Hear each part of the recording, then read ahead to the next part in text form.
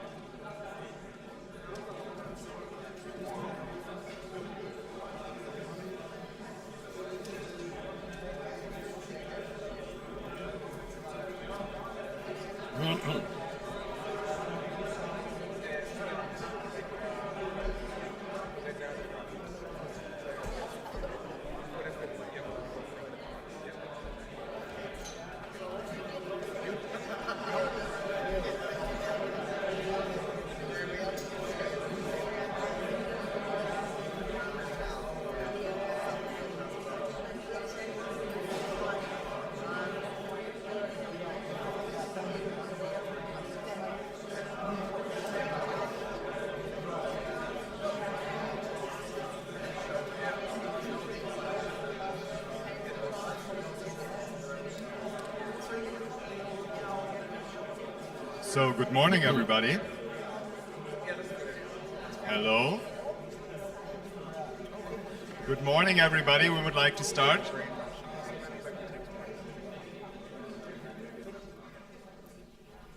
Great. Welcome. Good morning, everybody.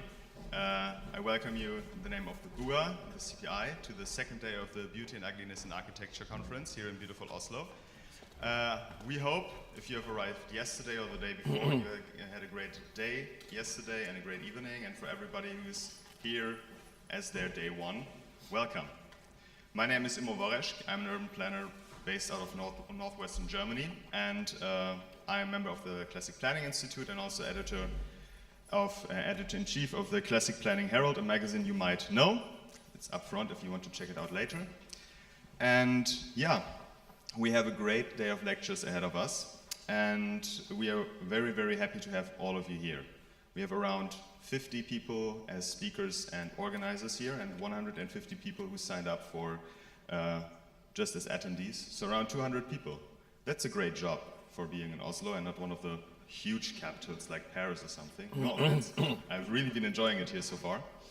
And I think this is also an important thing. We are here gathered in 3D, kinda, not in Zoom meetings, calls, whatever.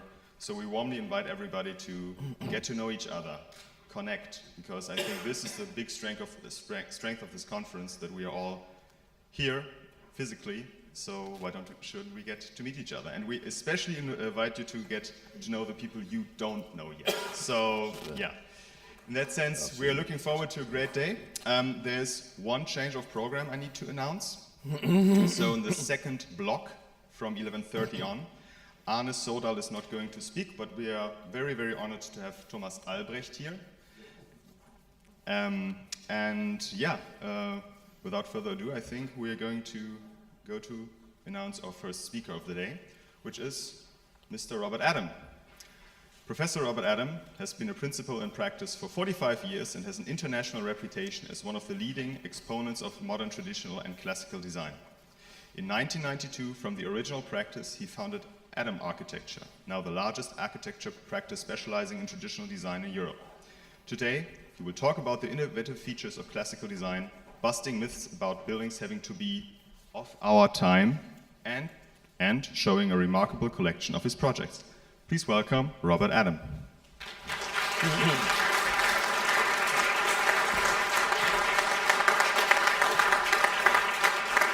Okay, a clicker? You have a clicker for the... Yeah, what about changing the slides?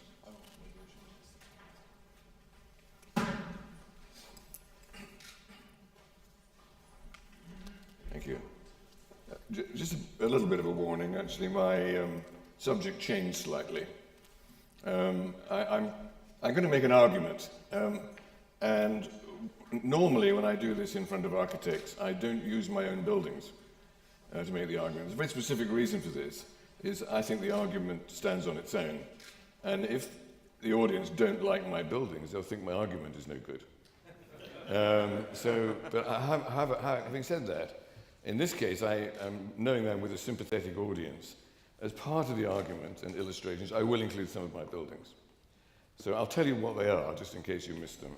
But this is not me telling you I'm a great architect or my buildings are wonderful. If you want to look at my buildings, go to my website, it's not a problem. This is about making an argument. And if the argument is, let's see, that's forward. Yes, the argument is, of course, with the subject we're here for, which is beauty. And the trouble is that beauty is rather contested. And in fact, just right at the moment, I hope you can read this, we know that tariff, for example, is the most beautiful word in the dictionary. So unfortunately, Donald Trump has actually kidnapped the word and used it for just about everything. But he's not alone. Will Alsop, actually he's dead now, but he's a friend of mine. He and I have been involved in debates. We don't like one another's architecture, but we do agree architecture should be beautiful. The problem is we actually don't agree on what beautiful is. And here we have Raphael Vignoli saying that he's looking for beauty and harmony in the city. Interestingly, he was actually awarded the British Carbuncle Cup for that building as built stiff competition in a vintage year for ugly architecture. Interesting thing about that particular competition, when that was done, it was out to a public vote. But very quickly, the architectural profession kidnapped it and decided they would make it a committee of architects deciding that instead of the public. But I'm not going to talk about ugliness, because, absence of beauty, probably a bit more than that. Unpleasant and repulsive is another view, but I think beauty is better. But I'm also, it's one or two things I'm probably going to upset a few people now, but debate is good. This is the other one, timelessness. I have a bit of a problem with this, because lots of people decide to call their buildings timeless, including Toyo Ito, which I wouldn't call timeless, and maybe actually Robert Gray's, the Portland building actually is very much used the thing of its time.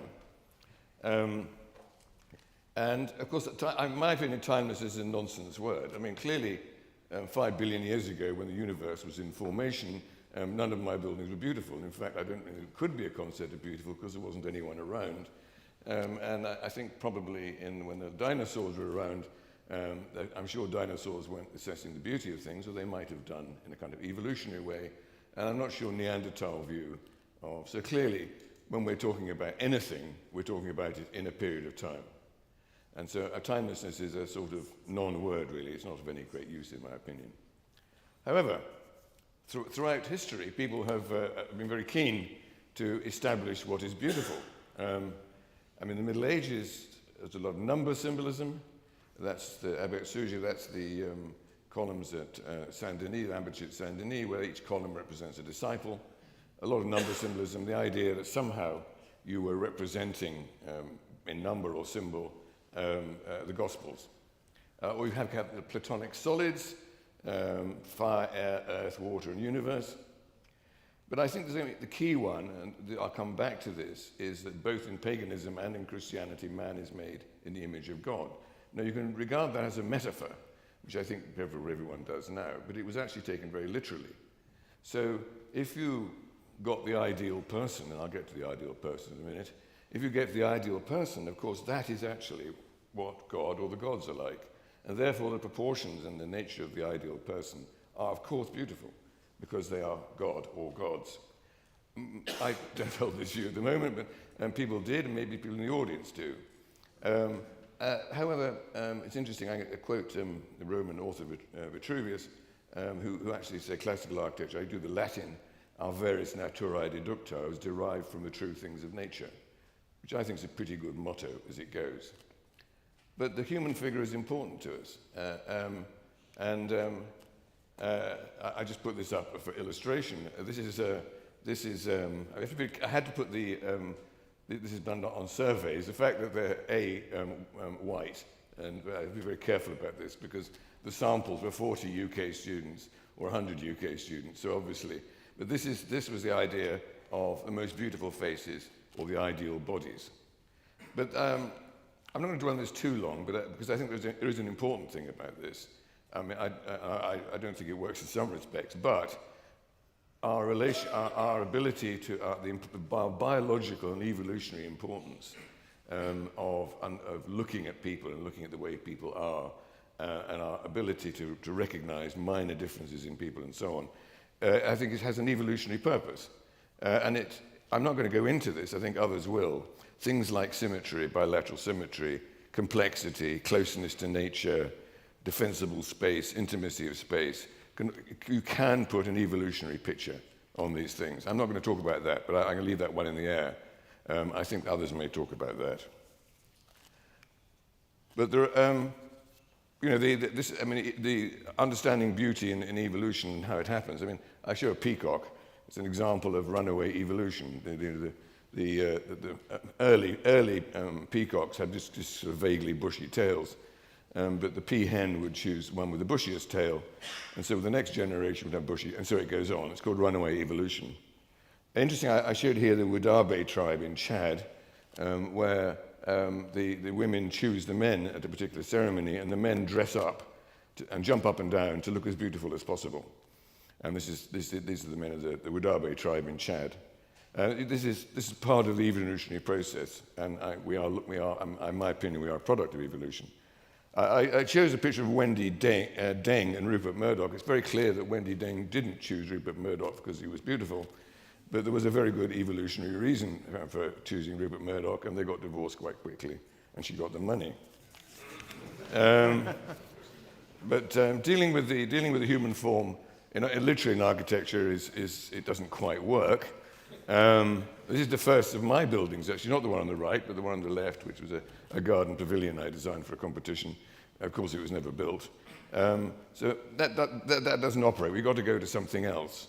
And the other thing is in all of this, what we're all desperate to do is to find something really specific and formulaic to hold on to. And I'm now going to upset lots of people, because this is one of them. This is the golden section, or Fibonacci series, and so on. And I think it is well established that the first time that this was ever mentioned in literature, directly in connection with architecture, was 1854 by Adolf Zeesing. And the title of the book, and the way they gave titles, explains the whole thing. I hope you can read that. I'm not going to read it out. If you can't read it, I'll read it out. So, and there's no question about it, the so-called golden section, the Fibonacci series. Fibonacci series, actually discovered by Fibonacci, was actually to do with the breeding of rabbits. But, that's another story. And it has remarkable qualities. There's no question about that. but it's been put on a rather alarming pedestal. It's kind of become a cult. I mean, back to Donald Trump. I'm not entirely sure what the Mona Lisa's right wrist has got to do with her nose, but clearly that's significant. And and it seems that the relationship between the Mona Lisa and a Picasso, if you actually put these rectangles on it, basically you can find it wherever you want it. But if you actually Google this, it's amazing the claims people make of the golden section, the pyramids, Mesoamerican architecture and everything. And people will just find it everywhere.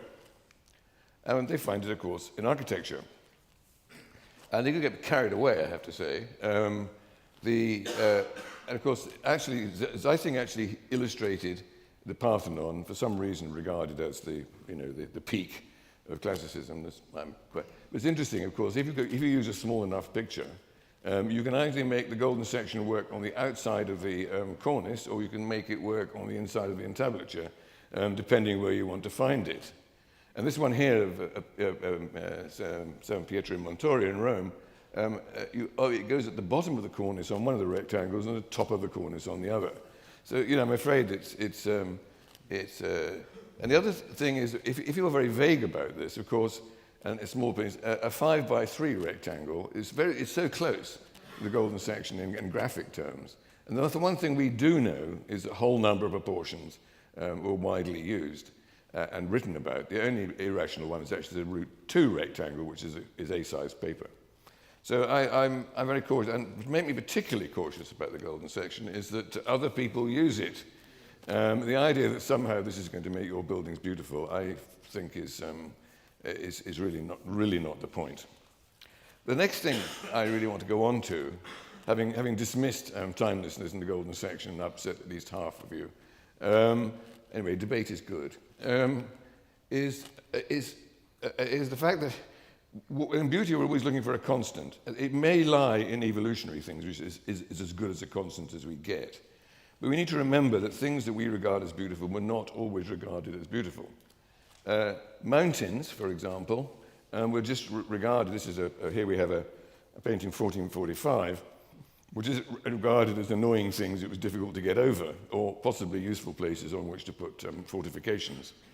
But then we have Caspar Friedrich, where the idea in the Romantic era, the idea of mountains and the idea of the sublime came in. So attitudes to mountains changed. And I regard mountains as beautiful.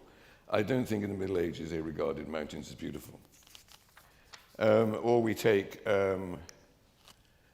ruins. Here we have a painting at the top from 1340 and 1460. Ruins in the Middle Ages were just regarded as rather unpleasant, incomplete buildings, preferably suitable for stealing materials to build nicer buildings. But on the other hand, by the Romantic period, here we have a painting from 1841, ruins were regarded as wonderful things, as things that you could give you some romantic idea of the passage of time and the decay of mankind and so on and so on. So, our attitude as regards the beauty of ruins has changed. And then I choose the one on the top. On the top left, as very common in the 19th century, people like to photograph slums for sort of social thing. Now, interestingly, I don't think that the people that lived in these slums, 5 to a room, was sitting in the room thinking, doesn't matter, I haven't got any sanitation and so on. This is a beautiful building. And of course, in the 19th century, they didn't regard these buildings beautiful. Right now, here's a picture at the bottom. These small houses go for about £1 million. So attitudes, I'm afraid the attitudes do change. The other attitude that changes, at least slightly, our attitude to other forms of beautiful art. Here are Tibetan dancers. This is a social Darwinism. This was a prominent in the 19th century, that this was regarded as kind of primitive art, and therefore was a kind of, if you like, a stage on the way to Western art. It was not regarded as good in its own right. It was regarded as a sort of curiosity. Or the other one is, and this is led to Edwin Lutyens, and that's a Jain temple, which he called a monstrous riot of nonsense. The Indians have never forgiven him for his attitude, and quite rightly, actually. So, again, these things are culturally determined. So, I mean, broadly speaking, I forgot actually the Reichskanzlei, which undoubtedly in 1938 was regarded as beautiful, but at the time it had been destroyed, everyone decided not only to it not beautiful, but it represented something fundamentally evil. But so I think we can establish that we don't, I personally, other than possibly going to metaphors for evolutionary process, is that beauty is not a constant. It's something that is culturally determined. To help us with this, I go now going to Fernand Braudel, the Annales School historian. This is, in my opinion, an extremely important concept, which applies very widely, is that time does not move. We have clocks that regulate time, but things change at different rates. And here we have événements, which are events, conjoncture, were conditions, and longue durée, which is long time. And historically, that's battles, that's the reign of a Norwegian king, I thought it would be suitable. And there's Norway, and it's geographic. His book, Méditerranée, this is very useful. Because one of the problems about changing things is, it's just fashion. Well, fashion is something that moves quickly. I mean, I didn't dress like that in the 70s, but lots of people did. And I don't think anyone really regards that as particularly beautiful now. That kind of furniture in the middle, interestingly, became very popular, has popular for around about 50 years. Now you can buy these things for next to nothing. They become very, young people don't regard these as beautiful. And then at the end we have the longue durée, we have the attitude to ancient Greece, which lasts about 250 years. It wasn't automatic. So I put another picture, another thing on this one. This is Henry Teifel and social identity theory, which is the principle that self-esteem, purpose, and identity are in-groups. But in-groups have a negative side to them because they always have an out-group. And of course, Teifel was a Polish refugee from Nazi Germany, so he was concerned that, in fact, the in-group and out-group, which is a natural process, was actually had a very dark side to it. The other one is Pierre Bourdieu and the idea of cultural capital. You have, at the bottom, you have, if you like, class capital, and you might have economic capital. He says cultural capital, where being cultured put you in a particular group and gave you superiority. So we can put these things together. And here we have two paintings, one by Stanley Whitney in 1992, some called Jack Vetriano. Notice how the critics treat him. Jack Vetriano made more than 1 million, I mean, he may or may not like the painting, but it sold 1 million copies. It sold for 9 million kroner, or $950,000, and now we have to speak in yuan, so 7 million yuan. Whereas Stanley Whitney, his painting sold for only $50,000. So you put the market on it. So you may not like this, but the art critics say we've got to learn not to like it. So basically, the problem with learning not to like it is that immediately destroy it. If you teach everybody not to like Jack Vetriano and to like this, you are no longer in an exclusive group. This has a problem. And we get the same thing with housing. And this is one of my buildings, by the way. But I use that as a model for every time this building comes on the market, people ask me to make another one. This is in Perth in Australia. So we know on the open market is that most people prefer traditional buildings. And we know this from surveys. This is a survey done some in the 90s, which I was involved with, where the question was asked both ways. This was done by a British institution which I was on, Commission for Architecture Built Environment. When they got these results that most people like traditional buildings, they decided they hadn't really commissioned this. They put it in a drawer and decided to forget it. I found it. And this is the other one. This is why I said I give Robbie Patchka a name check here. This is one we commissioned. And the two modernist buildings won awards, basically. And this is very, very carefully done so that each building's the same position, same sky, same number of people, done by a professional firm. But that was the result. Very, very clear cut. And you see it as well in the competitions. Again, this is the Driehaus Prize. That's Leo Krier. That, again, I just pointed out as one of my buildings. It's again, it's very obvious. This is one in-group deciding that this is an out-group. This is another in-group deciding that is an out-group. And the same applies here. This is in Britain. Again, the top building is mine. The bottom building is Ross Sharp. Again, very obvious. So there we are. Again, I had to pick one of my buildings to illustrate this. What kind of judgment do you make? Well, you make a reasonable judgment. We are all producing buildings not for ourselves. We're producing them for people in the public. We have a good idea of what the public think is beautiful, very well demonstrated and very clear. So if you need anything to operate on beauty, it should be beautiful to you as a designer, but it should also be beautiful to the wider group of people. There is no moral argument against that, except trying to teach the public what they should think. When we did this piece of research, I reckon there would be 4 arguments against this. You can prove anything with statistics. This is a result you wanted. People should be educated, and I don't care. A particular architectural journalist managed to get all those 4 points into 600 words. I did congratulate him. It's the idea that somehow the public ought to be taught to do what we want, what the architectural profession want, not what they want themselves. And so I think other people will talk about certain aspects of beauty in the evolutionary sense. I think that's all we've got. That's anything that's objective. So I'm going to be shorter than my time.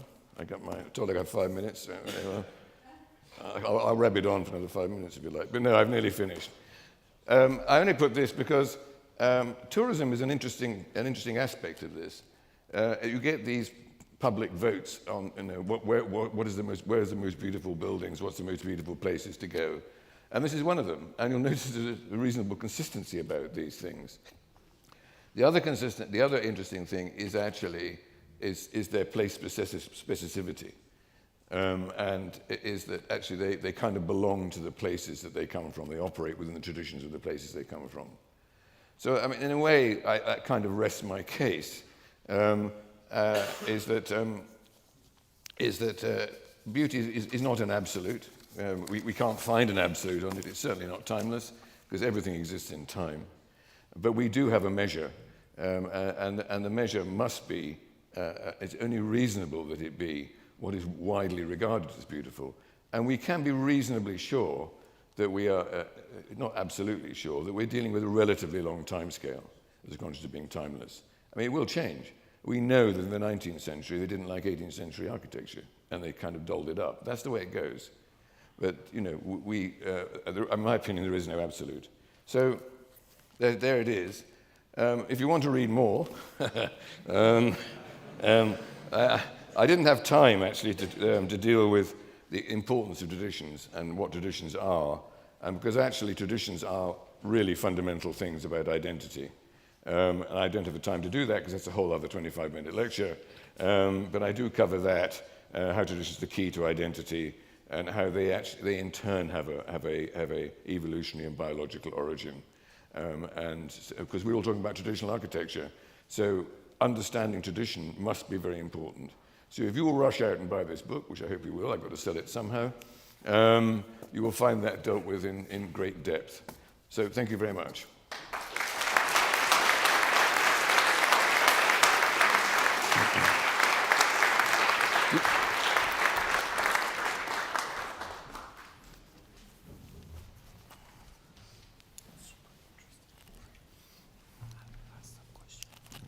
Thank you so much, Mr. Adam. Now I'm going to introduce the second speaker of today, Professor Brandon Rowe. Assistant Professor Brandon Rowe is an award-winning architect, researcher, and educator. As co-founder of the Utah Valley University's new professional degree in architecture, he has been instrumental in developing new curricula rooted in the classical tradition. He teaches design studios as well as architectural history and theory. His published research aims at providing the interconnectivity between architecture, culture, spirituality, and human experience. This presentation offers a framework for understanding ornament's multifaceted role across cultures and areas. It highlights how its form, function, and meaning have shifted in response to social, technological, and philosophical trends, including its rejection in modernist paradigms. Please welcome Professor Brandon Rowe.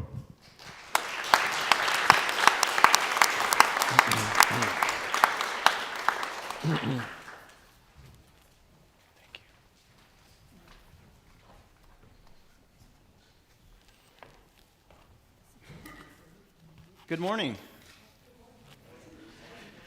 Well, today our goal is to uncover architecture's forgotten language of beauty by reclaiming ornament. This presentation is a continuation of our conversation last year where we started talking about beauty and the brain. Now, as we contemplate why ornament is needed, consider these quotes. A building without ornament is like the heavens without stars. Or, ornamental art is perhaps the first alphabet of our human thought to come into close contact with space. Now, in light of these quotes, I was reminded of my first visit here to Oslo last year, when I encountered a stark difference between various buildings. Now, this could be anywhere, right? Some of the modern buildings, however, significantly lack ornament. Could we say that they are starless heavens? Maybe they're culturally illiterate, or even ugly, soulless buildings. So what makes the difference? According to Dimitri Porphyrios, novelty, ephemeral pleasurability, consumable iconographic individualism, and unmediated industrial production leaves humanity yearning for an authentic culture, rich in myth and symbolism. One of our colleagues, Nikos Salingaros, also has said, modern architecture detached itself from any higher order in human existence, turning away from both nature and from the sacred. It was the first time in human history that humans began to intentionally create unnatural structures that are uncomfortable to inhabit and to experience. So the question we ask ourselves is, will turning back to nature, the sacred, and ornament fill our yearning for authentic culture? Before that we answer that question, however, what is ornament and its role in solving this conundrum? A simple answer is that ornament is more than decoration. It's architecture's way of speaking to the soul. There are a number of excellent books on architectural ornament that I'll be pulling from in this talk that help us define what it is, but most importantly, helping us understand its purpose and why we need it. As a result, this talk aims to reclaim ornament as essential to beauty, emotion, culture, and well-being. Now, as we know, ornament comes from the Latin verb ornare, which means to confer grace or honor on something. But it also means to decorate, to furnish, to adorn, to garnish, trim, to embellish, ultimately to beautify. Now, for the ancient Greeks, however, there was an intricate connection between ornament and cosmos. According to Isidore of Seville, writing in the 7th century, he said, the Greeks adopted a term for world derived from ornament on account of the diversity of elements of the beauty of the heavenly bodies. They call it cosmos, which means ornament. For with our bodily eyes, we see nothing more beautiful than the world. Close quote. The verb cosmeo, on the other hand, suggests putting something in order, making it ready, arranging it. But it also means to decorate, to adorn something. So for the ancient Greeks, cosmos was opposite of chaos. Now, this reminds us of the first primordial couple in the Abrahamic traditions who lost their home in the paradisal world of Eden. They left the ordered paradise, or cosmos, and they entered a chaotic, fallen world seeking shelter, the primitive hut. According to Karsten Harries, architecture deals with the terror of time, first of all, by wresting from an unstable, uncertain environment a more stable order, transforming chaos into cosmos. Now, with the Platonic triad of truth, goodness, and beauty, I would like to propose that ornament, for it to be successful, should also follow this triad. Ornament should be designed with beauty. Ornament should defend the authentic. And ornament should ultimately inspire the spirit. And we're going to talk about these in a little bit more depth. So, truth. Let's consider how ornament is connected to truth when it is designed specifically with beauty in mind. First and foremost, ornament has the ability to symbolize truth and to reveal the real nature of things, the order of the cosmos. Let's consider this quote by a contemporary theorist and the Finnish architect Juhani Palasma. He says, "More than ever before, the ethical and humane task of architecture and all art is to defend the authenticity and autonomy of human experience and to reveal the existence of the transcendental realm, the domain of the sacred." Now, what I'd like to point out is that architecture and its ornamental art can and should reveal the reality of this sacred, ordered cosmos. Another philosopher, Carsten Harries, says, "The sacred continues to need architecture if it is not to wither, and architecture needs the sacred if it is not to wither." Now, in the 5th and 6th centuries, the Pythagoreans believed in an ordered harmony of the cosmos. The gods had created order by setting limits upon chaos, thus weaving a cosmos, and it was beautiful. The ritualistic practice of geometry, number, and music could reveal these patterns of being, notes Patrick Webb. Consequently, one of the best textbooks we have on truth and beauty is found in the mathematical symbols and patterns found in nature. According to the mathematician Michael Schneider, he says, "Nature itself rests on an internal foundation of archetypal principles, symbolized by numbers, shapes, and their arithmetic and geometric relationships." Now, from Genesis to the Middle Ages, God was viewed as the divine architect who not only measured, weighed, and laid out the cosmos, but also garnished, adorned, and ornamented the creations, such as the heavens. Indeed, the heavens declare the glory of God, and the firmament showeth his handiwork. Divine order was believed to permeate the universe and bear record of its creator. Consequently, as Dennis McNamara writes, an architect who believes that God ordered the world, giving everything number, measure, and weight, will search through nature and revelation to design buildings that reflect the divine order. He continues, another who believes that the only knowable thing about the world is its chaotic bondage to disorder, anxiety, and despair will design buildings that, as many deconstructivists do, put chaos into built form. Now, this thinking reminds us of Palladio's teaching. He says, if we consider this beautiful machine of the world, with how many wonderful ornaments it is filled, and how the heavens, by their continual revolutions, change the seasons according as nature requires, we cannot doubt, he says, but that the little temples we make ought to resemble this very great one.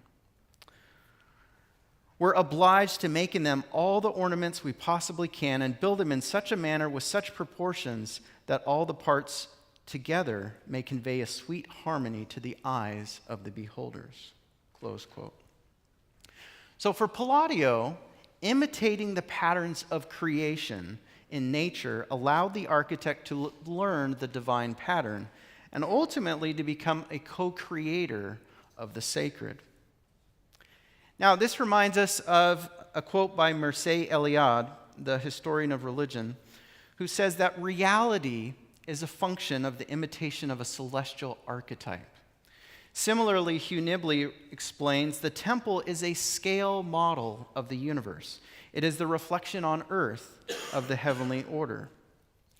Now, in the history of religions, they call this imago mundi, image of the world. According to Lindsay Jones, architectural expressions of imago mundi, or cosmogrammatic ordering, involve constructions that are conceived as downsized replicas of the universe or images of the world.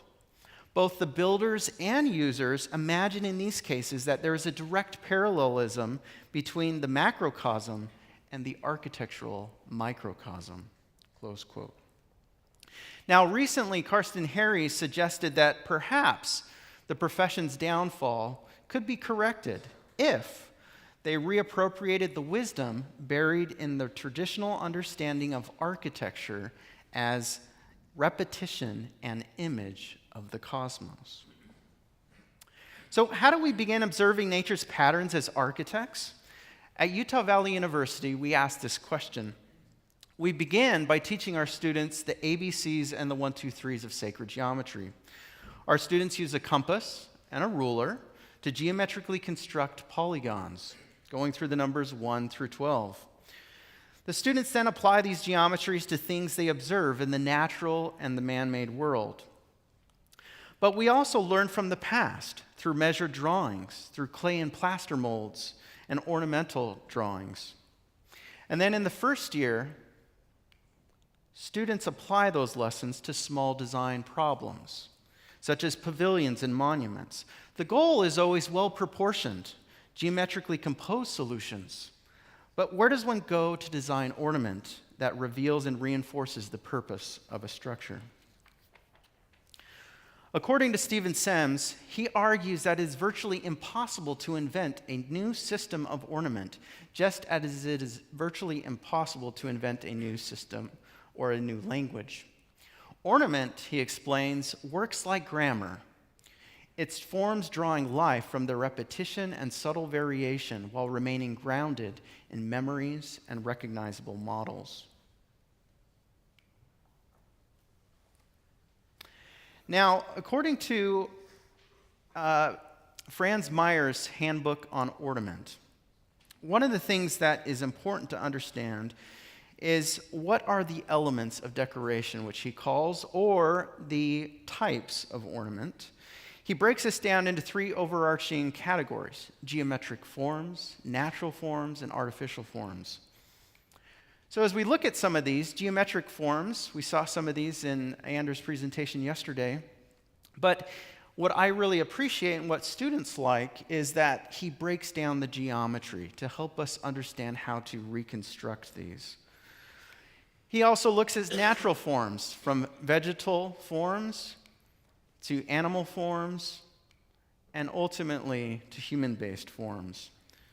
And lastly, he shows us artificial forms in the examples of trophies and emblems representing the various disciplines. Now we ask ourselves, well, what about the composition? How do you lay ornament out? We recall that Alberti defined beauty as something that had this proportional harmony between all the parts. So does this work for ornament? According to Auguste Racinet, yes. An ornamental composition can only be perfectly beautiful when it produces in the spectator that sentiment of repose and satisfaction, which results from the equilibrium and perfect harmony of the elements of which it is composed. Now, Racinet continues, and he suggests that the laws of proportion, the laws of balancing and symmetry, the subordination of details to the whole, variety and unity, all these rules, he suggests, dictated by instinct and proclaimed by science, are binding on the art of ornamentation as on all others. Now, this is something to keep in mind, especially when you're designing ornamental details of stained glass windows. But this brings us to our second point, goodness. Ornament rooted in goodness is beneficial because it defends the authenticity of human experience and cultural memory by communicating its purpose. According to Kent Bloomer, ornament is a natural and universal system of human communication. Ultimately, it can be an important aspect. He suggests even it has a psychological function as it's a composition of culture. Now, as architects, we can defend the authenticity of human experience by preserving the spirit of a place in our ornament. While working on 4 nearly identical temples in different geographic regions of the United States for the Church of Jesus Christ of Latter-day Saints, our design team carefully studied the local flora and fauna so that the ornament could speak of the unique place. So at the Baton Rouge, Louisiana temple, for instance, we used both classical ornament as well as local flora and fauna, such as the magnolia flower, crepe myrtles, and seashells, on column capitals, stone panels, stained glass, and millwork. On the other hand, at the Memphis, Tennessee temple, we wove other local flora, such as the pawpaw flower or infinity bell, into ornamental details. We worked with local artists and artisans to bring these details and sketches to life. This included stained glass, stone panels, millwork, decorative metal railing.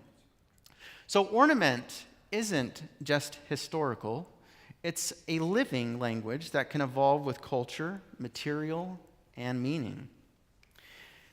In fact, new advances in technological tools can assist us, but they should be viewed as means to an end instead of ends in themselves.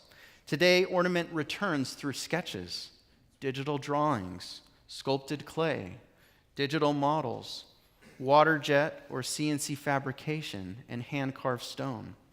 The goodness, truth, and beauty of ornament is once again seen as vital. According to Richard Glazier and James Ward, the function of ornament can convey different meaning based on its design. For instance, if we're trying to convey something that is symbolic or allegorical, we turn to ornament to reinforce a building's purpose. The same could be said of using ornament as a mnemonic device or strategy to convey learning and understanding. But ultimately, we can use ornament if we want to add to the aesthetic quality of a space or object. So let's look at some examples of this across centuries and cultures. Ornament in ancient Egypt, for instance, consisted of a rigidly systematic arrangement of plants native to the country, geometric patterns, and pictographs, which we call hieroglyphics. In fact, ancient Egyptian manuals on the, quote, correct construction and decoration of temples also abound. The use of such imagery on surfaces transformed walls, ceilings, columns, beams, and furnishings into sacred texts that we could actually read. Those messages embodied creation myths, the primordial mound, and ultimately, Egyptian temples became an imago mundi. Now, Greek ornament refined natural forms into idealized acanthus leaf scrolls and precise meanders that emphasize proportion and harmony. Racinet notes that the conventional Greek flora is very far from being an accurate representation of any species of plants. It merely adopts their general characteristics. Colorful polychromatic decor reinforced meaning and allowed the patterns to be read. And we recall that for the ancient Greeks, they believed in an ordered cosmos, and reflecting those patterns were important in connecting to the divine. As George Hersey explains, an ornamented temple is one prepared to honor the god.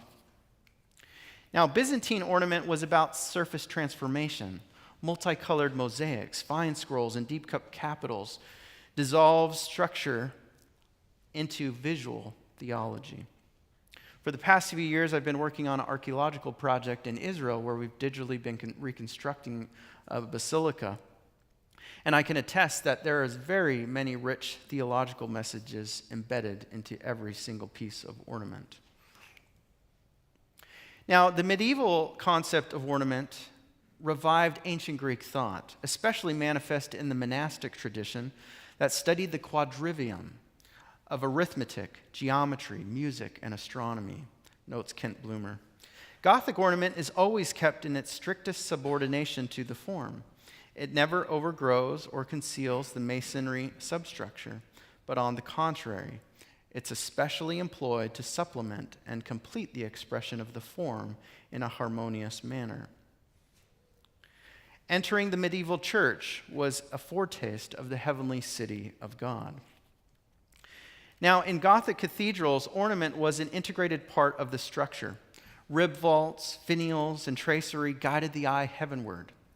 Beauty in service of belief. This student project sought to do just that. Now, Renaissance ornament marked a revival of ancient proportions and classical ornament. In fact, 4 of Alberti's 10 books were dedicated to the topic of how to ornament the sacred, public, and private buildings. As evident in Alberti's facade for Santa Maria Novella, ornament was rule-bound, yet expressive, and conveyed a revival of classical harmony and proportion. According to Renaissance cosmology, number and geometry were a link between the human and the divine. Now, sacred spaces had to be adorned and ornamented with care, according to Alberti, because these were the greatest and noblest ornament a city can possess. In fact, they are the habitation of the gods.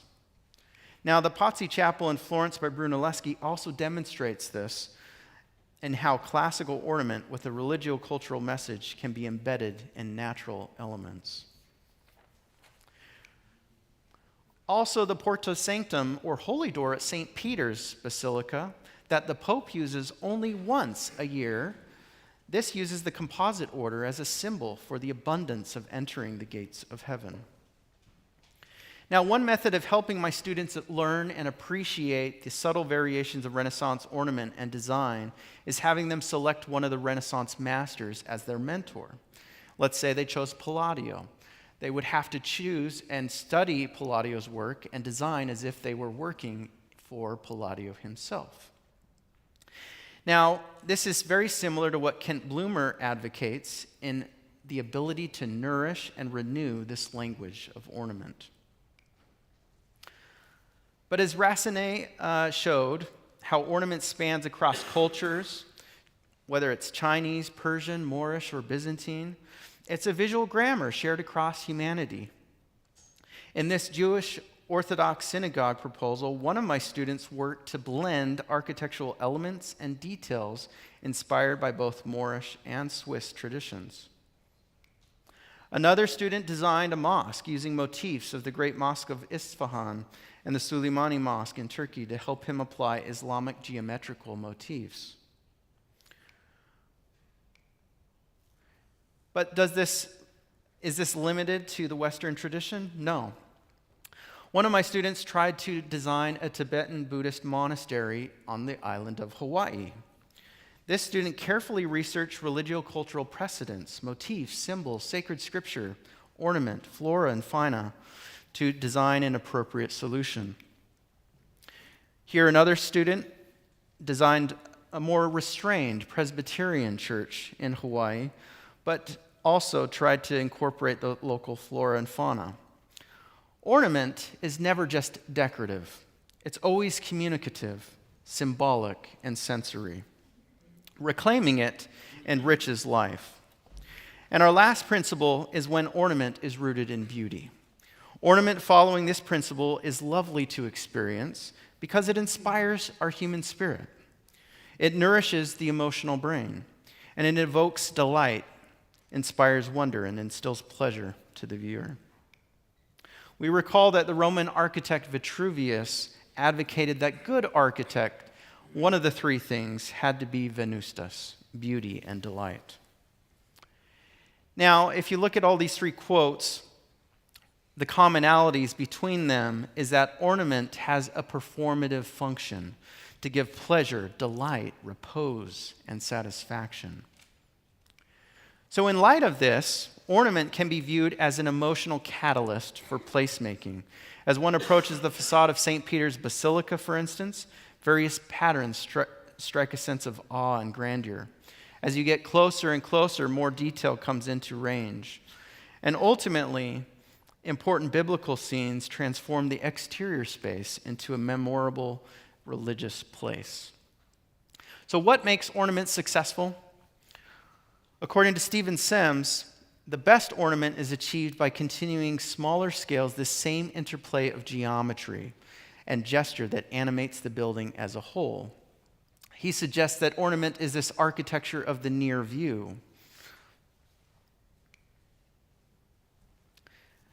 Now, he continues and explains that ornament distracts and directs the eye, making proportional divisions visible. It enlivens surfaces. It mediates changes in plane and underscores significant lines. It introduces symbolic and narrative content and offers pure pleasure to the viewer in its modulation of light and shade. Now, as we discussed last year, our brain makes a judgment call in the first 3 to 5 seconds as to whether something is interesting to look at or not. Several studies have shown that humans linger longer on ornamented buildings with more details, while blank buildings don't hold our gaze.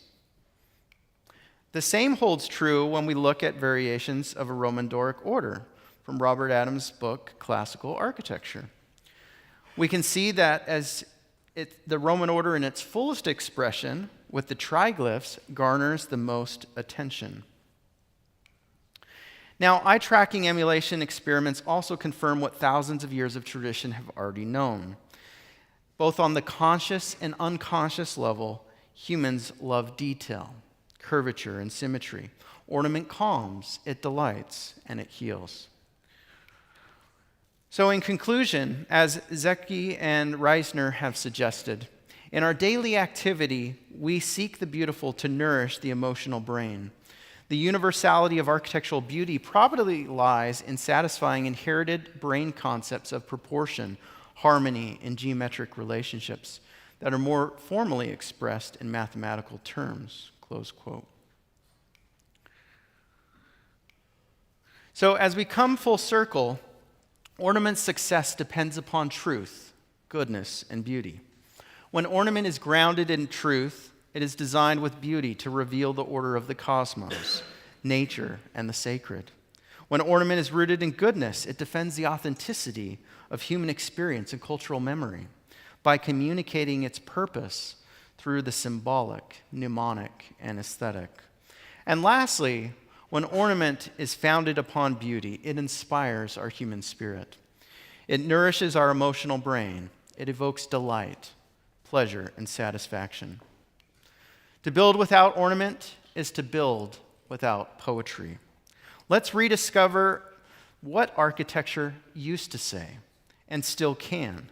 We reaffirm the enduring importance of ornamentation by presenting it not as a vestige of the past. Rather, it is a dynamic, evolving language of beauty that continues to enrich architectural expression and human experience. Thank you very much.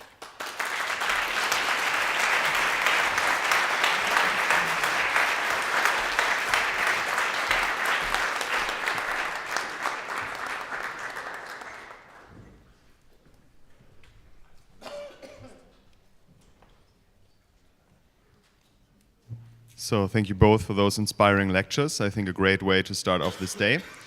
We are now going to the first break, and we are going to reconvene at 11:30, so in about half an hour. See you there. Bye.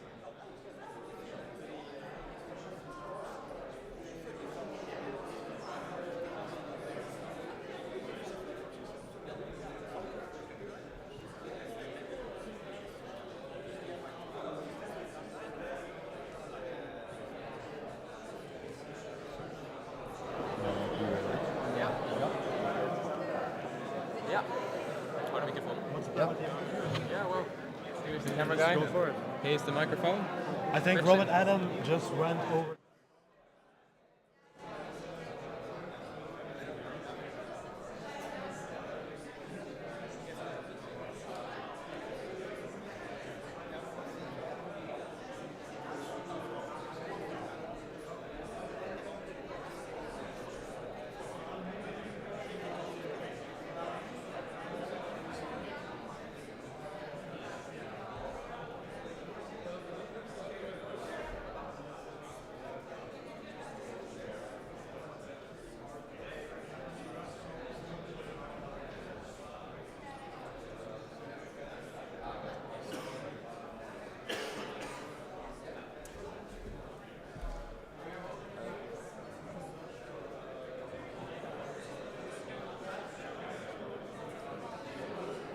Yeah. Okay.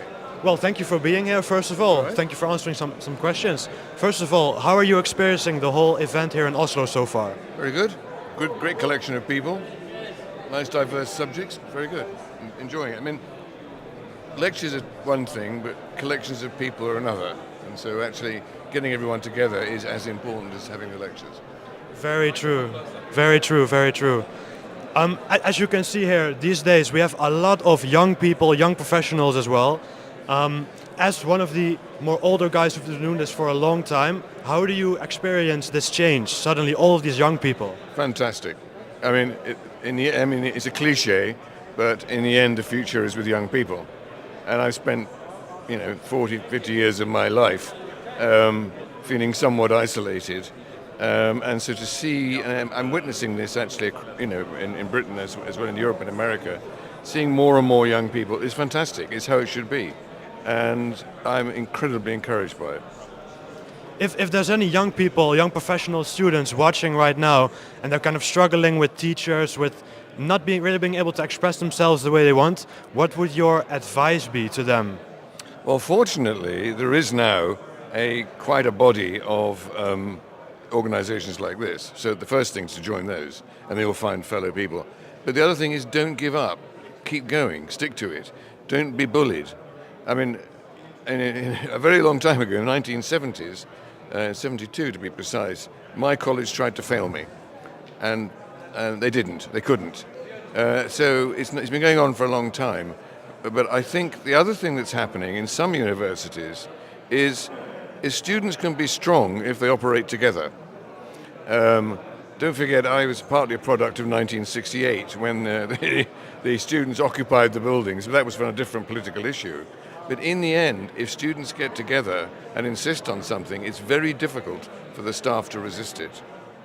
So keep at it, join together, and don't be bullied. Sounds good. What is your outlook in general on the future of the whole architecture and urban design scene? Like, what do you think in like 10 or 20 years? How is it going to look? Totally different, or? Well, one thing, it'll be different. I mean, that I can be absolutely sure. The answer is I don't know. I see things are starting to happen, as we just discussed, and hopefully it'll carry on. If it carries on at this rate, it will become significant. I think it's a complex issue. When we started INBAU and all of these other organizations, what we wanted was to use the phrase, a place at the table. I think we do now have a place at the table. So we've got to move beyond that. And although there's something very visceral in a lot of architects who've been, and architectural administrators and so on, who've been through the system, who by the being of your time means being completely different and so on, which is very deep-rooted. People are just having to become more tolerant. The other thing I would say, I want to make this point very strongly, I spent my career engaging with modernist architects and mainstream architects. They're personal friends. So shouting at people and telling them they're idiots is not really a very good idea.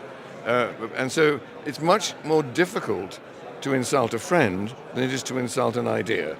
So you're going to be much more successful if you engage with the profession and say, we're part of the profession too, we have a place, and you're much more likely to succeed. The other really, really strong thing is the public. It's very difficult for any architect to say, I know the public don't like this, but I'm going to do it. They do say that. Morally, that's extremely difficult. Of course, there is the claim that, oh, well, they'll get to like it. Well, I'm sorry, they've been doing it for 100 years. They haven't got to like it yet. So, and this is becoming more and more important. The involvement of the public, the democratic involvement of the public, is manipulated quite a lot. There's a lot of manipulation goes on, a lot of vague language. Put buildings out to vote. People are not stupid. The public is not stupid. And that's our greatest strength, because we know that we're doing something. Everything tells us we're doing something that people want.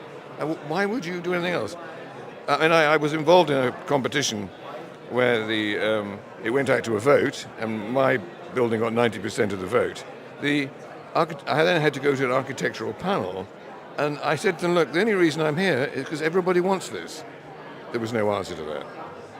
So our great strength is, after all, we are serving the public.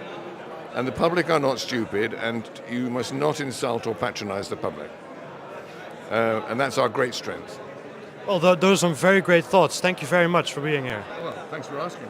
No problem. All right. Yeah.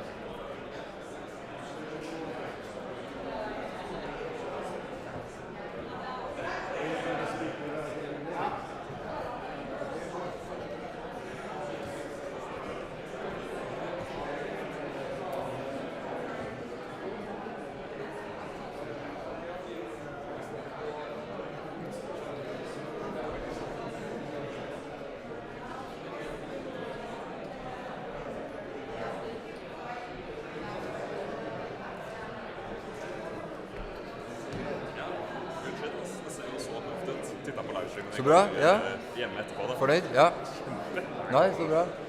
Det er jo useriøst hvor mye bedre det er enn i fjor. Altså. Ja, men det er bra. Det er godt å høre. Ja. Prøve å være litt mer... Få litt mer bevegelse i dag også. Gå litt mer rundt med kamera, så ser det enda proffer ut. Selv om det er litt overkill, kanskje. Nei, ikke i det hele tatt. Og det der kan være sånn up next. Ja, vet. Ja. Så jeg mistenker at det blir hyret til neste år også. Altså, Ja, men det er artig. Det er kult. Ja. Kult. Lærer jo så mye også. Masse god læring. Ja, ikke sant? Ja, for dere er jo ikke nyoppstartet, men dere... Jeg tenkte på arkitekturgreiene. Ja, sånn. Ja, det er absolutt. Ja, det får masse mye gratis... spennende greier, egentlig, ja. Ja, jeg tenker jo det er jo... Arkitektur er en av de tingene som alle har i hvert fall en... Alle har et forhold til, ja. Sant. Og det er jo også litt dumt, som arkitektstudent, da.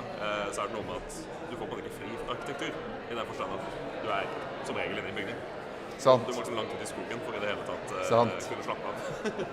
Uff. Går ut og friker ut hele tida på alle bygg. Går ut og friker ut hele tida. Ja. Rundt alle bygg, ja. Ja, men du klarer liksom ikke å gå rundt i en bygning uten å tenke på... Jeg blir så irritert av det her. Jeg synes det er sånn stygt når det går sånn opp, og så går det sånn inn. Det ser ut som det bare er klistret utapå. Ja, men det er jo egentlig det da. Ja, ikke sant. Det er jo akkurat det, ja.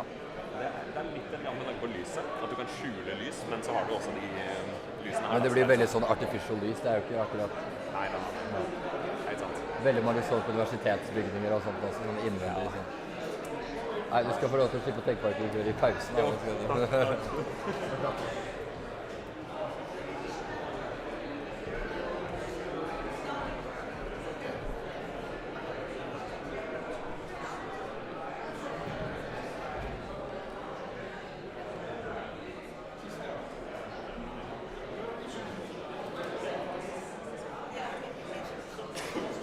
It's not going to work. We have 15 videos.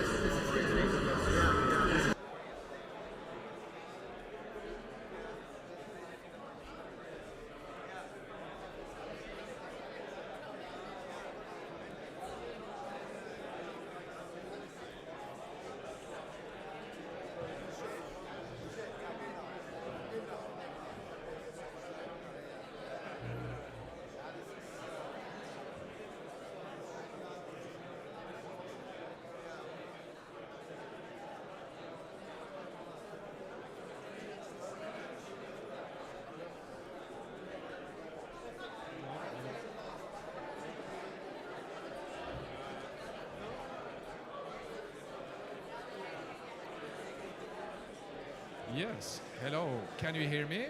Okay. So we are now starting the next session, and if everybody is finding their seat, it's excellent. You can hear me now? No, you cannot. Welcome back to this session, and we are really happy to. This is one change from last year. We have been so fortunate to have included the preservation people, the cultural inheritance NGOs, and there is a fantastic project that Linn Willets-Bogen and Jon Anders Fløystad will go on to present now. So, speaking of ornaments, we're now heading back to Norway to have a look at the Stave churches. Dr. PhD Linn Willets-Bogen has her background in art history with an expertise in wooden church architecture from the Middle Ages. As a researcher and development advisor working for the National Trust of Norway, she has been the project manager for a reconstruction of the iconic northern portal of Urnes Stave Church. But she will bring with her at least, we asked for a craftsman or woman, so let's see what happened. Linn, are you here? Excellent. Welcome, Linn, onto the scene.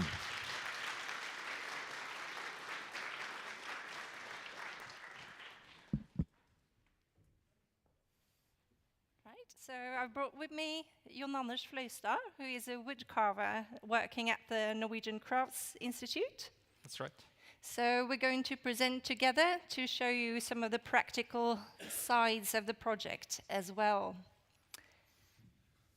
So, on a headland by the pristine Lusterfjord, we find one of Norway's main contributions to the architectural history of the world, Urnes Stave Church.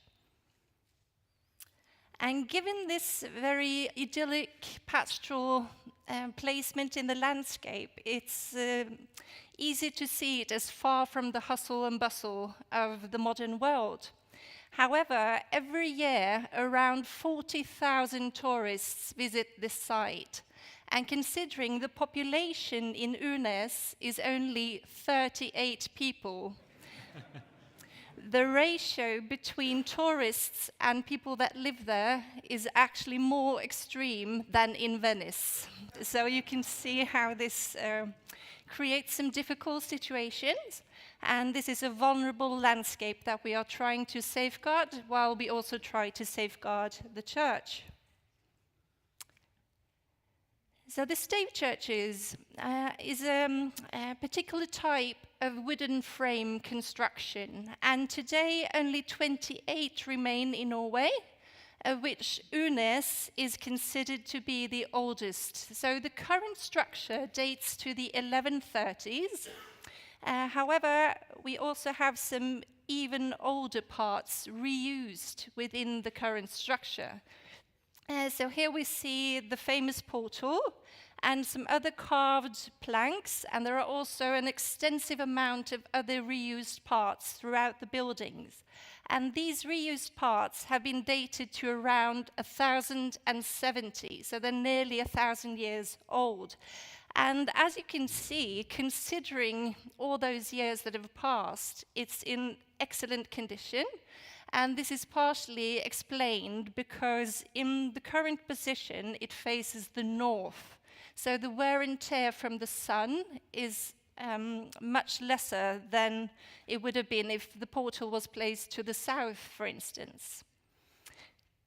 And we can see that the wood carvings and the other reused parts have been cut and adjusted to the current position in the building. So originally, they belonged in a different type of wall structure. Now, Urnes is actually one of the very first buildings in Norway to have been considered as heritage monuments. And that is particularly because of the age and the wood carvings. And it was first presented to an international audience by the artist and professor based in Dresden, J.C. Dahl. And he made this publication in 1837, presenting Unes alongside with 2 other stave churches. And as you can see, the text is in German and French. So this spread knowledge about Unes to a wider public.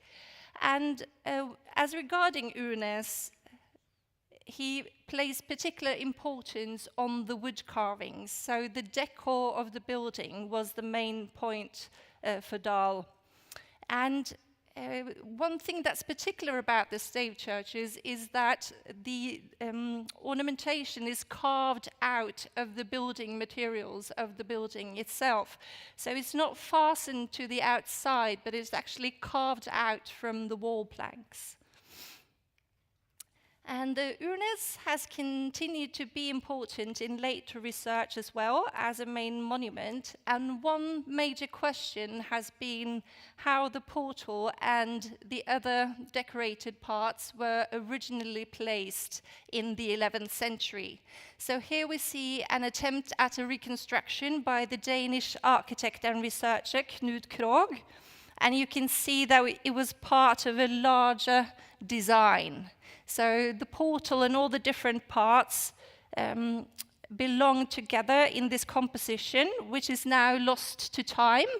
But there are several types of reconstructions like this to look at, to try and get a sense of how the original church was. Later on, Unes has become iconic in a broader visual culture as well. So elements from the portal can be seen in Norwegian coins, passports, and even on the cover of the Black Sabbath album Tyr. So you can see it all over the place, and once you see it, you will recognize it everywhere. So for instance, in the Lord of the Rings movies as well, you can see elements of the Unes decor repeated. So, another unique part of Unes, as opposed to the other stave churches, is that it's the only one on UNESCO's World Heritage List. And in the nomination and the inscription on the list, the unique artistic achievement of the wood carvings was highlighted as one of the main universal values of the building. And we are now planning to build a visitors center, a World Heritage Center, connected to the stave church. And this is at safe distance, so it actually looks closer in the illustration than it will appear in real life. And the reason why we're building a center like this is because there is a need for more dissemination of the church's history and also better crowd management to lessen the impact of tourism on this landscape and on the church. And in connection with this center, the National Trust of Norway, Fortidsminneforeningen, decided to make a copy of the Unes portal, or rather a reconstruction, because we wanted to bring some of the character of the church into the new center. And we wanted to do this for several reasons. One, we wanted an iconic object in the exhibition, so this will be a main exhibit when you come inside, and it will allow us to show more of the intangible knowledge traditions that shaped the physical heritage. And we also want to show the whole process of making such an artwork, all the way from the forest and to the finished product. So we also want to show how the forest resources played into the architecture and the ornamentation of the Unes church.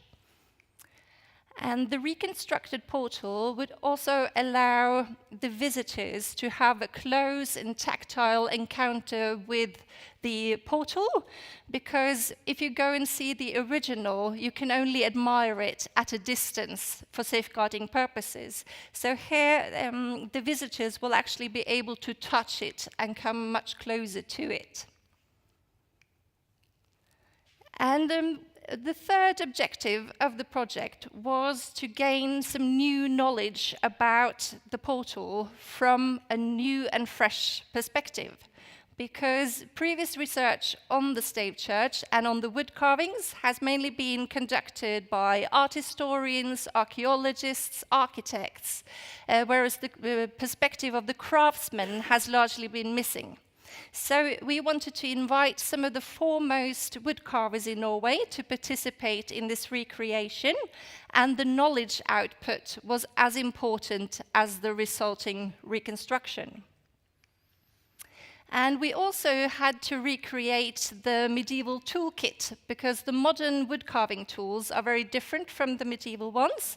So we also had to collaborate closely with a blacksmith. So this is Paul Lelien, who we can see here. And we created several different tools. So we based this on different sources, such as archaeological finds and historical imagery. And we also studied tool marks in the original portal, using both observation in situ and observation from 3D scans. And also practical tests done by the wood carvers to see which tools function best and fitted best with the observed tool marks. We also had to spend a lot of time trying to find the right timber for the project. And this is partially because the left plank of the portal has enormous dimensions. So that actually turned out to be the most challenging part of the whole project. And this is both because this plank is so large, but also because the management of forests had changed a lot during the last few centuries. So actually finding a tree that was big enough and of the right quality turned out to be very, very difficult. And then the wooden materials also had to be shaped using traditional techniques. So you can see the axe was perhaps the most important tools in this part of the project. And then we started the process of transferring the design. So here you can see several wood carvers in discussion. And this was a key part of the project. So instead of giving this job to just one workshop, we decided to invite 3 different workshops to contribute. So each of the workshop worked on different parts of the portal. And the reason why we did it this way was to encourage discussion between the teams, so we could maximize the output from the project and also bring more hypotheses into the discussion of how each step was to be solved. And you can see they also had regular seminars working together and testing out the different methods throughout the project. So here we see they're getting quite close to the finished result. And now to tell you more about the process, I invite Jon Anders to share some insights. So as Lynn mentioned, a key aspect of this project was letting the craftsmen into the church. And this church is probably by far the most thoroughly documented and researched Stave church in Norway, but a project like this hasn't really been undertaken before, when you use the process of craft as a lens to observe the original one. And as mentioned, one of the first experiences is how different the forests are today than what they were. Here we have a quite large tree we were fortunate enough to acquire for an experiment in this project, and still it's by almost a factor of 2, too small even to the relatively minor piece we were going to replicate. But bringing craftsmen together to study the portal is of course interesting, but the most interesting thing for us as craftspeople in this project was actually experiencing the work. Because you can only look at the object to a certain point before you actually have to experience it to understand anymore. And here you can see some of the tool marks left on the portal. We are really fortunate that this monument is so well preserved.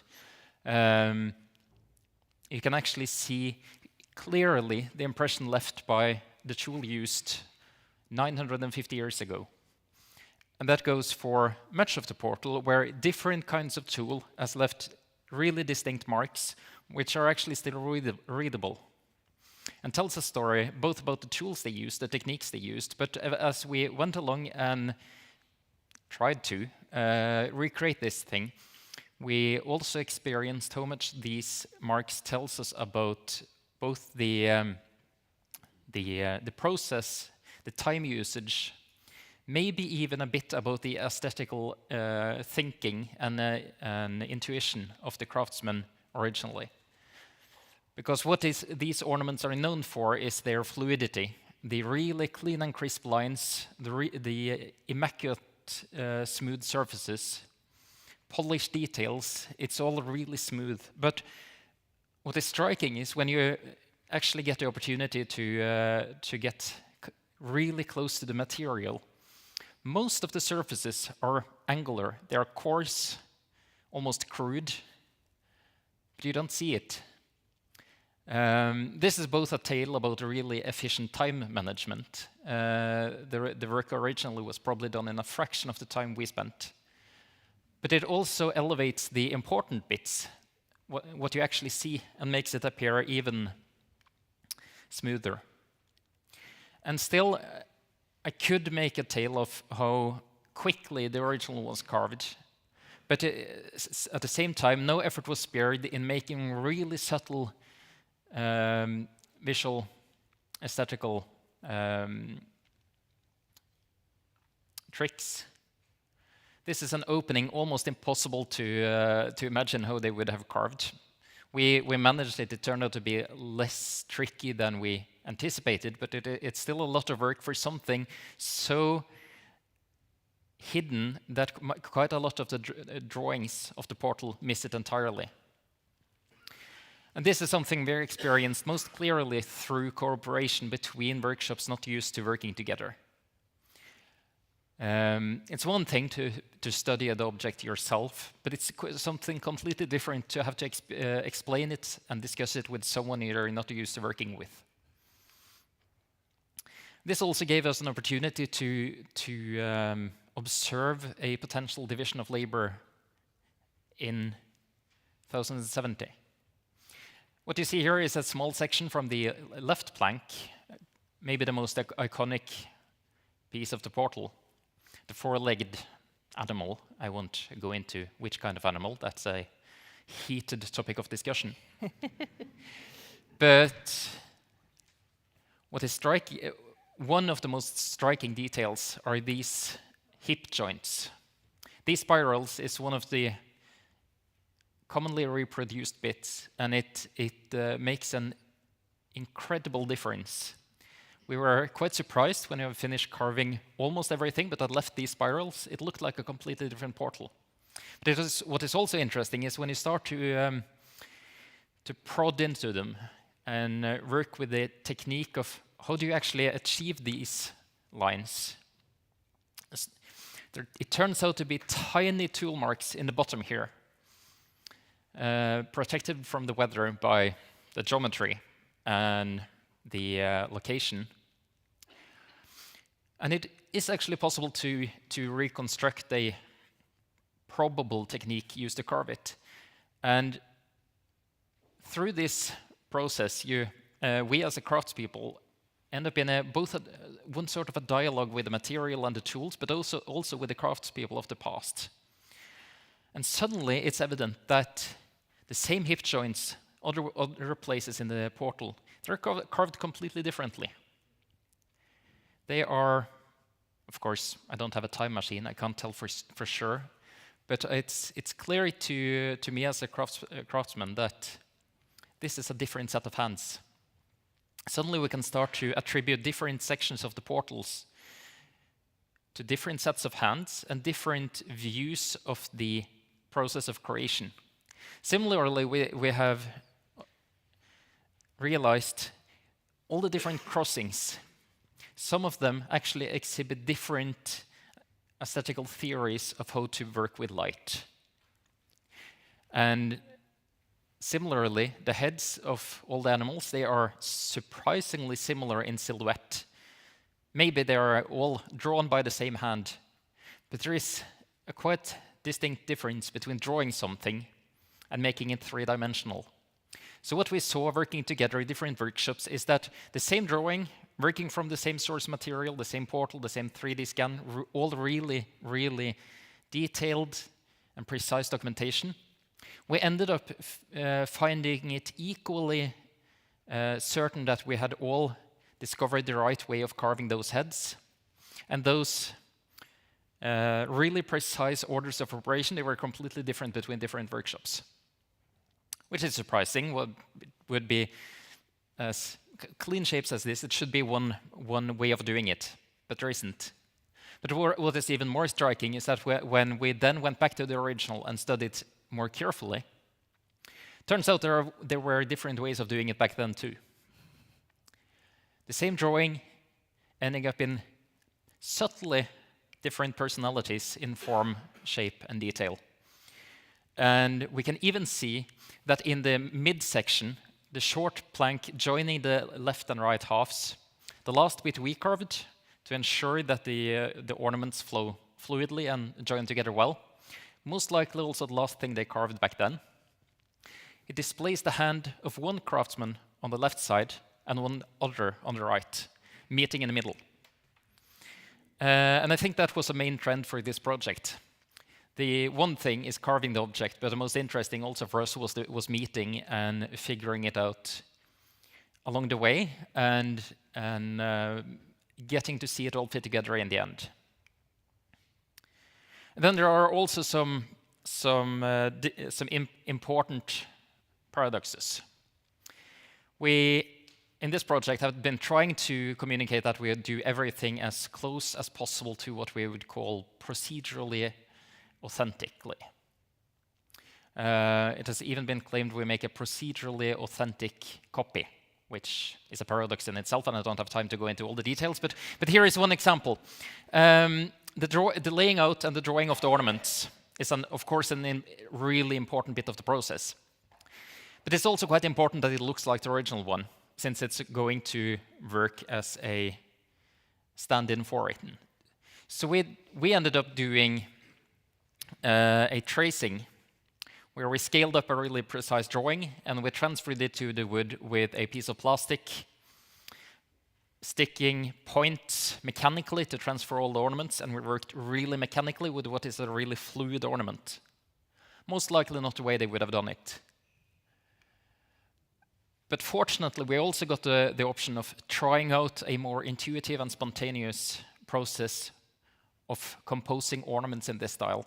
Outside the church itself, in the sun. Of course, we didn't do it the exactly precise right way, but we got to look into a more spontaneous way of creating ornaments. And it fits really well with some things within the portal, less good with other traces. We aren't sure if this is the right way of doing it, but it works surprisingly well for the fluidity and the ornaments. And has provided us with a tool set, not of physical tools, but a more abstract way of thinking of ornaments, through calligraphy in this case, that transfers well to other ornaments. This is a section from the Borgund Stave Church, 110 years younger. But still the technique we developed in the Urnes project transfers almost seamlessly and works equally well for the Urnes style as a later Romanesque kind of ornament. So through not only studying, but also standing in a crafts-based dialogue with the original portal, we have learned quite a lot about how it was made. Come together to develop some hypotheses, and also developing the craft milieu in Norway. We have developed a toolkit, or probably 8 different toolkits, since that was approximately the number of craftspeople working on this. This is the set I would have taken to a desert island if I was to make another portal. Probably fairly close to what I had in 1,000 years ago. Probably not exact, and most likely not the same set as any other carver in this project would have chosen. I've documented some of this in a blog form for all of you reading Norwegian. You can go in, you can find the blog online. It's easy to look up. But the most important thing we have made is probably signified in this picture. The portal, of course, is one thing, but the milieu, the craftspeople, and the experience we have gotten out of this, I find the most interesting thing. And then, of course, the documentation will also result in a book quite soon, so I encourage you to buy it as soon as it's out. But what is also important to say is that even though we have made a replica, it looks quite close to what you can see at Urnes. I'm looking forward to see what comments we get on it when they are just a couple of 100 meters from each other, and we get more eyes on comparing them, because I'm quite certain it's not exact. But even though this looks promising and convincing and looks quite similar, we are quite far from having actually figured out everything about this. And I think the last mysteries of the portal will stand at least as long as the portal has stood this far. So there are still lots of mysteries left, and I am looking forward to see what will be discovered next about this thing.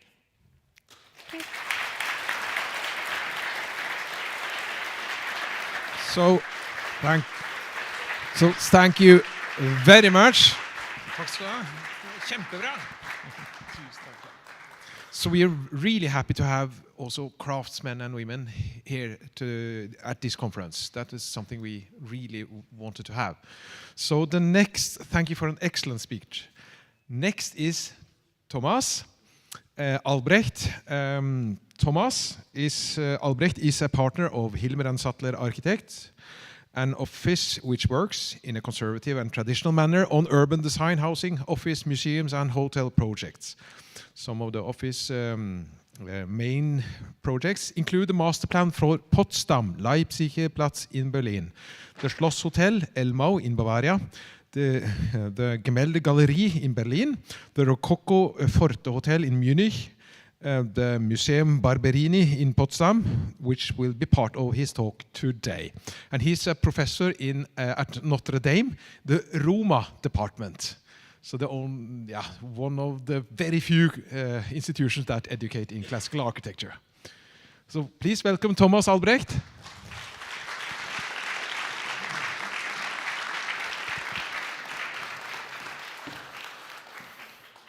Thank you.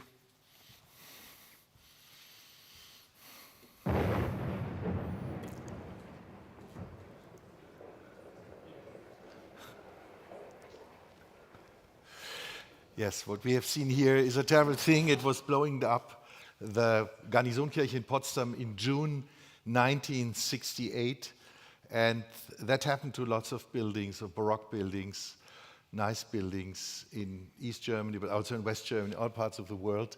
Destruction of beauty. But this is a positive lecture. You will come out laughing, I promise to you. So, this is Potsdam.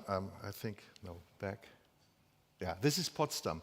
Potsdam is a military town south of Berlin, about 20 kilometers, and it was seen as one of the nicest cities in Germany because it had a clear design. You see the Schloss. Does it work?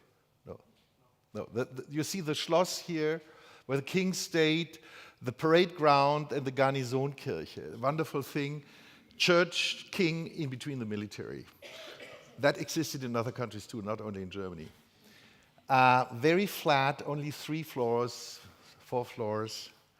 Another view of this, one of the many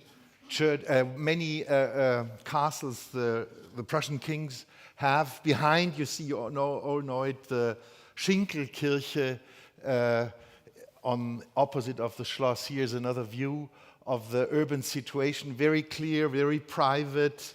You see a grid, you see a channel which was built that the soldiers couldn't flee because people couldn't swim in the 18th century. And this is the Schinkel Church, which survived the war. Wonderful, one of the greatest buildings, clearly a copy of the Tempietto in some sense. When I may say that, I'm not an art historian. This is the Palazzo Barberini, great story. You know, Frederick the Great, who never was in Italy, admired Rome. So he built a lot of copies of Roman buildings in Potsdam.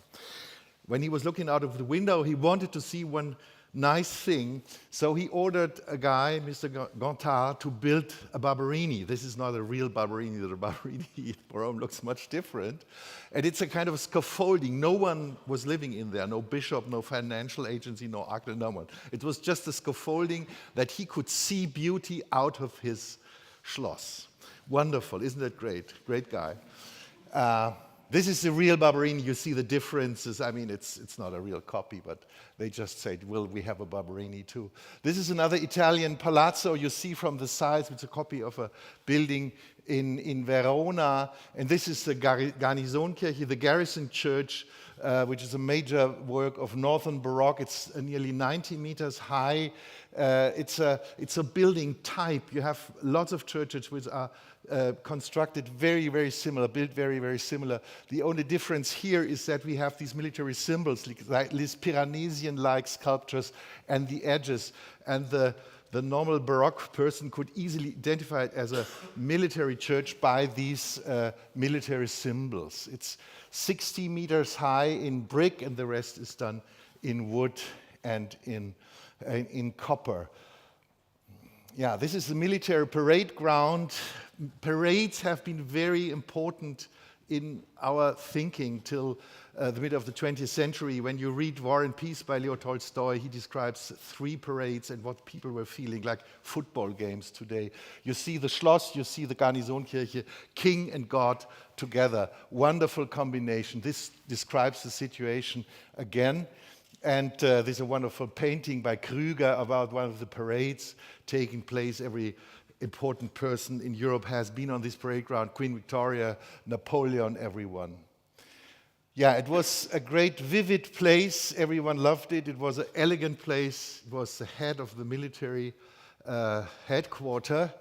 And then came 2 weeks before the end of the war, it was completely destroyed because the British thought, well, we destroy the Prussian thinking, the Prussian military.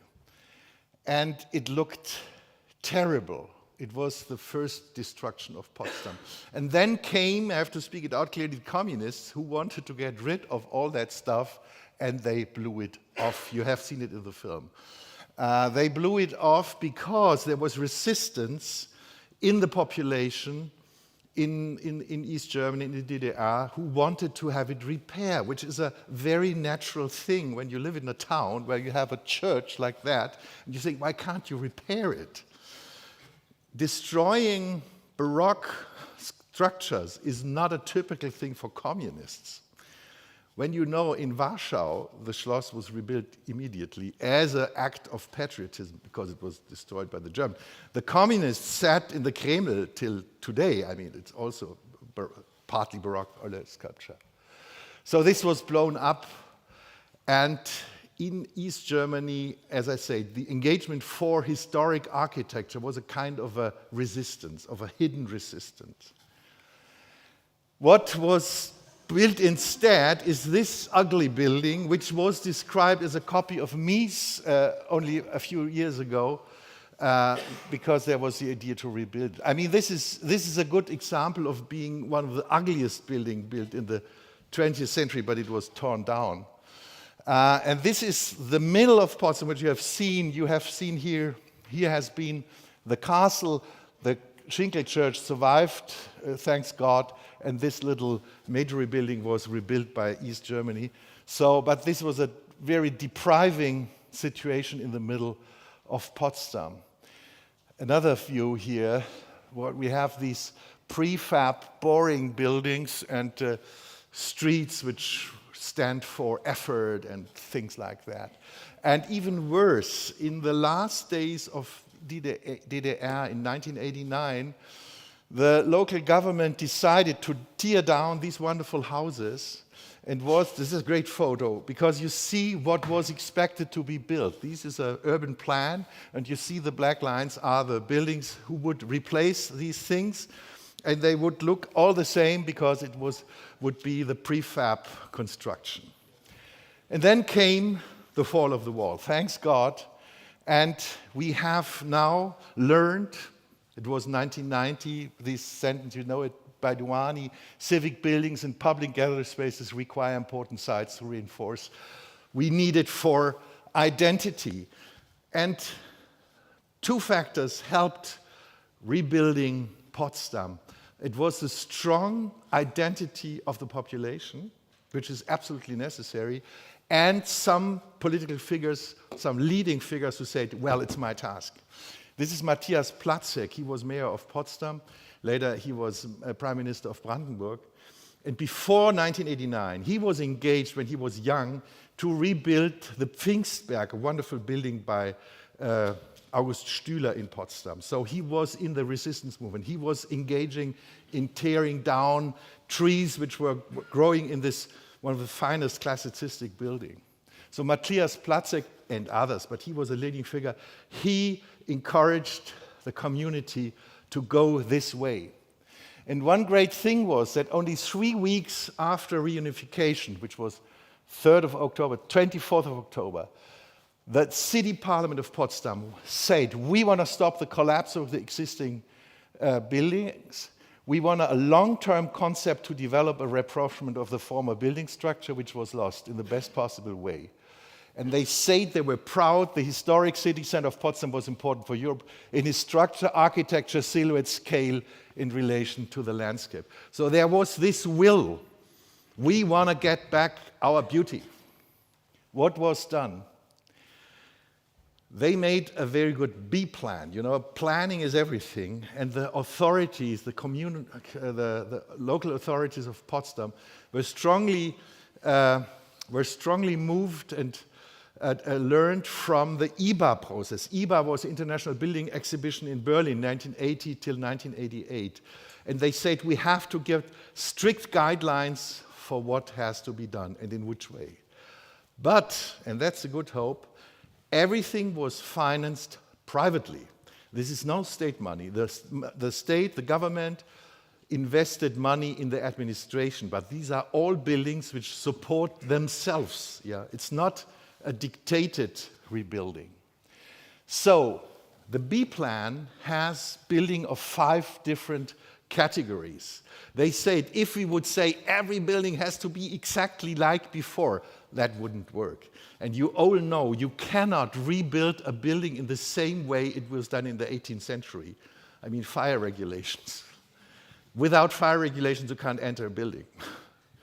And so on. So we have these 5 categories, which I show you here on this map. So this is the inner circle of Potsdam.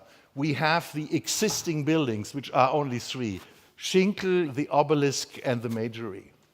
And then we have 3 buildings which had to be rebuilt exactly. The Schloss, the Barberini, and the Garnisonkirche. The story of the Schloss is that it was Potsdam got again the capital of Brandenburg, and they said, well, we put it on the same place where the old Schloss had been. And then came Hasso-Plattner, the German Bill Gates, who said, okay, I'll pay for the facade. How much is it? 20 million, I pay it. He owns SAP, this software company. So this was the first thing. And then was the question, what about the other buildings? So it was decided to Garnisonkirche Barberini to be rebuilt exactly also in the volumes inside. Then we have the buildings of the 3rd category, which only have a historic facade. And then we have buildings which are under strict control, not historic but modern. This is very important that they say this city can't be only old, it has to be a modern thing too. Only old is not working in a center of a building. The great thing is, the crazy thing is, this is the center of the city, which was built anew. Also, the city of 150,000 inhabitants is already there. You know, it's like taking the head of a person anew. And then we have buildings who are under control, but which are a little bit, have more freedom. So, and the city had the principle, which was really incredible, which I've never seen in my life. They said the application for the sites have been done by builder and architect. They have to show what is the future use. When you say, we'll build a hotel, they say, who's going to rent the hotel? Is that working? No, it's not working. You don't get the site.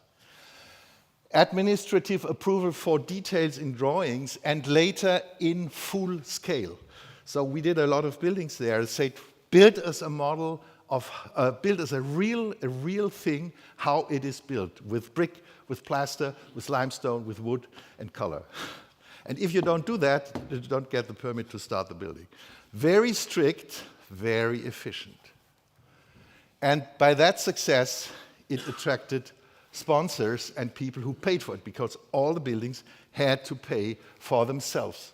So this is a view, partly real, partly not real, not yet finished. But all what you see is done, started, or finished. So you see the Schinkelkirche, you see the obelisk, which are original, the Majory.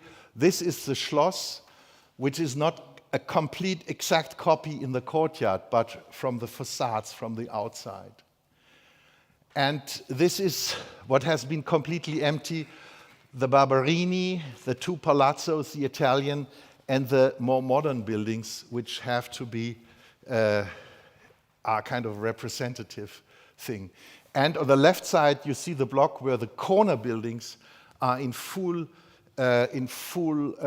historic facades, and the background and the backside of the houses and houses in between are normal buildings. You must know that a historic facade costs enormous money. The facade for the Barberini costs 4,000 euro per square meter without windows. A normal facade would cost 400. So it's a great factor. If you would say everyone would have to have a historic facade, it wouldn't work financially. So this is the old view, what we have seen, and this is the new view. Yeah, almost the same thing. Isn't that a big success story in this sad world?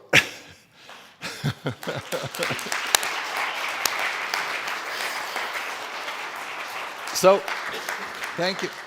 So this is a new parliament, the facade paid by Hasso-Plattner, in the background, the Schinkel Church, and there are new elements. This is not complete perfect history. These openings didn't exist, and the openings in the roof didn't exist either. This is the normal building. This is the king, and this is the civic society, which has offices, which has a lot of detail. We did that, which has a lot of details, which has a basis, which has a differentiated roof, which has divided windows. This is from the other side. This is a wonderful way along the river, a very vivid place. This is the curve. You see a lot of details. We have bronze doors, windows in wood. This is a housing project. This is the entrance for the underground parking. Please always do it in two and not in one big thing. And here on the left side, we have already the copy of these Italian palazzos. You see how much they cost. This is really a lot of detailing. And here this is the original in Verona, the palazzo where we have seen the copy. And this is the Barberini, Palazzo Barberini, which has, don't get me wrong, we have a floor-to-ceiling height of 6 to 8 meters here. So it can only be used as a museum. It was written in the B plan that the floor height of 6 to 8 meters had to be applied inside too. So you couldn't divide it in another way. And it is now used for the private collection of Hasso-Plattner. Hasso-Plattner has a collection of 34 Monets. 2 weeks before the opening, he bought a Monet in New York for 120 million. So you can understand how much this building costs. This is the inside, which is a one-to-one full-scale copy of what we had before. This is Hasso-Plattner in one of his Monets. This is now we're going around the piazza to see, you get an impression. This is the site in the northwest, which was just scaffolding, was just falling. You see, this is the historic facade. You see the floor-to-ceiling height here, very high, very hard to rent. You have to charge a big rent. And these are the modern buildings. This is the other part in the corner with a lot of decor. This is another building we did west of the whole situation. And then comes the Garnisonkirche, which was, as I said, 90 meters high. We won the competition in 2011. It's now the highest brick building in Europe, built since 150 years. We have 3-meter wall, 2.8 million bricks to be used in the former way of constructing it. This is a full-size relief laid out in the ground and then mounted, and there it stands. And the head of the tower, the last 30 meters, will be completed end of this year. It will be paid by Hasso-Plattner too. So it's just the first part of the church. The ship of the church will be added here. Here's this ugly building, which will be removed. I'm very sure there are political discussions. There are journalists who say it's one of the nicest buildings in the world. I don't see it. This is how it was before, and this is how it looks now. And I have to tell you one wonderful story. I was there standing here, and an old lady came, and she said, I saw, she was over 80 years old, and she said, I knew how this place looked before it was destroyed. And we got into discussion, and I told her that I'm an architect, and she said, why didn't you, architect, insist that this came earlier? All of you knew that what was before was ugly. You knew it, and you didn't do it, but now you did it, and I'm very happy. Thank you. But I forgot. The show goes on. There's hope. There's hope. There is Frankfurt am Main. Christoph Meckler, great architect, great colleague in Frankfurt. He had this office in mind and said, take it away, and this is how it looks now.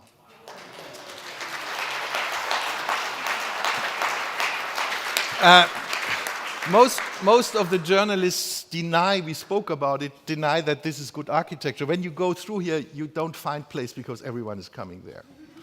The same happened in Dresden, and the guy who initiated it was Wilhelm Güttler, a trumpeter, not an architect, from the Dresden Philharmonics. And he said, this great church, which was painted by Canaletto, Frauenkirche, we want it back again. And this is how it looks today. Civic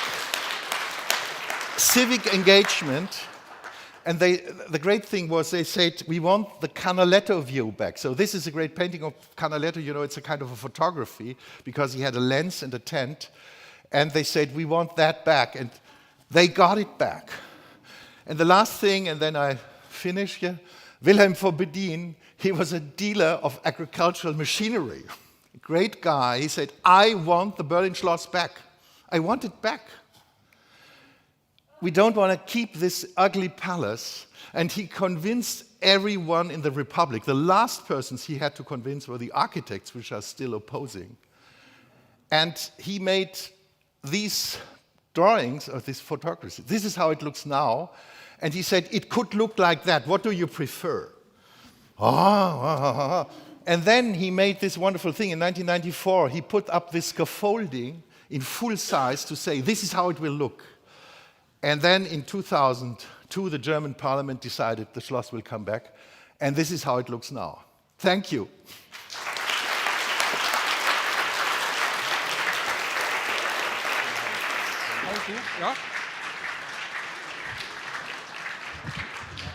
Thank you very much for a very nice talk that we can be inspired from in all countries. Now there will be a lunch until 1:30. Is that correct, Oscar?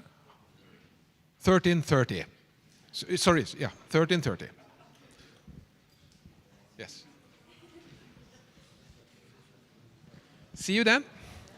So.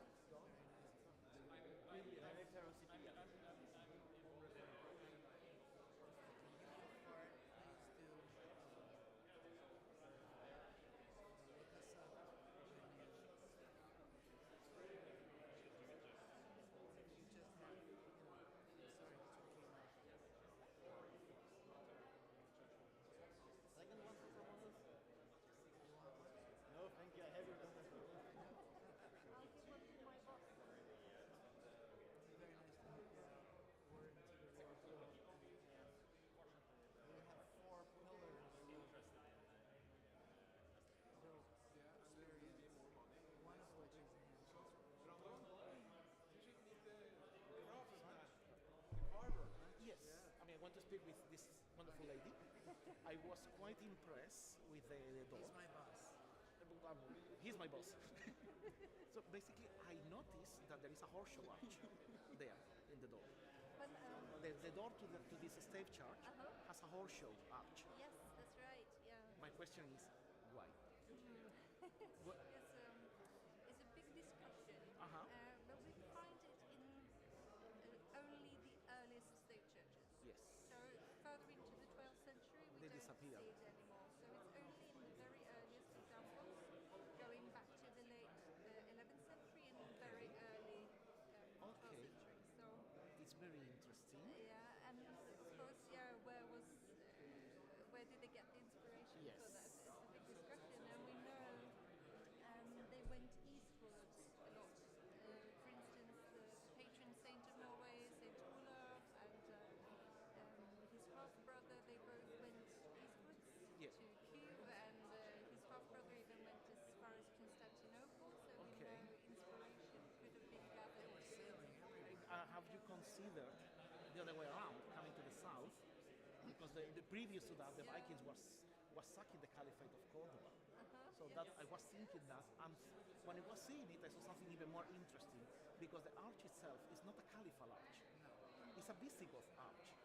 So I am wondering if someone has said that this arch is originally proper Norwegian, not from anywhere else, but properly Norwegian. And I'm saying this because the first time we see horseshoe arches in Spain, we have two branches. The ones that are from the very, very old Iberian population that appeared before the Romans, and another one that appears after the Romans when the Visigoths come. And the Visigoths were coming from here. So that's what I am wondering, if there is actually no influence at all, and it's a proper genuine horseshoe art from Norway, that all of a sudden is popping out the substrate, the cultural substrate of ancient Norway. I'm going to give you my card because I would like to know more. I'm genuinely interested because I'm Spanish. I have been studying a lot of horseshoe arches, so I am very interested to see. He knows everything. He's the one among us who knows everything. I'm very interested to see, because what you're telling me that they are from before, so they appear just after the raids of the Caliphate of Cordoba, so there must be a relationship, and then they disappear once the conversion of Christianism, the raids stop, and then you start finding another route to connect with Russia and the Byzantine Empire, because it was more civilized than going back to sack the barbarians on the south. So I find it very interesting. So a lot can be said about that. And so what are the animals? Well, some would say wolf, the main big animal, that it could be a wolf. And in that case, it points back to the Old Norse myths, where you have the Fenris wolf, for instance. But it also has been interpreted as the Lion of Judah. So,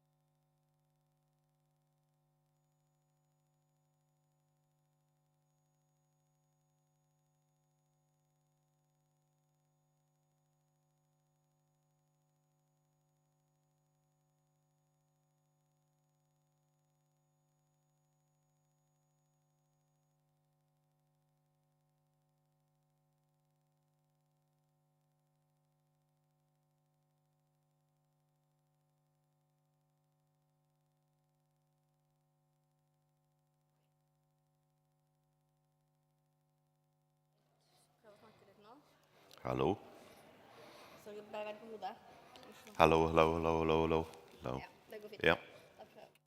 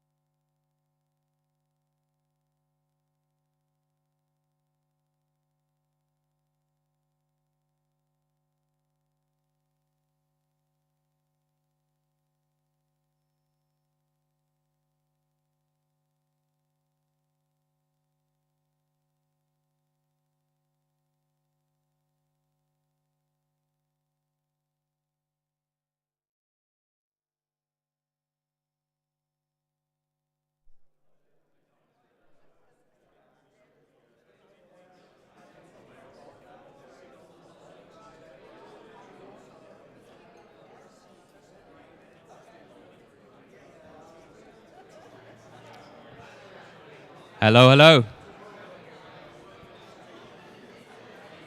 Welcome back, everyone. If you could just settle down. I am to introduce this next block of speakers, which will be all about masonry. And the first one out is Chris Pennock, a highly experienced mason, stonemason from Trondheim. He's been working at the Nidaros Cathedral since 2003 and has done quite revolutionary research on lime mortar. He will be talking here about the teachings of traditional masonry and how it can be applied today. Please welcome Chris Pennock.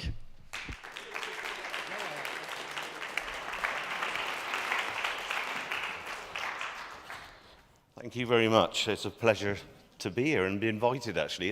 Very interesting talk so far, so hopefully I can rush through this. So, yeah, I'm originally from the UK. I'm from Bath, but not far from Stonehenge here. So my grandparents were just down the road from here. But as we can see, we all know that that is, I think it's 2,500 years before BC. Oh, where's my controls there? Yeah. So that one goes further there, does it? The next one? Yeah. But actually, moving on to this next one, this is incredible, I think. This is perhaps one of the oldest masonry buildings in the world. It's 9,500 years BCE, you can say. But so that's 6,000 years before Stonehenge. So it's ancient. Those monolith blocks there, they're 20 tons. And we'll sort of move on from there a little bit later. I want to talk about stability masonry. This is a dry stone wall. Basically, to explain a masonry wall, it's many units put together. They're interlocked by bonding, we call that in English. And as long as every part of every unit of that bond is in compression, then the wall is stable. So Newton's laws of physics, if you put a force against it, you have to have a returning force. You'll have to help me, Mum. I've lived so long in Norway now, I forget how to speak English. So there you go. And I'm neither good in English anymore, or well, I never was actually. But and I'm not that good in. So I'm sort of I'm in nowhere, no man's land, you'd call it, wouldn't you? But yeah. So as long as all these bits of stone are in compression, that wall is stable. So let's move on. That's the Parthenon. As we all know, that's a dry stone wall. There's no mortar in that at all. So that's one example.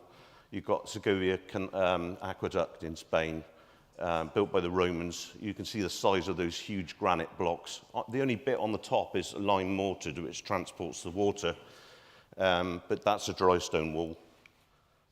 That's in Ireland. That's a 1,000-year-old building. It's still there. There's no mortar gluing it together. Everyone thinks mortar has to glue things together. It doesn't. We all know this one, razor blade, thin joints, but that's a dry stone wall too. These are all examples. Medieval bridge in Sweden. It looks like it was built yesterday. Again, there's no mortar there holding it together. And then we move on to this Parthenon, different building, but still masonry. And the physics of it are still the same. If it's all in compression, this is, I think it's 43-meter diameter dome, and it's the largest stone still today without steel reinforcement, because actually this is in compression. That's why it's still standing. Okay, so what I've done, I put a ball there, and we've all heard about Gaudi's hanging chains. You get the perfect parabolic line of thrust. So I took a picture of a chain in the street, and as the chain hangs naturally, I drew a line there along that and put it along there, and that is in the center third of the structure. So that's what keeps this in compression, and I won't go into all the details of that, but this is basic masonry stability. You don't need mortars to glue things together. So what is the purpose of mortar? Let's talk about bread. Yeah, can't see all the text up there, but there's thousands of types of different bread all over the world, and it's been made for 30,000 years. And a skilled baker has to know the local ingredients, because they're all different breads worldwide, and they understand what happens when they combine them to make different flavoured breads and all things like that. So it's a skill, isn't it? And it's pretty basic, but lots of different ingredients. But you've got flour, yeast, liquid, which creates bread. But today, we make things easier. You know, just add water, and the angry baker, he's losing his knowledge of what things he's putting in it. He doesn't know what he's doing anymore, and he's not satisfied with his job. So what is mortar? Well, there you go. Thousands, same as bread. Thousands of different forms of mortar. The binder, you have clay mortars, earth mortars, gypsum mortars, you have, and the predominant one is lime. It's been used for 20,000, yeah. Well, the same age as that building there that we saw earlier. We'll go back to that. So similar sort of thing. It's quite simple, but it's complex, really, but basic things to make a mortar. And this is actually a sentence which is sold to restoration companies. This is their product, and they say, making easy work of traditional building materials, just add water. Well, no, it's not. Because what we're doing, we're taking the skills from the craftsman and woman. We need to understand what we're using. So going back to this, they have actually found terrazzo flooring here. So this is 12,000-year-old lime concrete floor. That's incredible. I mean, this is the time they're hunter-gatherers. You know, if you get your head, it's a bit difficult to sort of think about time here. So after the Romans were really the pioneers that started incredible science of lime mortars and concretes. This is just one of the examples, but they created concrete foundations under the sea level with salt waters. They're still there today.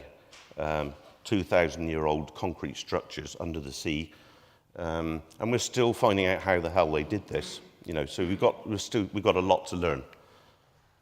And going through the Dark Ages before the medieval period, we had I don't know why it happened, but they kind of forgot what when the Roman Empire collapsed, they stopped. The mortars were just simple, and right through the medieval period. But the medieval mason was really an architect, a builder, craftsman, designer, and an artisan. So the status was different then than what myself is today. So development of Portland cement mortar, as we know today, it was initially pioneered and inspired by the Industrial Revolution, perhaps. And John Smeaton, who built the Edison Lighthouse, they were all trying to find a mortar which would, because lime mortar has to harden slowly, and they wanted a mortar which answered towards the industrial side of things. So John Smeaton did lots and lots of tests with pozzolanic additives you mix with lime solution, like the Romans did. And this sort of led on to cement mortar. Portland cement was, this is the first patent of Portland cement mortar in 1824 by Joseph Astin, who was actually a bricklayer. So any building older than 1824, there's no cement in it as we know today. It was all lime for all this 12,000 years before, so predominantly. So restoration in Nidaros Cathedral. I'm not going to talk too much, there's so much to talk about Nidaros Cathedral, but let's go through it. This is, Nidaros Cathedral was in ruins since 1532. There was a fire and half of it had collapsed, the nave, and it wasn't until 1869 that they set up the company that I work for, Nidaros Domkirkes Restaureringsarbeider. I hate saying that word. The restoration workshops at Nidaros Cathedral. These were some of the original guys that worked there, with the architect in the middle with his hat. So the restoration work started then. And I'm going to sort of more focus on something that we've been doing recently. You can see this whole south choir facade has been rebuilt, and it was completed, all this, in 1882. So that's just, you can see it's just finished because the roof isn't on yet. So we know how old that is. I was just going to touch it. They used, at the time in 1869, the newest thing was obviously Portland cement.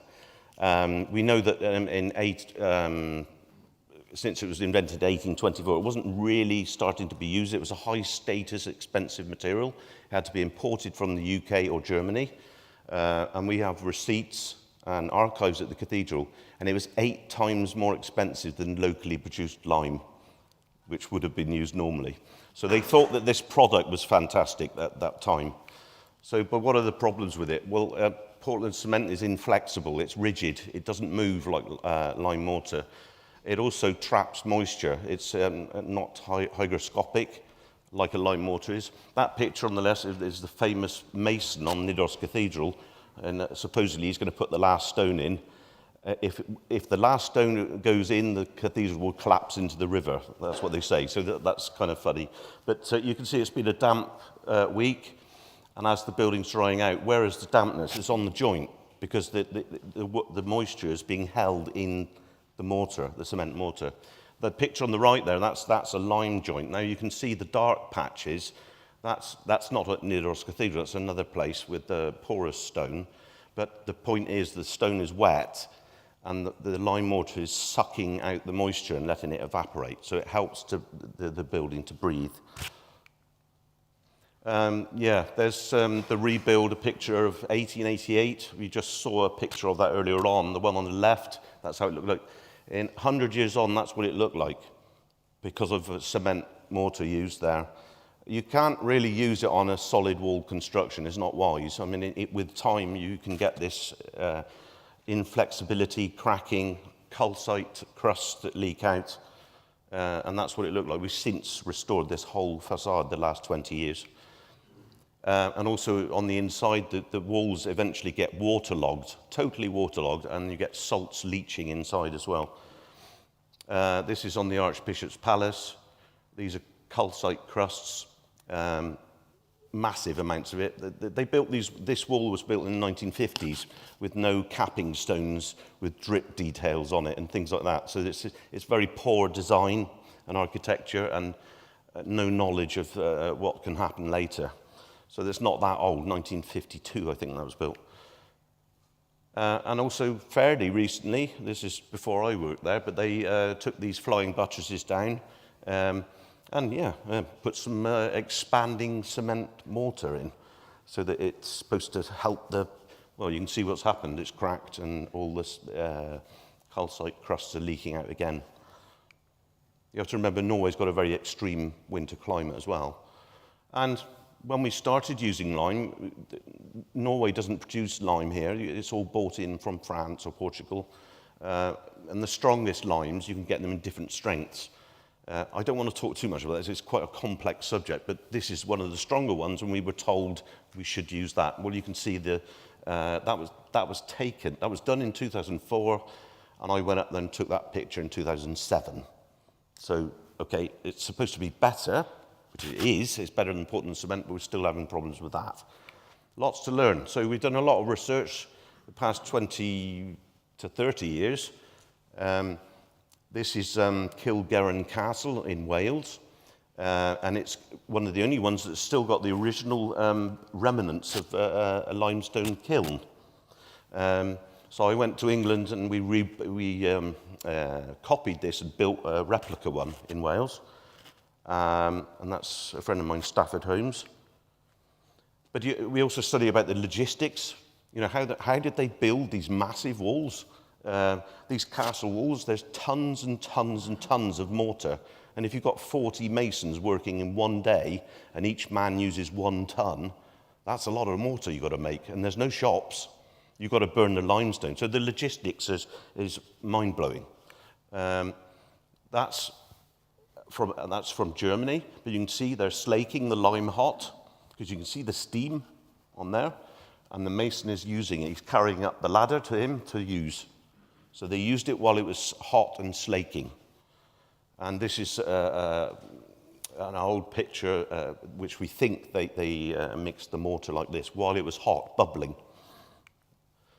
So we've done a lot of research. We had tried to match the medieval mortars at Nidaros Cathedral, because they're what's called feebly hydraulic.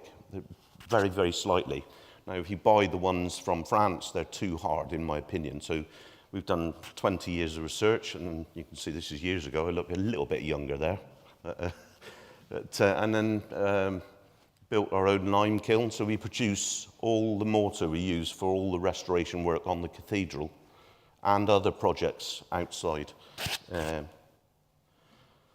So yeah, restoration of the King's Entrance is the biggest, most complicated restoration we've done for 100 years. So this has just been finished recently, a couple of years ago. That is the King's Entrance. Looks a bit narrow though, but okay. You can see that's how it looked for since 1532, I think. And they built this wall up and made it into a chapel, but it was originally an entrance into the cathedral. And you can see the Gothic arch there.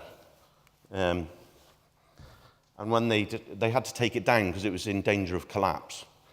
And you can see it revealed this medieval fantastic carvings around there. Nobody knew it was there. So that was taken down in its entirety, and it was rebuilt to a sort of fantasy style. But they reused the stone, luckily. So a lot of it is from medieval period, but some new. And that's just after it was completed, as you can see, 1882. But it was all built with cement mortars. So 20 years on, it started cracking again because the cement mortar is not flexible enough. And other reasons they used, perhaps some of the stone was wrong. There's lots of issues, but mostly because of trapped moisture and the things we've seen earlier. So after many meetings, we decided the only way to do this would be to take the whole thing down and rebuild it with lime mortar. And that's very complicated, as we found as well. But this is what was happening to the structure. It was bulging out at the sides. Every stone is numbered. I don't know if you can see that we had to give each stone a number, what we could see. So you don't see all the stones inside the wall either. But, so it's really important to document all this. There's some of the cracking details there. And that's the inside of it. As you see how complex that is. There's those columns, they're hand-carved columns in marble, and there's 69 of them on that little building. So this is like a little mini cathedral in itself. So it's like building a little mini cathedral.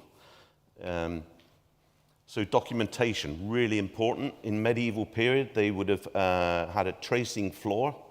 There are those that are left in York and I think Salisbury in England, the UK. The floors were gypsum or lime rendered, and everything was drawn one-to-one scale with I don't know what you call it in English, iris. You'd use a compass and things like that on it, and you'd throw soot on and brush it over, and you'd see all the marks. And then they would take all the mouldings for each stone from the master template, which is the tracing floor.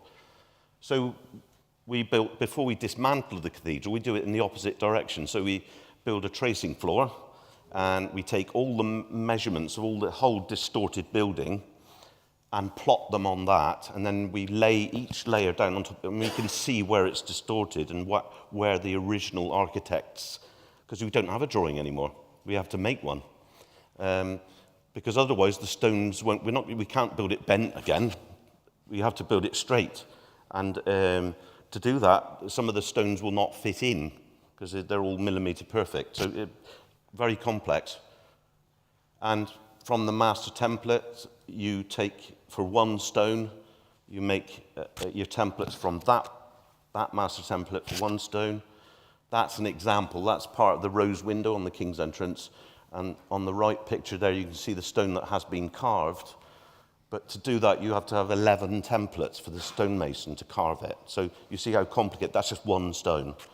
And on the scaffolding, it's really important that the masons who are going to build it are full on with the dismantling as well, because it took a few years to dismantle the building, because we have to see what's happening. You can't put another group of people on it. So it's very important that you do all of it. and you work as a team. So drawings are done to scale on the scaffolding by us with suggestions, because these are the original thickness of stone. They built these stones in the 1880s because they were using cement mortar, and they put concrete behind it. So we couldn't reuse these with lime mortar because it wouldn't be strong enough. So we had to switch out these stones and carve new ones. So this is just one little example of how, and I've superimposed that over the top of the actual wall, look.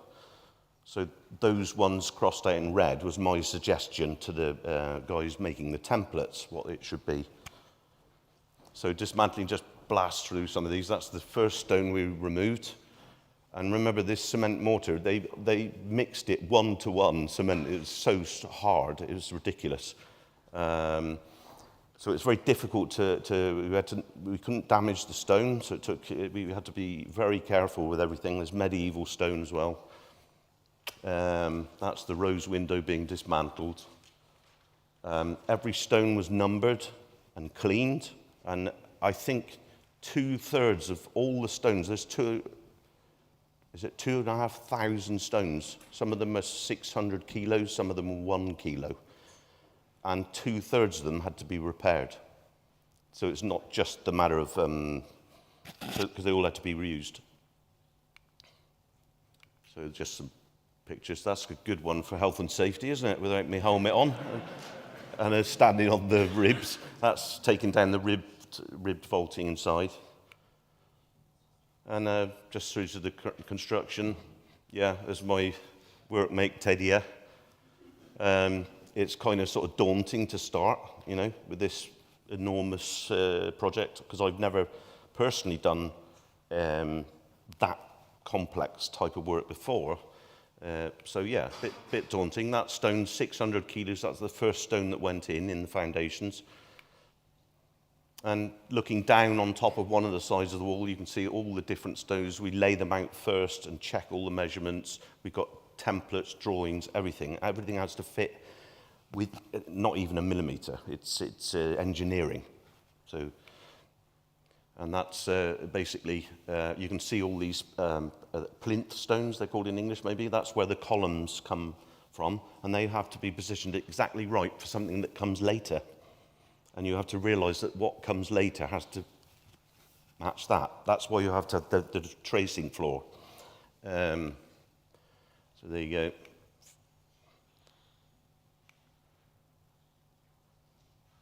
We're coming up to the top where the springing point of the Gothic main arch, there.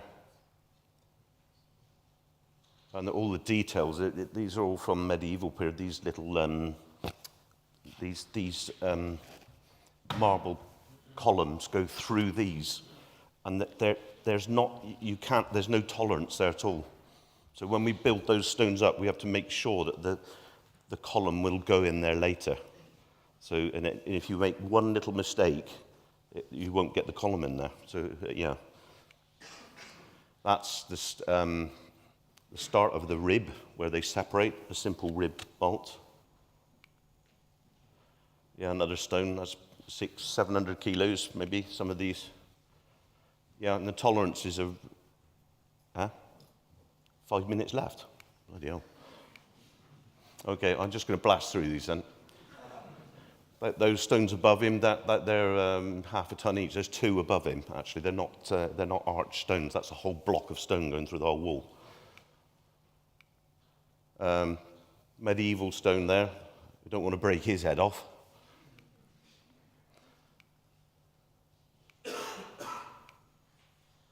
That's going up. This is the webbing that goes between the ribs. And I propose that this should be done without formwork supports, because I believe a lot of them were built without formwork underneath them. And you can work through it like this. And then on the top, hot mixed lime concrete slurry. That's from the underside. We look a bit messy there, but that's it's all thrown on like they would have done before. So that's it finished. That's the inside. You can see how complex that is. And I think it looks lovely now. Yeah. Oh, I'm not finished. I'm not finished. Sorry. Just to show some other things that are a bit fun, because I do a lot of stuff at home. That's my house in the background. So I built an unusual house in Norway, because they're all wooden. So I built a stone house out of granite there. And this, I built 2 strange buildings in the garden, because I wanted to try out things for myself, you know. So there's my labourer, my wife. So that's quick lime in there, and she's putting it in buckets, which I use to make hot mixed lime mortar to build. So that building in the front, I call it the Hobbit House. That one behind, that's the gallery. And it's all mixed hot, so use it while it's 100 degrees. You can burn your hands on it. So basically just run through these quickly. So I built this whole vault without supports. I think they have this tradition in South America, somewhere in Mexico. And I always wanted to try this, you know. But you have to get the knowledge of the materials you're using, because you can't do that with the wrong mortar. It has to be the right consistency. So, and I put some patterns in it, as you can see, like bricks that hung down.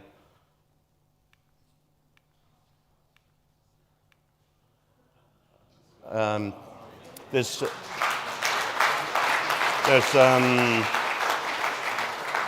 8.5 tons of bricks there, and there's nothing underneath it. So that's geometry and knowing your materials.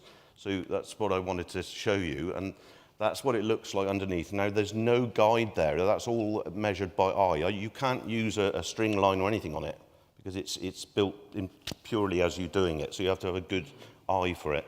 Some of the parts I had to take down again because they didn't look right to me. So it was a learning process for me. That's the outside. I built a tent over it. That was a big enough job, just building that. Keeping the snow off it in the winter. Just blast through these. And that building the turret on the top, because I put what do you call it, a cupola window, like the Pantheon. And then the stonework, granite. It's all built with lime mortar, no cement in it. And you have to remember, Norway's got this extreme climate, very cold. Yeah, 22, oh, that's a while ago, isn't it? Yeah, I forgot how long. This is quite interesting, because a lot of people said to me, you can't do that. So I put these wooden beams out like this, and I wanted to use devise a sort of my own Roman concrete over the top of this, and they said, oh, that won't work. So basically I put some steel reinforcement in, and you have to remember that lime moves. It's thermally good, flexible. So the Hobbit House is the other building. You can see these beams sticking out there as well, and they stick out 1 meter, and in between the beams is 1 meter as well. So, but that's, what is it, 2021? So there's no cracks in it at all. And it's only, the concrete is only this thick. So there you go. It just opens the ideas up. There's not just one material to use, and it's been used for 12,000 years or whatever. We can start thinking the beauty of lime. And then the concrete on the top, there is lime concrete. And then there's a membrane, an insulation, and that's in the winter, obviously. So that's it now, and just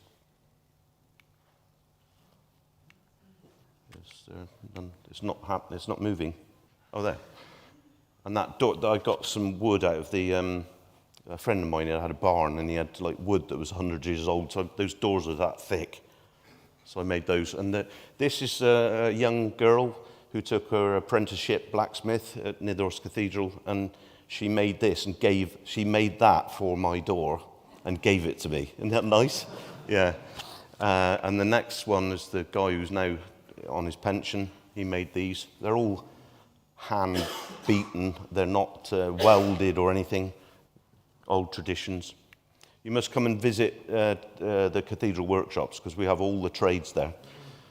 So that's basically that's the inside of the Hobbit house. It's got a pizza oven and a fireplace, so you can sit in there and drink beer and wine, and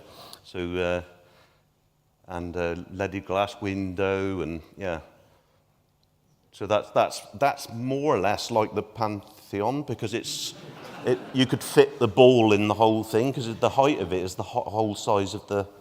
It's exactly the same as that, but just a smaller version, really. So, and I just leave you with that, and then there's a video. You can see the time. It goes for 2 minutes, but I think this is lovely. This saying there, but yeah. How do I go back there? Oh, there's the video. Is there any sound? Because I like the music on that. I made this when I built it, so it proves that I built it without supports.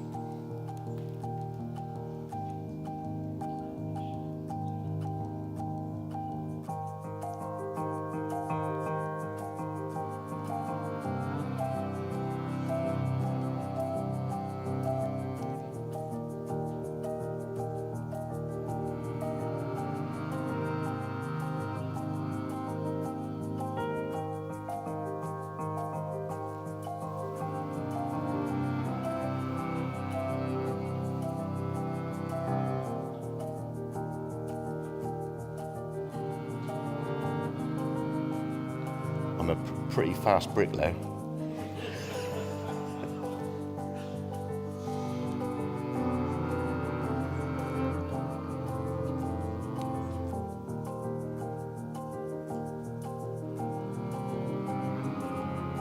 I have to say it was a bit unnerving working under it, because you'd never know if it was going to collapse, but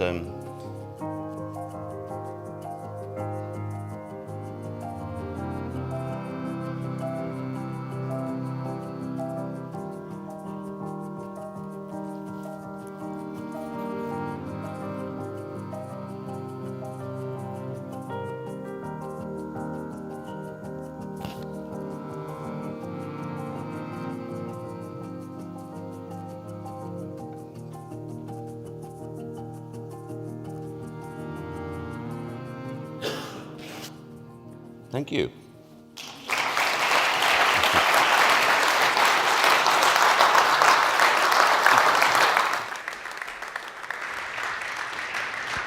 Thank you so much, Chris. For anyone ever thinking that masonry is not an academic practice, you're now proven wrong. I think we have quite a lot to learn from each other. Next speaker up is an architect also working for bringing back traditional masonry into the crafts of design. Joanna Waczowiak is a Polish architect who's senior director at John Simpson Architect. They have experience with a variety of projects. The King's Gallery at Buckingham Palace, for example. Joanna will show through the portfolio of John Simpson a couple of projects on how they work to bring back masonry and craftsmanship and traditional crafts in buildings today. Please welcome Joanna. Can you just show me how to move it? Just this one. Hello, and thank you very much for having me. I feel truly humbled to be speaking after such a specialist on masonry construction, but hopefully I'll be able to share with you what we do in our practice.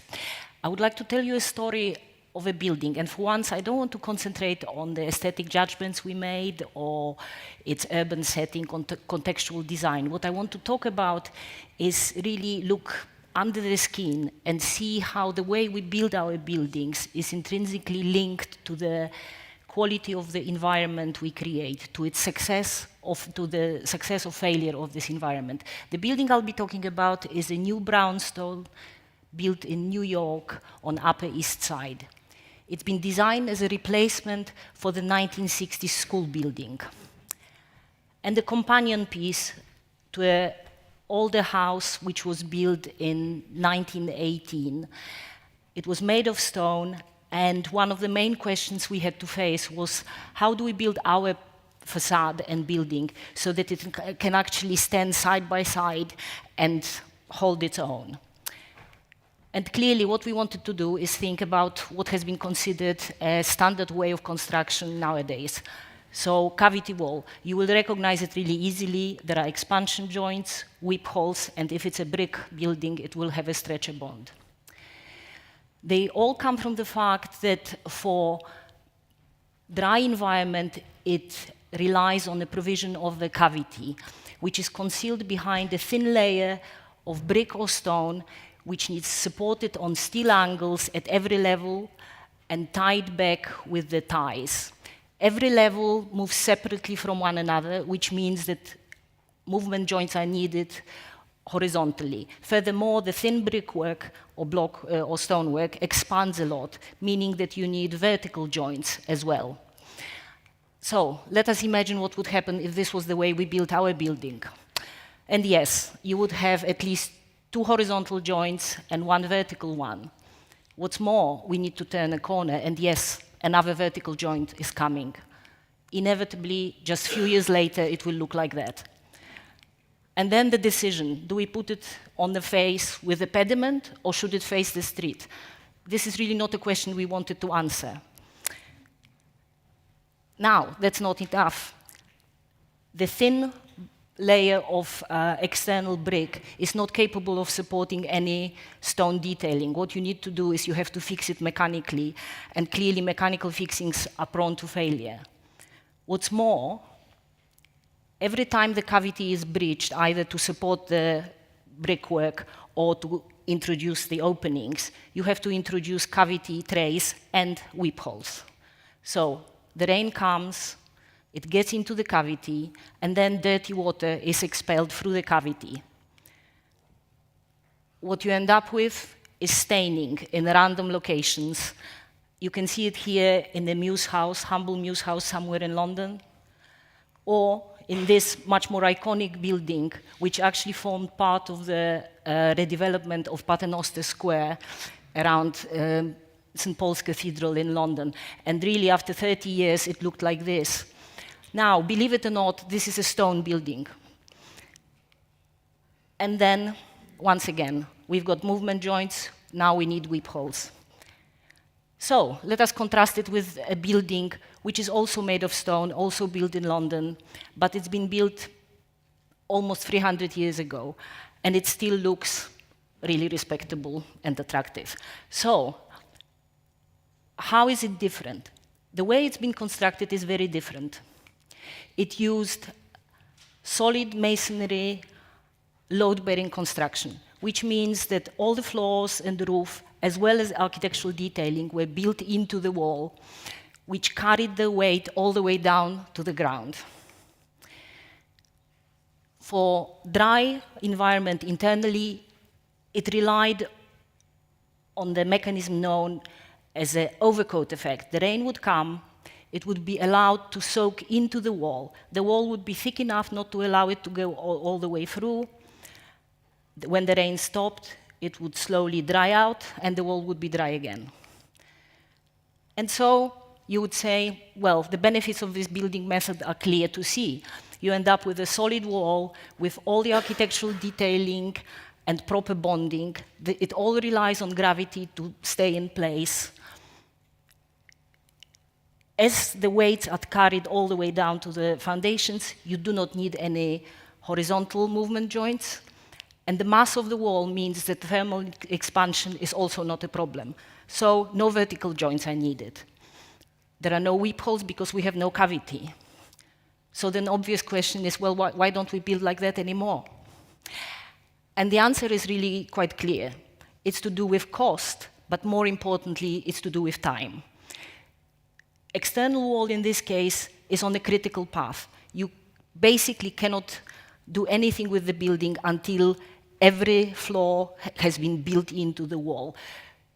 So, is there any way we can still have the benefits of solid masonry construction while actually meeting the time requirements? And yes, there is. What can be done, you can separate the two. You can build structure and inner leaf separately. allow it to be watertight so that the inside of the building can go ahead, and then construct in front of it a solid masonry wall which is self-supporting. It carries all the weights down to the ground. It's thick enough to still perform the role of the overcoat, and only relies on the structure behind for lateral support, for keeping it vertical and not allowing it to fall away from the building. And as I said, everything, all the detailing can be built in. The water can act exactly in the same way as you've seen in the historic building. It comes in, it soaks in, it dries out. And so that's the approach we adopted in the New York building. Some of the aspects of it were very, very American. So the inner wall was built together with the structure, fully cast as reinforced concrete. We had 9-inch fully bonded brickwork behind it with a 6-inch, minimum 6-inch thick stone. Now, because of trade unions, the bricklayers and the stonemasons don't work together. So normally these two would have been built in and fully bonded. Here we needed to use stainless steel angles and mortar to get the two to work together. And you can see it here slowly rising up the corner. I'm really glad to say not a movement joint in sight. It terminates in deep cornices, pediments with acroteria, stone edicules, stone capping, and banisters, solid stone banisters, carved stone detailing to support the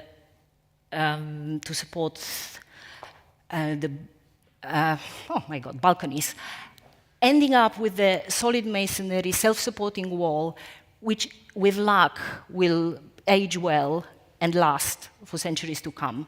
And importantly, we hope it will be a worthy companion to all the buildings standing alongside it. Now, this by no means is the largest building we built in this way. I want to show you now some buildings that we created for Lady Margaret Hall in Oxford. Everything you see highlighted in dark are new student buildings. They were built of red brick with Portland stone. They had inner leaf, which was, depending on the size of the building, either made of load-bearing reinforced concrete block and blockwork on upper levels, or concrete frame with metal stud infill, and then the external wall of 215 millimeters deep brickwork with Portland stone. And here it is, one of the buildings with student rooms on the upper levels and common rooms on the lower levels, with the stone colonnade roofed, all overlooking college gardens. You can see on the plan internal structure highlighted in green with insulation applied on top, and then externally the load-bearing wall, which is built of combination of brick and stone. And here the same elements built, shown in section. As I said, you build the structure and the frame first, and trying to make it as fast as possible. So, for example, the hollow core precast slab is used. So this part of the construction goes ahead quite quickly. You then apply insulation, and on top of it, a flexible Breve membrane, which is inserted between the inner leaf and the external wall. It performs two roles during the construction while the building is being built. Together with the windows, it throws the water off the facade that keeps the inside dry. It also, once the brickwork is actually in place, is our last line of defense. If any moisture does get through to the inner part of the brickwork, the membrane can throw it out of the inside of the wall, either over the windows or over string courses. The windows need to be fixed to the inner leaf so that they can be, the Breve membrane can be sealed against them. And here you are, the insulation is being applied, the windows are already in place. We got Tyvek, which is our Breven membrane fixed to the windows, and the fully bonded facade together with stone window surrounds goes slowly up against it. And here at the top, we've got a cornice with tiles being applied to the roof. And you can just see the remains of the temporary rainwater system which is installed to allow the brick wall to come slowly up. Now, the importance of all of it is, what it means is the brick wall is taken off the critical path. You can give it time to be built properly while the inside, the first fix and second fix take place inside the building. Sorry, it's stuck. Oh yeah, now it moved too fast. Oh, no, it's good. So here we are. In order for this 9-inch brick wall to perform the function of an overcoat, the specification of the bricks and the mortar is very important. You have to specify bricks which are strong enough to be capable of going up to 12 meters in height, but have absorbency which is high enough to allow the water to slowly soak in and then dry out. Crucially, the mortar needs to be a mix of lime and yeah, it has to include lime. If it doesn't, it would crack.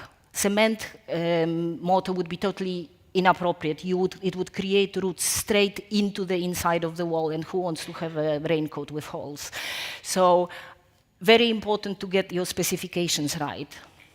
Another aspect, technical aspect that has to be taken into account is a differential movement between the inside and the outside layers of the wall. It will occur both vertically and horizontally, but a relatively simple fixing method has been devised. It consists of 2 stainless steel channels which are fixed at right angles to one another. One is fixed to the outside leaf, the other one to inside leaf, and there is a bolt which connects 2 of them. It allows for the wall to move in both directions while keeping it largely supported, and this is all that this wall requires from the internal structure. Wrapped brick arches are incorporated into the design, and once again, in order to speed the process up, they are preformed and brought in to site and built in. Sometimes with the introduction of the stone keystones, which you can just about see high up, they allow us to create richly figured facades. It's for arcades as well as the timber colonnades with the structure supported of built-in corbels with timber window surrounds as well as plugs.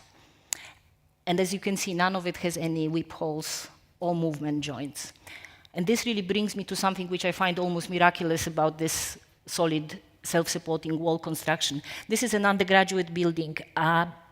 The total length of external wall is approximately 150 meters, and I can't say we didn't need any movement joints, we needed one.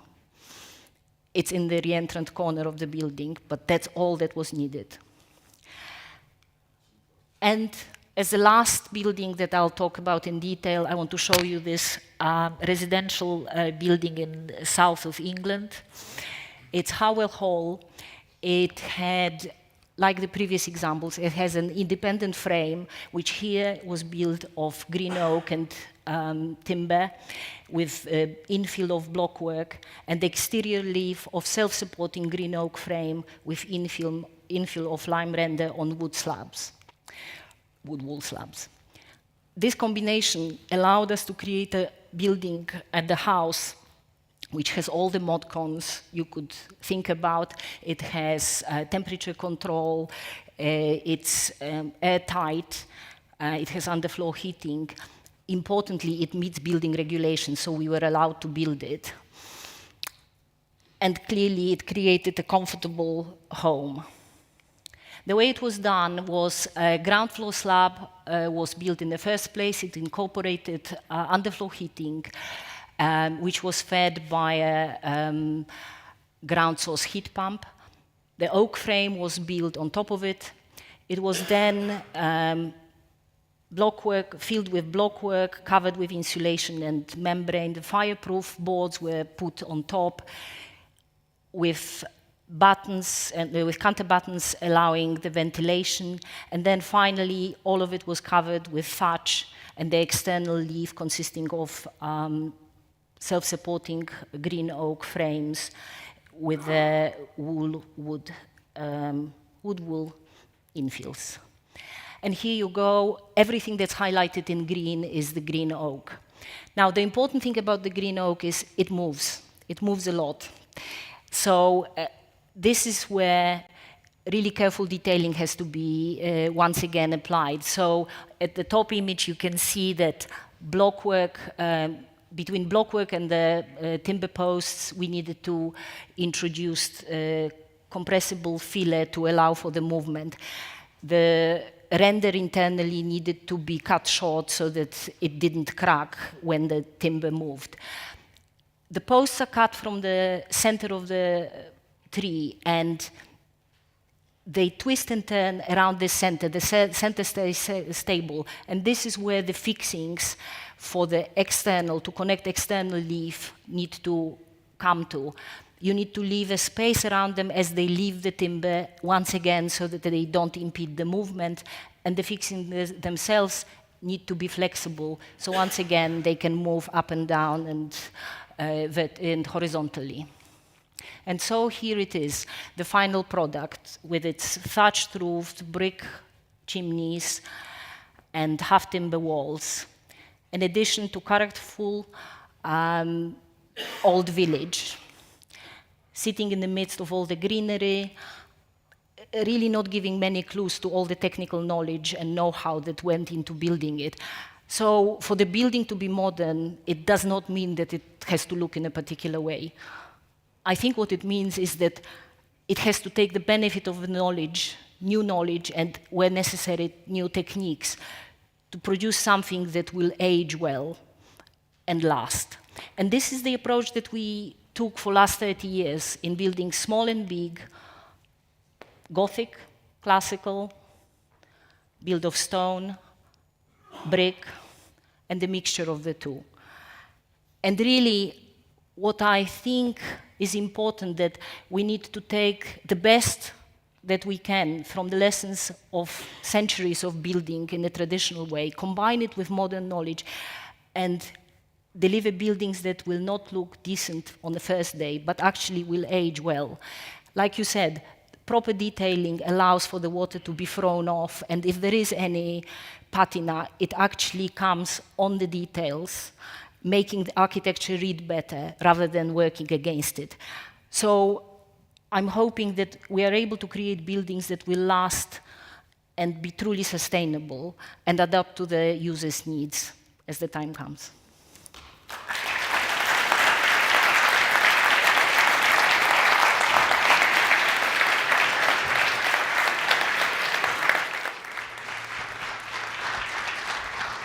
Thank you very much, Joanna, and I hope all developers, engineers, and architects took notes here, because there are many secrets from the English architecture being given for free. Thank you, Chris, and thank you, Joanna. We will have a small break now and reconvene at 14:50, 20 minutes.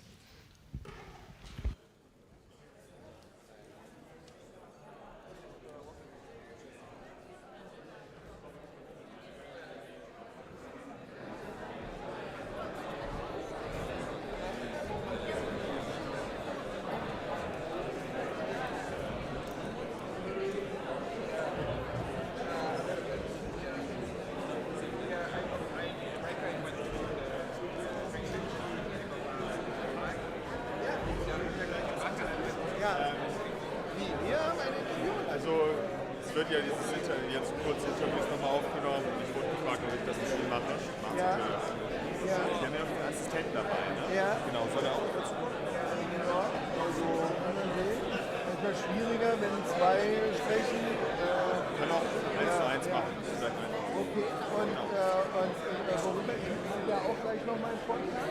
Ja, ich würde einfach, also ich wurde jetzt auch so ein bisschen dafür einfach eingespannt. Ja, ja. Ich würde Sie einfach so ein bisschen fragen, wie kommt es, dass Sie hergekommen sind, ein bisschen über sich was zu erzählen, Lebenslauf, wie kommt es, dass Sie Architekt geworden sind, einfach so ein bisschen die generellen Fragen, wie Ihnen Ausbau so weit gefällt, die Konferenz.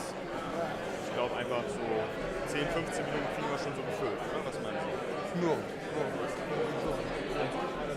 Ja. Wollen Sie noch einen Kaffee oder so? Würde ich Ihnen mitnehmen. Ich mach das mal. Und wo machen wir das? Ich glaube, da drüben wegen der Belichtung. Ja. Dann sehen wir uns da gleich.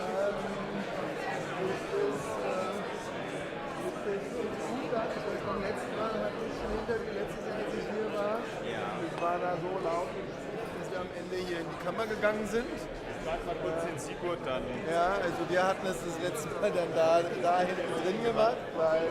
Backstage. Genau, wird das jetzt ist es nur Audio oder ist es auch Film?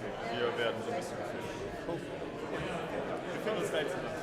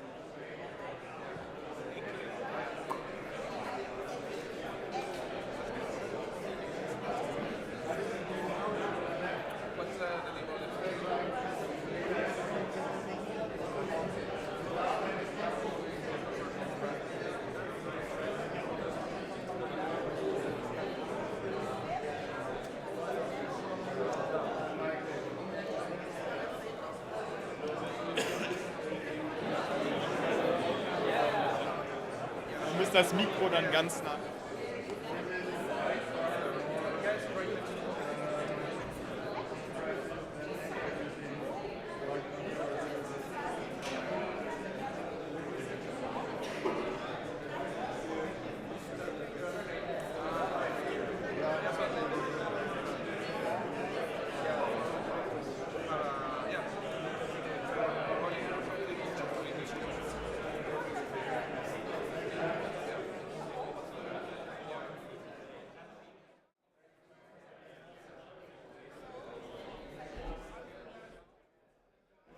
bin der geschäftsführende Gesellschafter, also der Managing Director. All right, everybody. I'm here with Robert Patchka, Managing Director at Patchka and Partner Architects out of Berlin. They're known for producing many, many beautiful projects in Berlin and also outside of Berlin, right? But mainly it's a Berlin focus, yeah. We're here in Oslo at the Beauty and Ugliness 2025 conference. And yeah, I'm going to ask him a couple of questions. Are you ready, Mr. Patchka? Yes, I am. Hello. Very good. So, why did you become an architect? Oh, yeah. Well, I'm from a family of architects, and so there was no other way for me. My grandfather was an architect, and my father and my uncle, identical twins, were architects, and now I'm leading the firm together with some of my cousins. And yeah, it's a family business, so to say, in the third generation. And we celebrated our 50th anniversary a couple of years ago. Now I think this year it would be the 56th anniversary of our firm. And for me, there was never a question to do something else. There was, of course, no force by my parents. And but yeah, so out of 6 siblings from my father and my uncle, 4 became architects. Yeah. Great job, I guess. So, were you a traditional architect, or was this your preference from day one, or were you first a modernist and then had kind of like an epiphany phase, or how would you describe your intellectual journey in the architecture scene? Our firm started in the late 60s. Of course, the design then was what it was. My father and my uncle were trained in the spirit of the time then.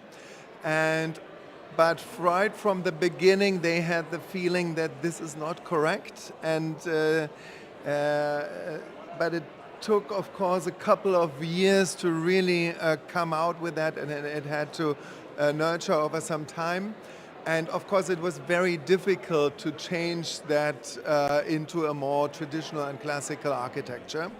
I believe because they were twins, they were 2, I think it was for 2 reasons this twinhood is important. One is that for them, harmony was always a very important point. And harmony not only in social interaction, but also they wanted to feel in harmony in the spaces where they were. And they realized with the modern post-war architecture, you don't create harmony. And the other is being 2. It was very difficult to change that design approach, but they always had the possibility to back each other. So, of course, then I grew up in the whole debate of the style debate and I studied in the 90s, and we built our first big classical traditional building at the time, the Hotel Adlon, the first contemporary traditional building in Germany at a dominant location. And so for me, it was very hard at university. I was the black sheep. Yeah. But I got my backing from home. And so I stood the ground, and I was convinced. And so now we are carrying on that legacy and that design school within our firm and trying to bring it further. Great. So maybe you can tell us about 1 or 2 other projects than the project Adlon, which were also very formative for you in your role now as managing director. Yeah. Would you like to give us a little insight into that? Yes. I think now we've had these very interesting talks about construction methods, and that is, as we have seen, also now partly very difficult because of rules and regulations that we have. And so, funnily enough, some of the most beautiful projects in terms of craftsmanship we actually built in India. I moved to India in 2005, where I then spent around 10 years and set up a branch office to our Berlin firm. And there, of course, construction is done in a totally different way, and it's more the traditional craftsmanship with load-bearing masonry, with stone-carved elements, with in-situ plastering on-site, and proper woodwork with wood carvers. So that for me was very interesting and exciting. Thank you. So, how do you think, since in most universities the traditional method is not taught anymore, first up, how did you learn all this stuff by yourself, or did you had like other teachers or mentors who helped you doing that? Maybe also outside of your own family, I could say. And also, what would you recommend for younger students or architects who want to learn about the traditional method, how to start and how to learn these skills, which are quite lost? Yeah, it's a very good question. When I studied, there was no way to study that thought of thing. The Prince's Foundation then came up with a one-year course, but I never attended that. Of course, and even in our own firm, it was all done by trial and error. So, of course, I was already influenced by the work in our family. But I think what taught me most was traveling with my watercolors all over the place and just sitting down and sketching and watercoloring, and then getting a sense of the proportions of the shadows that are cast, of the materials, of the aging process, of the compositions of different times. So I would say that was, for me, the best way. And then, of course, this is how the big architects in the 18th, 19th century learned. They did the Grand Tour through England and Italy and France, and just sketched and learned from that. So that's what I did in a way. And I think that is still very relevant today. So, of course, we have now possibilities. We have, even in Germany, a few universities where there are some professors that are more towards that direction. So, the School of Architecture in Potsdam, for example. And then we have, of course, Notre Dame University, and there are other maybe summer courses. On the other hand, I find it very sad that we have to segregate this modern versus traditional. I think it would be much more fun to have that all joined within the universities, and that the students can try out different things and then can learn also from the different sides, and then develop their own liking rather than segregating them before they even start.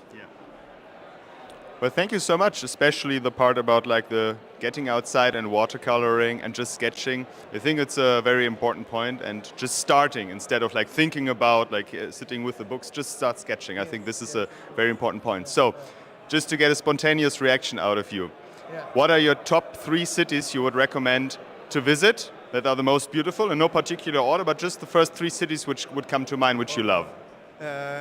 In terms of architecture, you say, yeah? Well, I think Barcelona is very beautiful. It has a lot of elements. Of course, then in Italy, I wouldn't know which city to choose. There are so many beautiful places.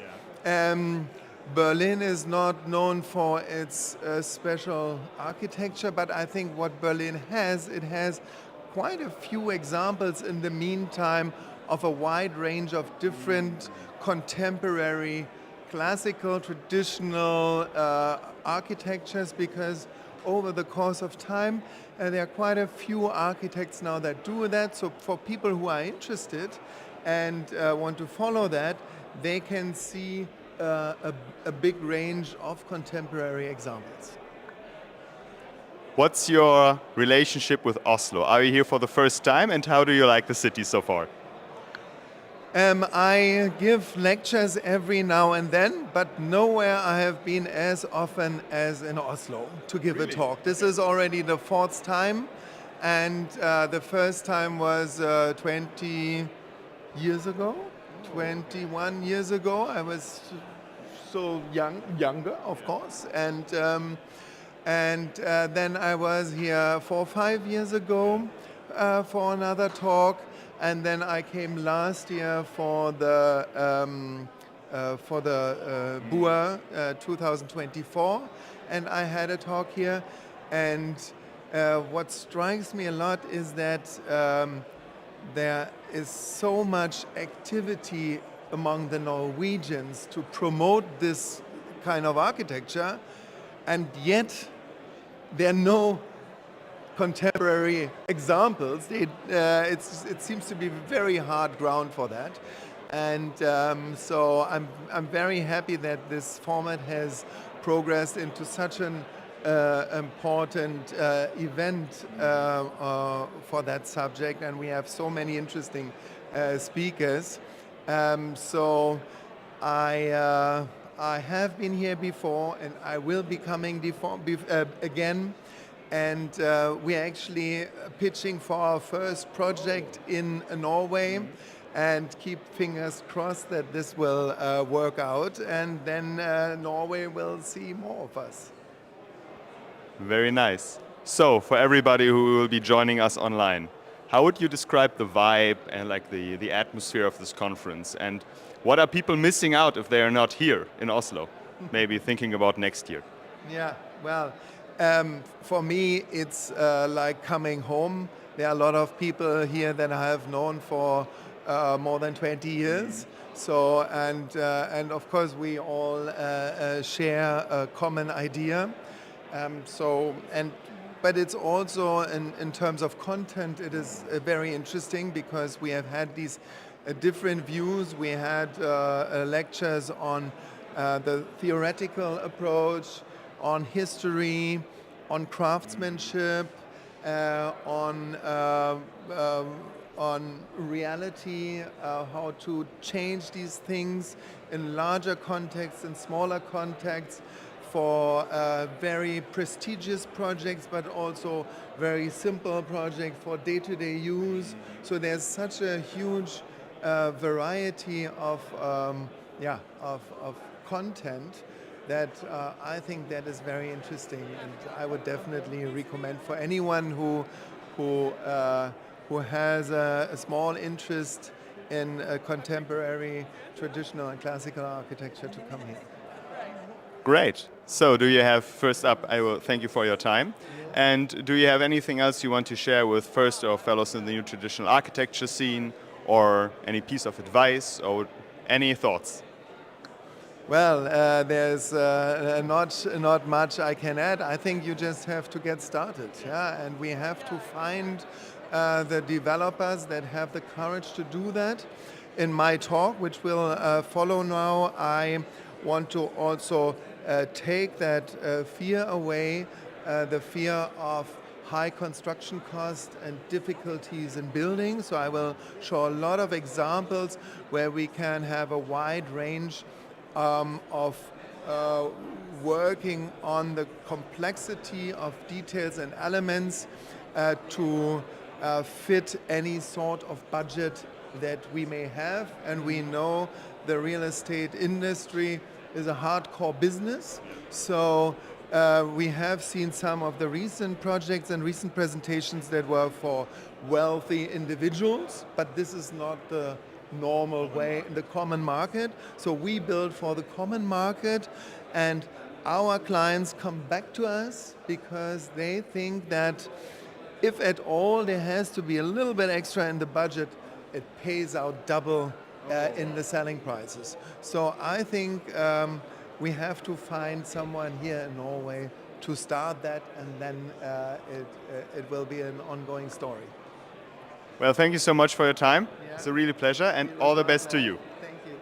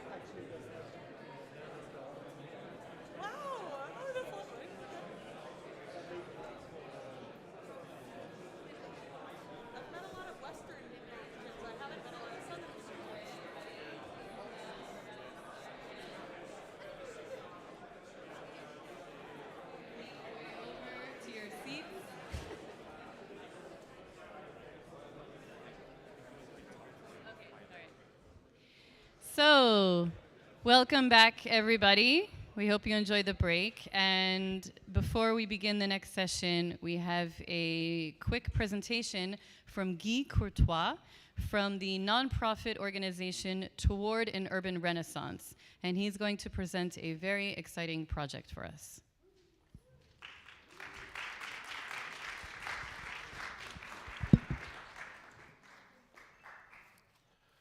So, thanks very much for giving me the opportunity to talk today. I will have just a few minutes speech, but I wanted just to explain you who we are and the project we're working on.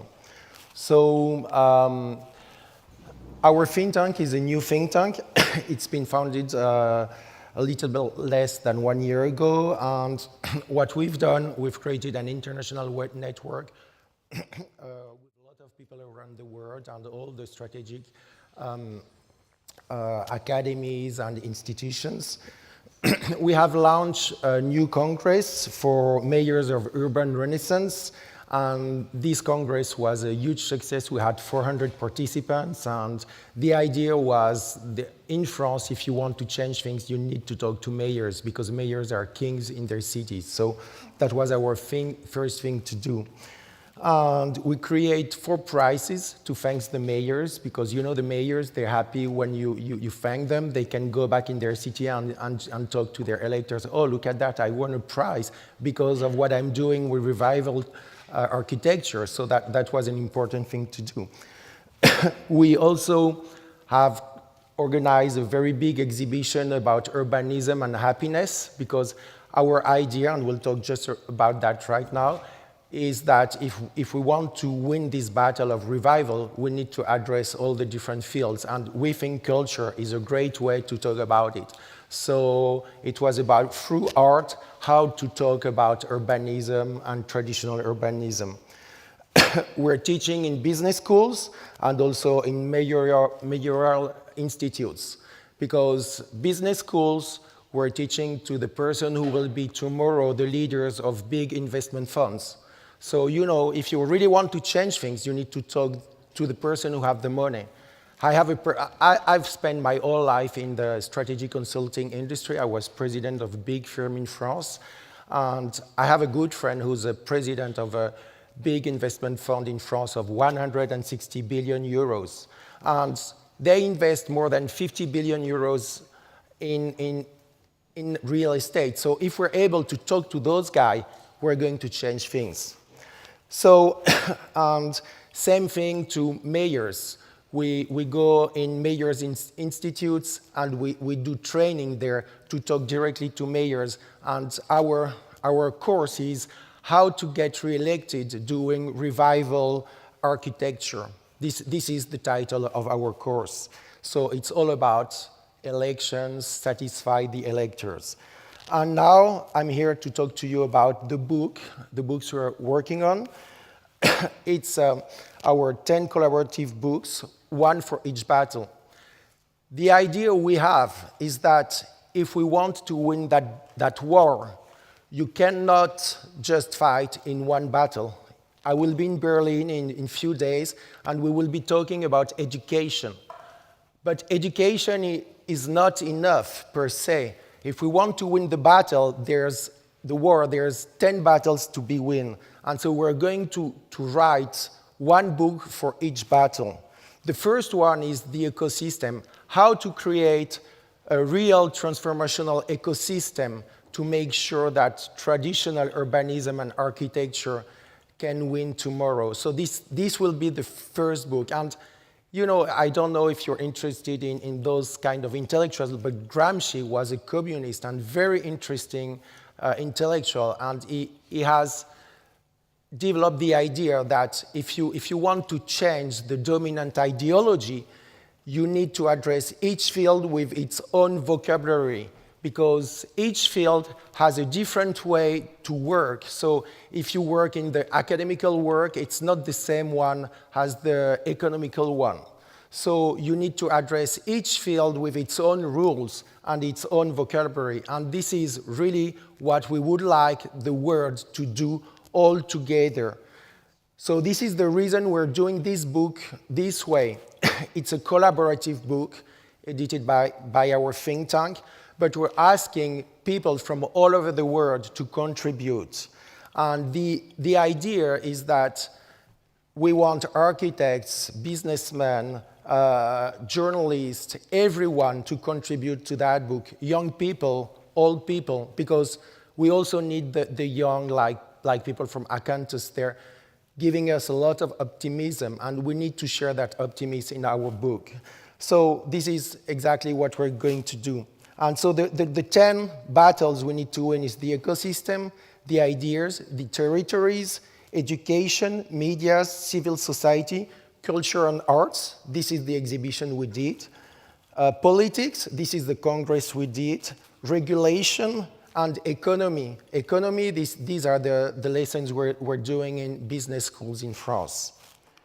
So how to contribute? If there's one chapter you're interested in, or you have some specific qualifications, you can write a Word article from 1 to 10 pages with colored illustrations, because we believe illustrations will be of great help to explain what we want to explain. In your own language, we have ChatGPT Pro, and we're going to use that to translate everything. No, but I'm going to say that because this book will be very specific in a way, because it will be in English, but we would like them to be translated in every languages. And to make this possible and to make them available everywhere in the world, we're going to rely on Amazon. So the idea is that each book will be translated in every languages and then published on Amazon, so everyone from any country can order them at a very cheap price. Because the idea is that the more people who read them, the more we'll be able to win that war. So, because we don't just want to talk to us, we also want to talk to everyone else in each country. And for instance, mayors in France, they don't speak English. They just speak French. So if you want to talk to them, you need to make sure it's written in French. So what's true in France, I guess, true in many other countries. So this is why we thought we will do it this way, using the power of Amazon and making them available everywhere in the world, in every language, at a very cheap price. So there's no deadlines if you want to contribute. Absolutely not. And the objective is to publish by the end of the year. So thank you very much. This is my contact. You can contact me directly if you want to contribute. We already have received 60 articles from around the world, from Léon Crier to most of the most important architects and key people working in this field at Seaside Institute, in BAU, the Congress for New Urbanism, soon from the API and from everyone. So thank you very much.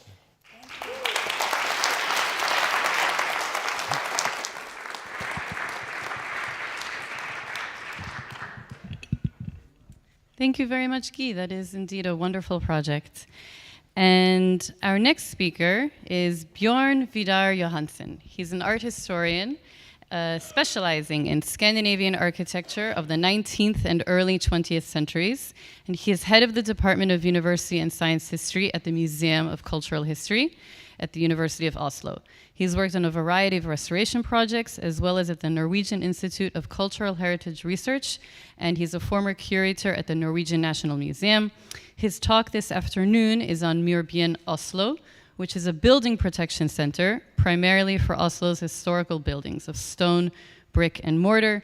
And he's going to be talking about that today because one of this organization's main aims is to raise general awareness and enjoyment of local domestic architecture from the last part of the 19th century, which is very frequently disregarded or ignored. And so he will show us about what he's doing to change that.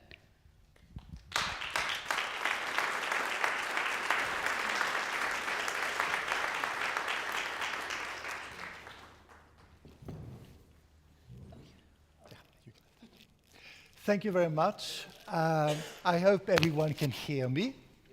Yes, good. I just realized that I haven't actually been in this room since my first art history lectures at the age of 20. And I was a very new student from another city than Oslo. But it was important for me to discover this city through those lectures in this room, and also with the guided tours we had with the architects or teaching at the course. It's, of course, a very long time ago. And then I wouldn't quite think I would be able to stand here talking about a building protection project. So I'm very happy to be here with you, and it's a privilege to meet you all. My time is a bit limited, so first I would do the basics about this building protection center called Murbyen Oslo. This is a center established in 2017, and it is, as Michelle mentioned, for the preservation of Oslo's historical apartment buildings in stone, brick, and mortar. I will come back to that in a little while. It started as a project of the National Trust of Norway, Oslo and Akershus branch, and it was originally funded by the Ministry of Climate and Environment through the Norwegian Directorate of Cultural Heritage. It is now run as an independent organization with additional funding from the municipality of Oslo as well as private foundations.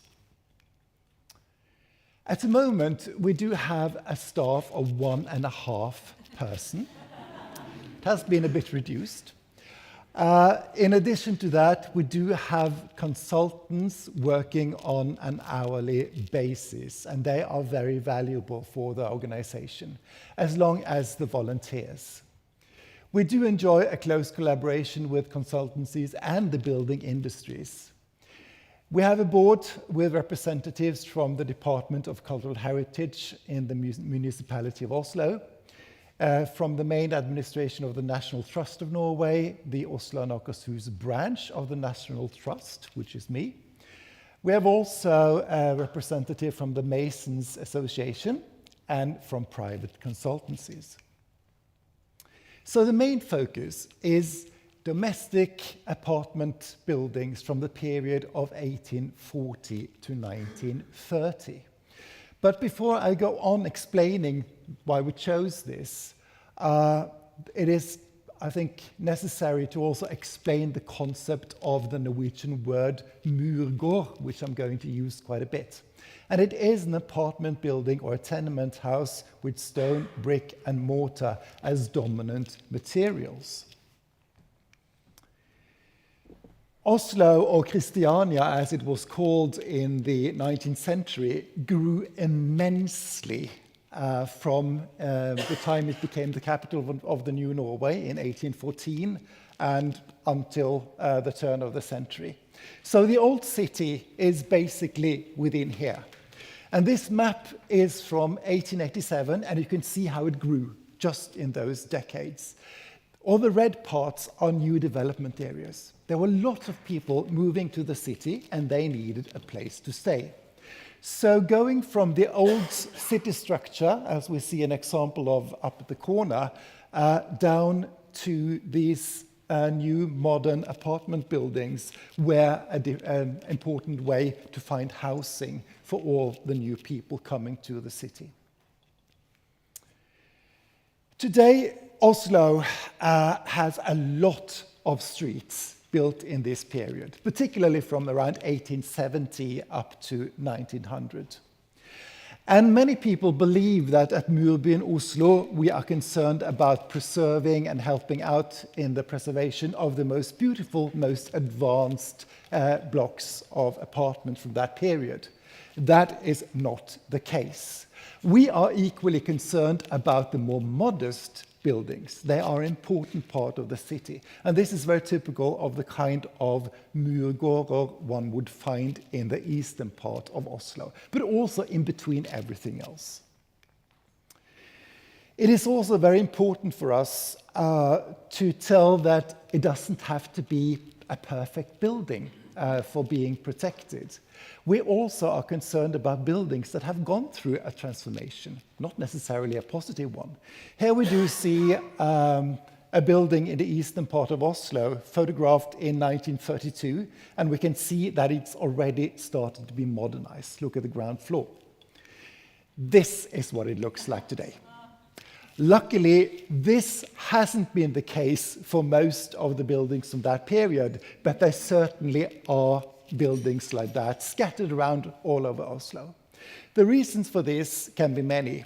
It could be that after the Second World War, the ornamentation of that period was regarded to be old-fashioned, rather ugly. They took it away. They wanted it to have a modernist appearance.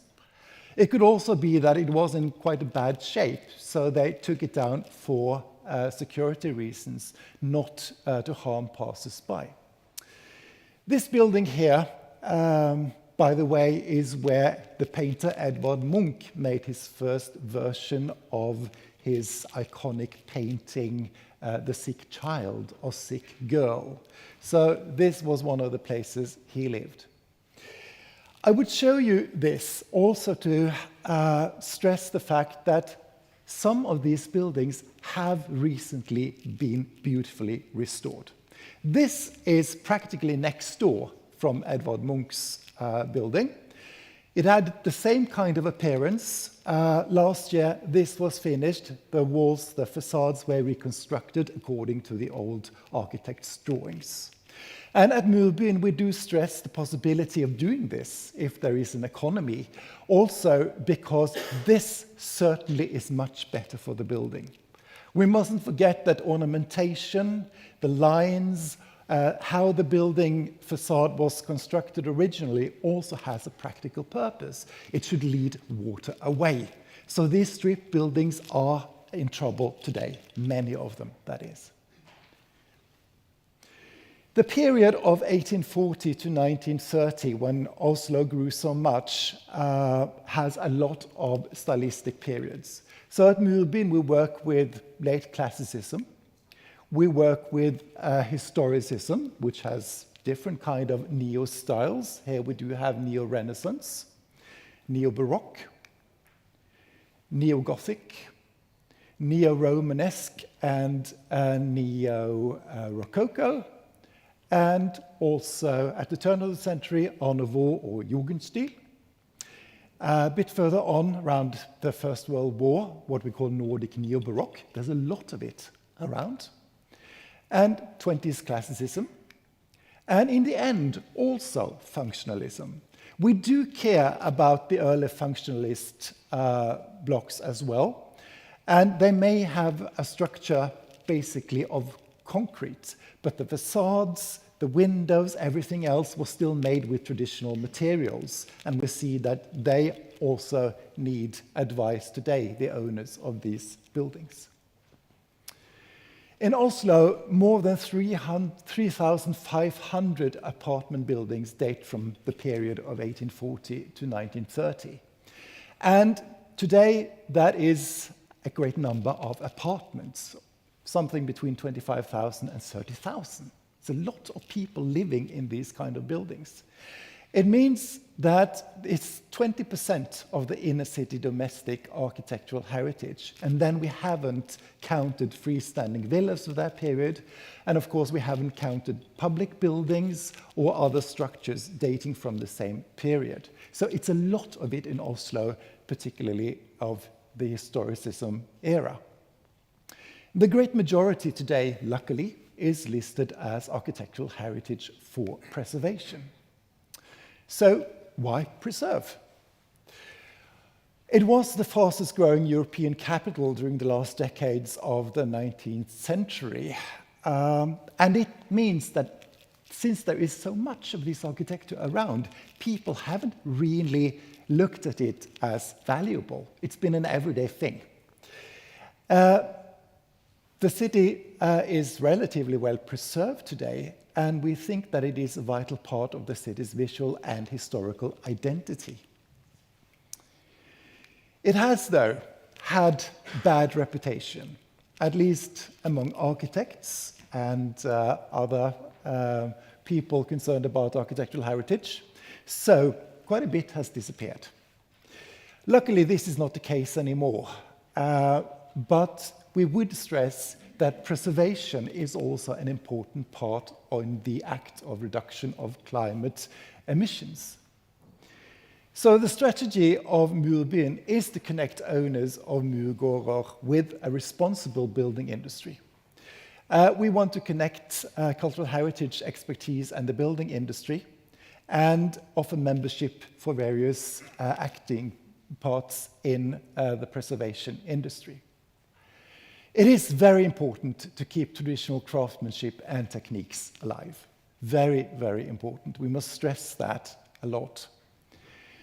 We do also find it important to enhance owners' competence and knowledge about the buildings they live in.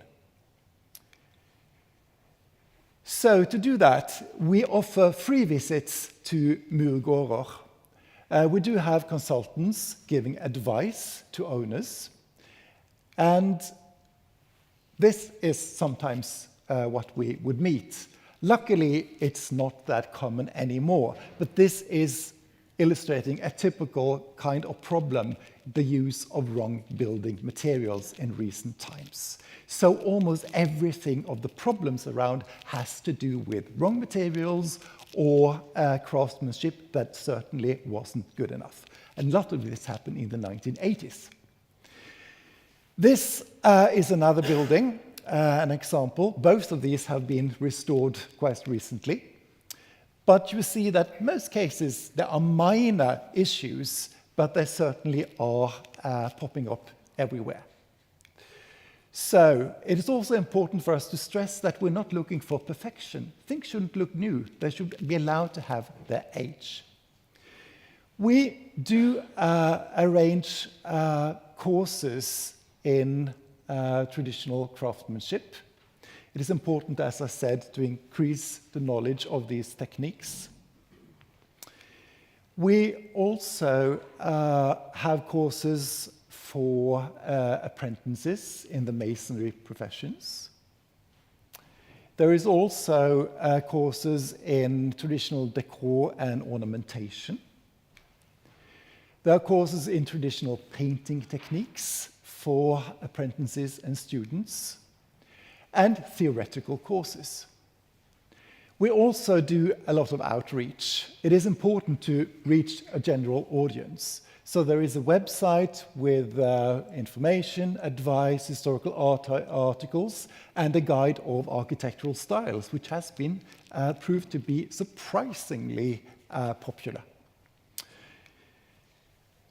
We also do digital city walks and live city walks. And we are present in the social medias. We have 2 physical exhibitions, open days, we give talks and lectures for a broad audience, and also hold courses for children in traditional masonry techniques. But, ending, there is a battle ongoing for survival. I mentioned that originally the center was financed by the ministry. The ministry gives a certain amount of money to the Directorate of Cultural Heritage. It has been earmarked for Murbyen earlier on. That is over. Simply because it's a principle for the government now not to earmark smaller sums. And it is a smaller sum going to Murbyen.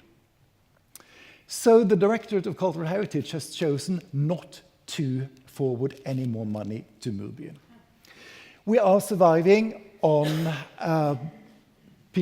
money from the municipality of Oslo and also from private foundations. We do hope, though, that we will get a status as the Building Protection Center of Oslo. The city board is now looking into establishing a formal frame for the Murbyen, so we're positive. And we also hope that the ministry again will earmark a budget for the Murbyen Protection Center. So I showed you, it's time to stop. I've showed you, and get up, it's my wake-up call. I've showed you the door of the Ministry of Finance, hoping that will open, and also a building soaring to new heights. And I hope that is going to be symptomatic for the future of the Murbyen. So thank you very much.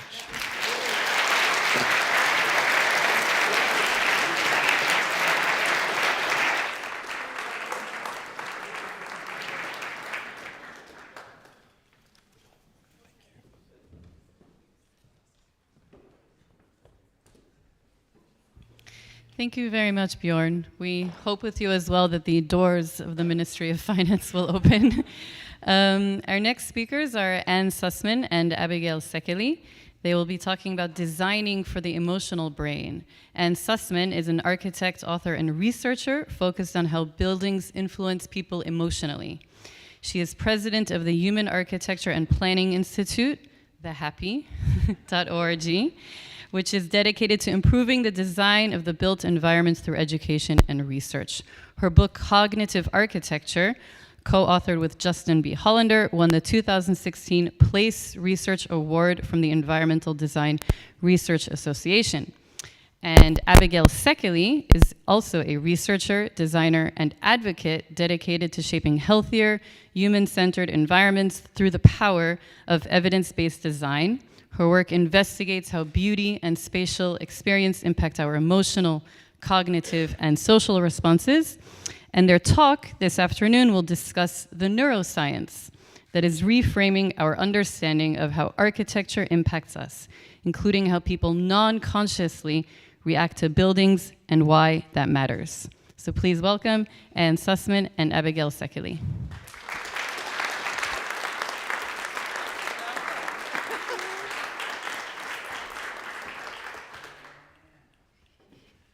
Is it okay? Okay. Do you want to hold this? Oh, you can hold it. Okay. Hi, everyone. It's an honor to be here. This is just a fantastic, I think it's the best architecture conference. And thank you, Anders, yes, and Sigurd for putting it together and drawing the world together. I think never before in our time, we really need to bring people together. That's what we're doing. Okay, so we'll be talking about architecture in the 21st century paradigm shift. We'll be talking about how, oh my God, guys, do you know you're in a new time? We're in the age of biology. Abigail, stay with me. The OECD, the Organization for Economic Cooperation and Development, announced, I think in 2012, they said, we're in a new age. This is the age of biology, the 21st century. Next. I'll go on, next. 19th century age of engineering. Who knew?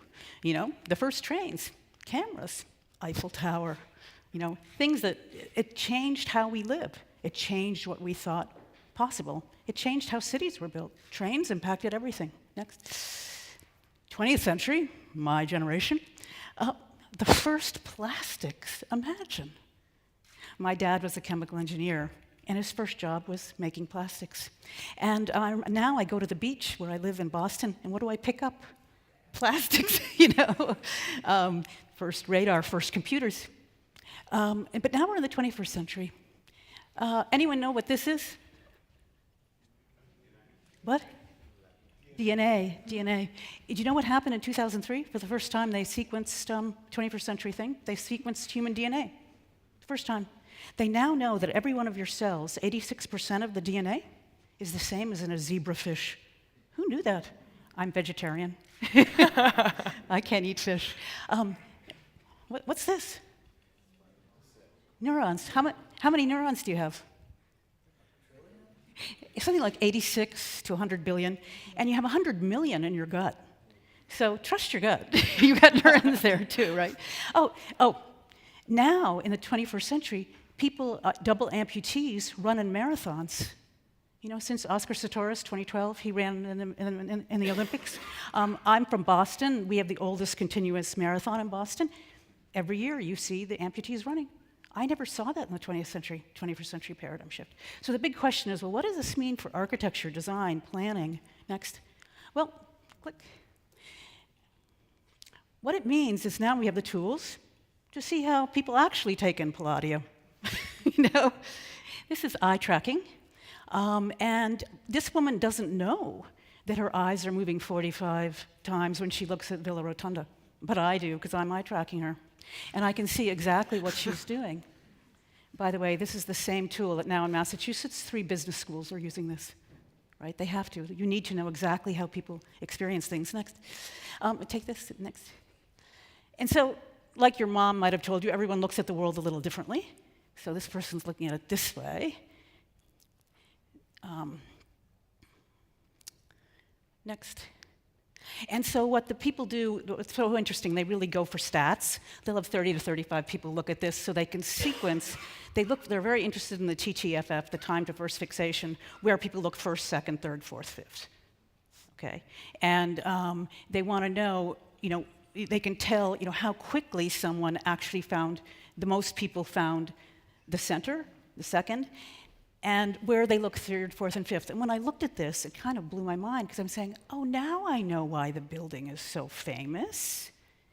It's all the statues. You could actually make an architectural thesis that if Palladio hadn't had all the statues there, it couldn't possibly have been as famous. Because non-consciously, you can see that's where they're driving people to look. Next.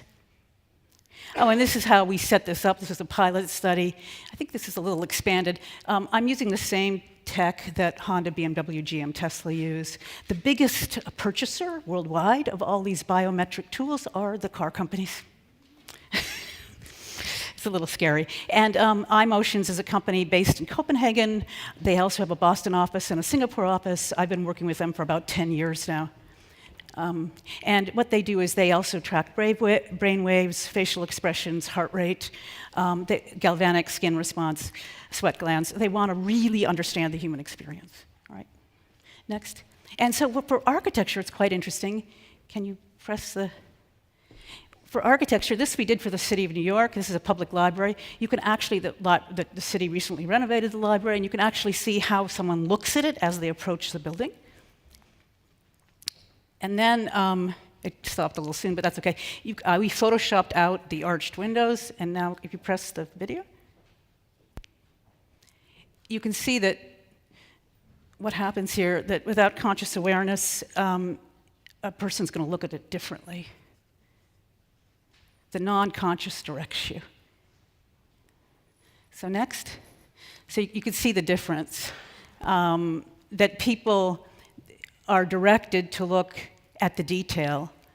When the detail's not there, they'll look differently at the building. It's quite impactful for architecture, because then you can understand the impact of your design decision. Next. So this is just a little bit explaining about what eye tracking does. It monitors and records eye movements, most of which you don't realize you're making. Fixations are something that the advertisers really follow. They refer to the stable points where eye remains fixated for 100 milliseconds or more. That's when you take in most of the detail. Saccades is the time between that. Next. Okay. So you can really see, I think you can go to the next slide. You can really see, how people take in the building differently. Next. This is kind of, it really intrigued me, that the time to first fixation, you find the door a little quicker, 0.9 seconds when there's no windows, versus 1.2 seconds you'll find the door. But what's really fascinating for me as an architect is that by 12 seconds, half the people were looking beyond the building. They couldn't park at the building. Whereas here, by 10 seconds, they're beyond the building, then whoop, by 13 seconds, they're back looking at the building. Okay, so I've asked about 700 people this question: where would you rather wait while I go park the car? You're going to wait with the books. Do you want to wait in front of this library, or do you want to wait in front of this library? Which library do you think they want to wait in front of? On the right, yeah. But they won't know why. But I'll have an idea why, because non-consciously they could anchor more easily here. That's why. Next. Okay. So next, where would you rather write? So, okay, next. All right, and this just tells a little bit the science of how it works. It shines infrared lights, it tracks the refraction. Next. And again, explaining what it's doing. Next. And this is how it was set up. Next. And now what's happened with COVID and everything, people couldn't go into labs, so the tech world's very smart. They realized, okay, let's do eye tracking without having to set up a lab. So they embedded eye motions online, and that allows you to use any computer with webcam, send a study up to the cloud, have a person download it, and then the person's laptop with a webcam will actually record their eyes and their facial expressions. Next. Okay, and there we go. That's how it's set up. Next. And so what you do is you can present two images. By the way, where do you think people will look? At this building or this building? The left, right, instantly. That's a fascinating thing. When you work with this tech, it's a new lens to see reality, and you realize before we're architects, we're face-a-techs, and biologically before we're face-a-techs, we're eye-a-techs. We're always looking for things like eyes, and that's what you see here. We didn't tell people where to look, that's exactly where they focus. And then also eye tracking, they combine it with other software that measures how your facial expressions change as you look at something. Often you're not consciously aware of it. This rolled out of the MIT Media Lab and now has been sold to a company called Smart Eye. It's based in Sweden, and it provides the biometric tools to most of the car companies around the world. Next. And this is basically the algorithms for figuring out what people are feeling. And honestly, this software is dangerous because you play with it for a while, you start reading people differently. Because you get more, oh yeah, I know he doesn't really trust me. You start reading you start reading them differently because it's algorithmic, you can figure it out. It's kind of scary, guys. Next, okay, so next. And I can show you this. This is an example. This is an existing parking garage, and a friend of mine who's good with Matisse-like prints, she made that one. Then we just did a quick pilot study. Next. That non-consciously, that's the impactful of art, is that when the art is there, people, and the fractals, they immediately look at that. When it's not there, they look down the street. That's incredible, okay? Before something's built, I can predict if people want to sell Girl Scout cookies in front of it. They'll want to sell something in front of that. They'll never think of doing it there. Get it? Next. Oh, and then this gets even crazier. You can also measure when people smiled as they look at something. And so this aggregates the dots. And here, you can see, this was a pilot study. 4 people smiled, 10 people smiled once when they got there. Next. And then what happens here? This is amazing. So look, 5 people smiled 3 times in 14 seconds. That's crazy, right? When you smile, it releases oxytocin. That's the hugging hormone. You feel happier. You could almost make a case to the schools that a child walking to school seeing this would arrive happier. Get it? You see the power of this? It's incredible. Next. Okay? So you can start to understand a lot. Go on. Including, do you want to talk about this? Sure, I'll kick it off. So thanks again for having us. It's really wonderful to be here. So we'll set a little bit of the context, as Anne mentioned, and then we'll show this American example, and then our really exciting results from images that you folks in Oslo sent to us, which was really wonderful. So this is just to explain, in the US, back in 2020, there's a group called the National Civic Arts Society. They conducted a Harris poll where they asked 2,000 Americans, which building do you prefer? And they showed 14 pairs of images, 7 traditional, 7 modern, and asked people, what do you think? 72% of folks, regardless of their age, gender, socioeconomic status, religion, or political party, opted for traditional architecture. So fast forward, we were asked to do a biometric survey to understand if biology and non-consciously folks were reporting the same information. So this is an example of 2 of the buildings. These are both civic buildings paid for by the taxpayer. And as you can see, attention changes entirely based on the ornamentation and detail on the facade. And just like Anne was saying, when it comes to the experience of the public realm, the experience of public space, everyone has ownership of it, regardless of if you are a town local or if you're just visiting. That's going to impact the way that you perceive yourself and the environment around you. Let me just say one thing. Sure. So it's interesting. So they're really into stats, this science. So the dwell time, 4.7 seconds. We didn't tell people. This was like, I think, it was like 12 seconds? 12-second exposure time. We didn't tell them what to do. Their brain made them go here. 4.7 seconds, only 3 seconds there. Right. So this is really powerful when you compare that to people's conscious feedback, where they're telling you what they feel, how they feel. This proves that in an objective, statistically significant way. This is another pair of images, same thing, both civic buildings. Attention is entirely different, and it's almost double what the building on the right there you go. Asks for. This is probably my favorite pairing of the two, because I think this building in Utah looks a bit like a box that this building maybe would have lived inside. Look at that. People are looking directly at entablature. They're looking towards the front door. They're looking at the form. They can more easily navigate to the front door in this building than in this building. Where is the front door here? I have an appointment. I'm rushing. I feel like I'm going to be late, and now I'm stressed out, and I can't speak clearly to the person that I'm meeting with. You know, these are non-conscious stimuli that are constantly impacting the way that we actively perceive ourselves and the world around us. And this, we're also looking at the emotional responses here. Could you play that clip? Thank you. So this, you can tell when he experienced joy, what he was looking at. Exactly. It's a little difficult to see it. You can actually tell what the stimuli was when he starts smiling. Exactly. Same thing. See? And that's where it is. He's right on that building. Isn't that fascinating? Mm-hmm. This is our world today, guys. And now we're looking at this building. And this building, this is great. Can you press play here? Thank you. There's no positive reaction. There is no emotional experience. Partially, like Anne was mentioning before, our brains don't register blankness. We don't see anything in a blank facade because our brain disregards it as valuable. We evolved on the Sahara, as Dr. Burris mentioned yesterday. We are constantly looking for patterns for safety. This is an evolutionary survival tactic, you know? And what happens then is we move differently than we are consciously aware of. Our perception happens after everything else that is coming up for us. Next.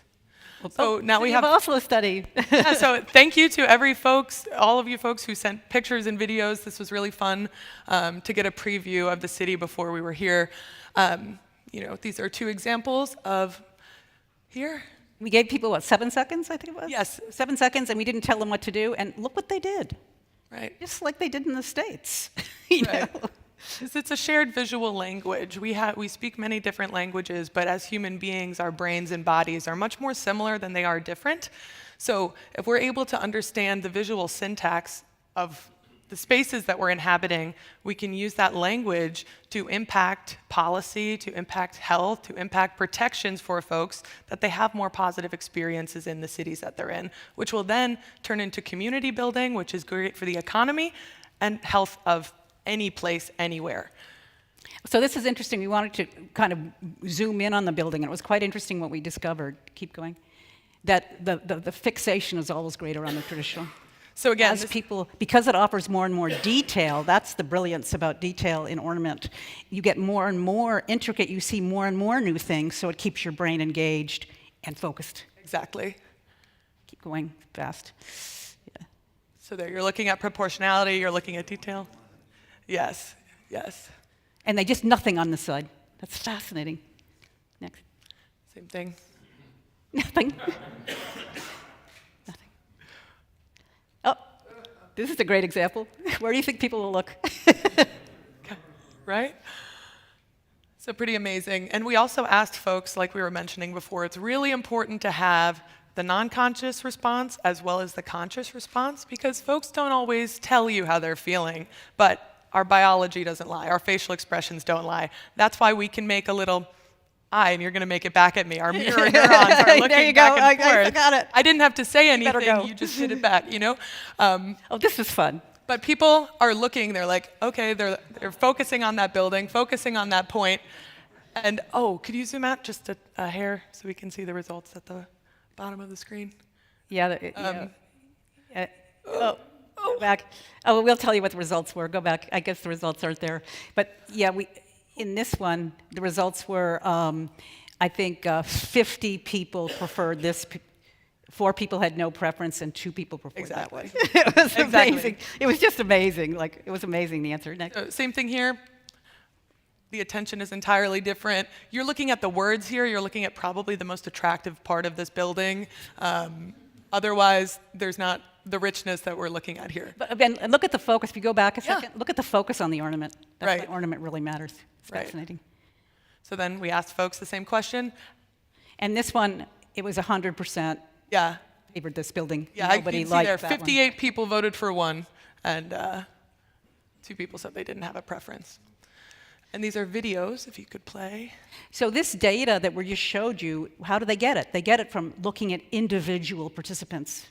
Okay? And you see, that's where they don't know their brain is doing that, but we do. And aggregating that data created the heat maps you just saw. And what's interesting is the traditional architecture makes the fixation points that modern can't. Right. This is another one. Yeah, So this is just screen grab where you can sort of see the sequencing of how someone is actually walking down a street. What did they see first? They look at a car, and then they look at the first floor, and then they look over. What does that experience mean for the everyday pedestrian? And then how does that experience impact your health and well-being overall? Because if you have an elevated cortisol, which is with the stress hormone, if your cortisol is elevated, that exists, or that provokes other comorbidities like fatigue and mental health issues. So there's all of these factors that are not separated, and the built environment is directly responsible just as much as any other piece of health. And then this one's fascinating. Could you press play, please? Thank you. This is great. We look outside of the building. No one's looking at the urbanism. You only look at the sky. Yeah. The fixations don't exist in these blank facades, as we were mentioning before. They go to the sky. Right. So you're not going to think of walking down the street because non-consciously your brain is telling you there's no place there. Right. You're not going to make a memory. You're not going to make meaning. Or if you do, it's likely to be negative. Next. So. Yeah, look at that. Right. Pretty cool. Oh. And this is, could you play this as well? So this is an aggregated version of what we just saw with those This yellow. is all 60 people looking, aggregating with heat maps where they all looked. Yeah, it's called the dynamic heat map, which is. See, these advertisers who use this, they don't fool around.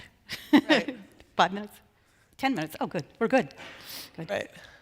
So the advertisers need to know directly if you're going to engage with their product, because that is an immediate return on what they are putting into the product and into the development. So there's all of this consumer research. We'd like to pivot on a larger scale to include studies like this when it comes to proposing a new community center in your town. You want to have people's conscious feedback, but also objective statistics that prove what our intuition already knows. Because unfortunately, that's the world that we live in, where you need to really over-explain something that feels right. It's actually providing a new language to add to the stories folks are already telling, and I think that's the power of bringing this information to architecture.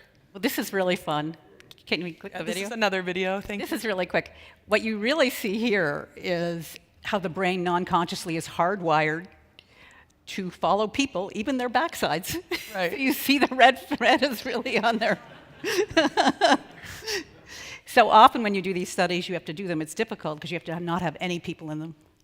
Right. Otherwise, it skews the results. But I thought that was fun. Yeah. It's fun. We're a social species. Humans look for humans, and that's how we knew that we were safe. From, look at that. From our development as young children, those initial relationships create the framework for the rest of your life. This is an example of 2 buildings here in Oslo. Obviously, the attention is on the ornamentation. As we were just explaining, there's much more going on in terms of the contrast and composition to the building on the right, which garners more attention. And what's really exciting as well, we were talking about the emotional experience a couple minutes ago, and how all of these beautiful muscles in our face are related to emotional responses that we're having. Those are the facial action units that we mentioned before. And what we're able to do is create emotional heat maps, which is a combination of the attention and the emotional experience. So the emotional heat map is the pink gauze. Right. So where people were smiling, you can detect more of it's around there in the pink. So just like when we have the regular attention map, it glows red where there's the most attention, yellow where there's slightly less, green where there's even less, and where there's no pigmentation, there's no attention, this is showing you where someone is experiencing a positive emotion. And much more of the attention is being paid to the building on the right. Here we go. We've got, the attention is different. 2 different streets, and look how many more broadly the positive emotions are on the traditional. Right. So I I mean, think this is something that politicians and mayors need to start using. Right. Right. Right. So I will just talk briefly, why do the first fixations matter so much? And why? Because of our brain architecture. The problem is we don't have a modern brain. The brain you and I have, it hasn't changed for 40,000 years. It's still a brain of a primate on the savannah. And so because of our brain architecture, where we evolved was so dynamic, we have to respond before we actually know what we're looking at.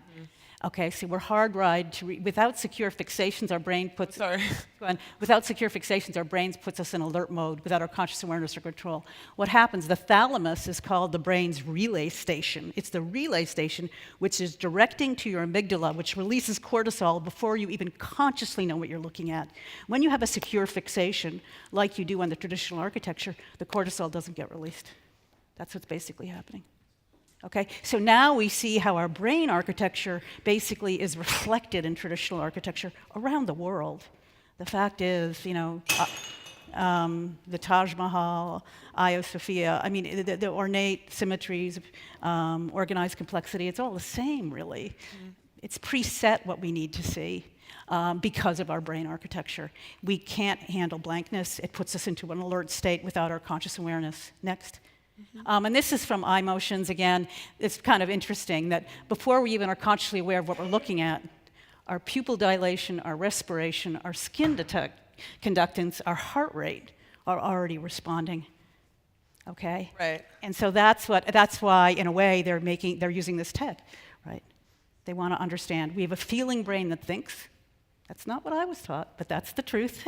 We have a feeling brain that thinks, and now we have the science to show how people will feel before something's even built. And it's multimodal, which is a really important thing when we think about accessibility for folks. We're not just looking at visual attention, we're trying to understand the broader picture. So if there was more funding available for this Oslo study, we could have done EEGs, where we're measuring approach and avoidance in terms of your brain waves of experiencing something. There's all of these wonderful opportunities to ask really good questions, bring in multidisciplinary experts, designers, townfolk, and celebrate the stories of placemaking. And this is a tool that we can use to strengthen what folks are already asking for.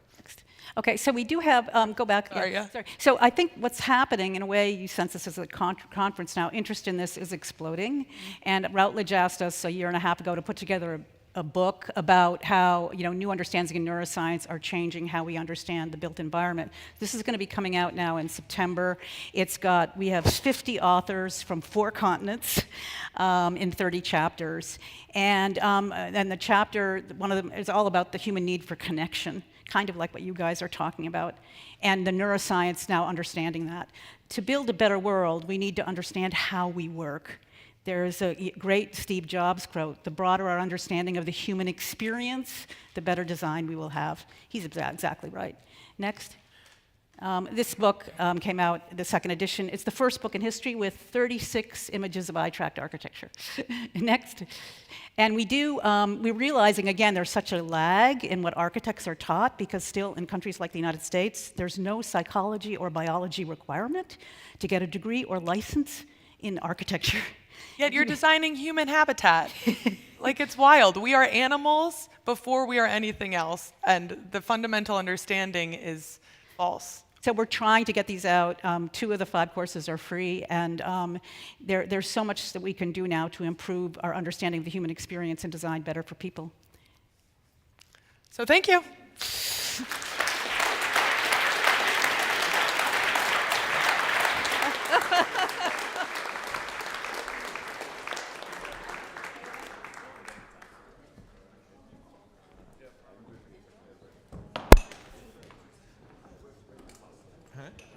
Yes, so now there will be a small break and we'll meet 4:10.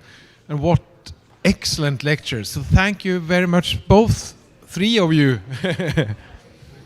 So.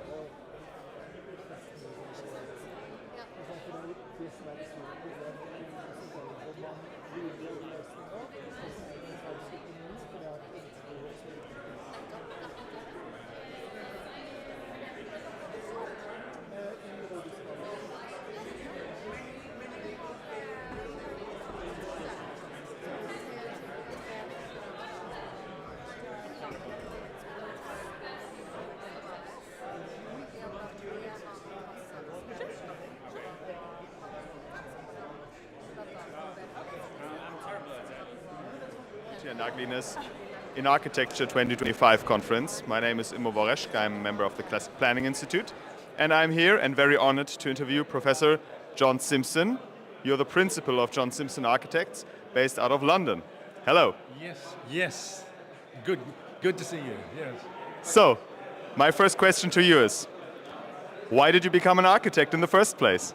I always wanted to be an architect. I've always wanted to be an architect, exactly. Can you hold the... Oh, you want me to hold it? It's a little easier, yeah. Okay. Yes. Well, I've always wanted to be an architect, but I particularly wanted to be a traditional classical architect. And everybody thought when I finished architecture school... You need to hold it a little closer. Closer, about this close. Yeah, okay. Perfect. So, which point do you want me to start again? We can start all over. Okay. So, why did you become an architect? Well, I've always wanted to be an architect, ever since I can remember. But when I was at architecture school, and this goes back to, we're talking about 1975, so quite a few years ago, I suddenly decided that what the future was and had to be traditional. And I'm not sure why, it was an instinctive thing. I just knew that modern architecture had run its course. And everybody, all my contemporaries were saying, this is ridiculous, what are you doing? You're going to throw away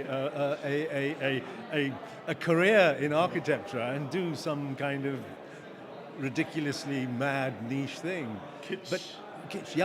But strangely enough, I stuck to my principles, and it all turned out that I was right. Here I am, 45 years later. And what's happening? Everybody is going traditional.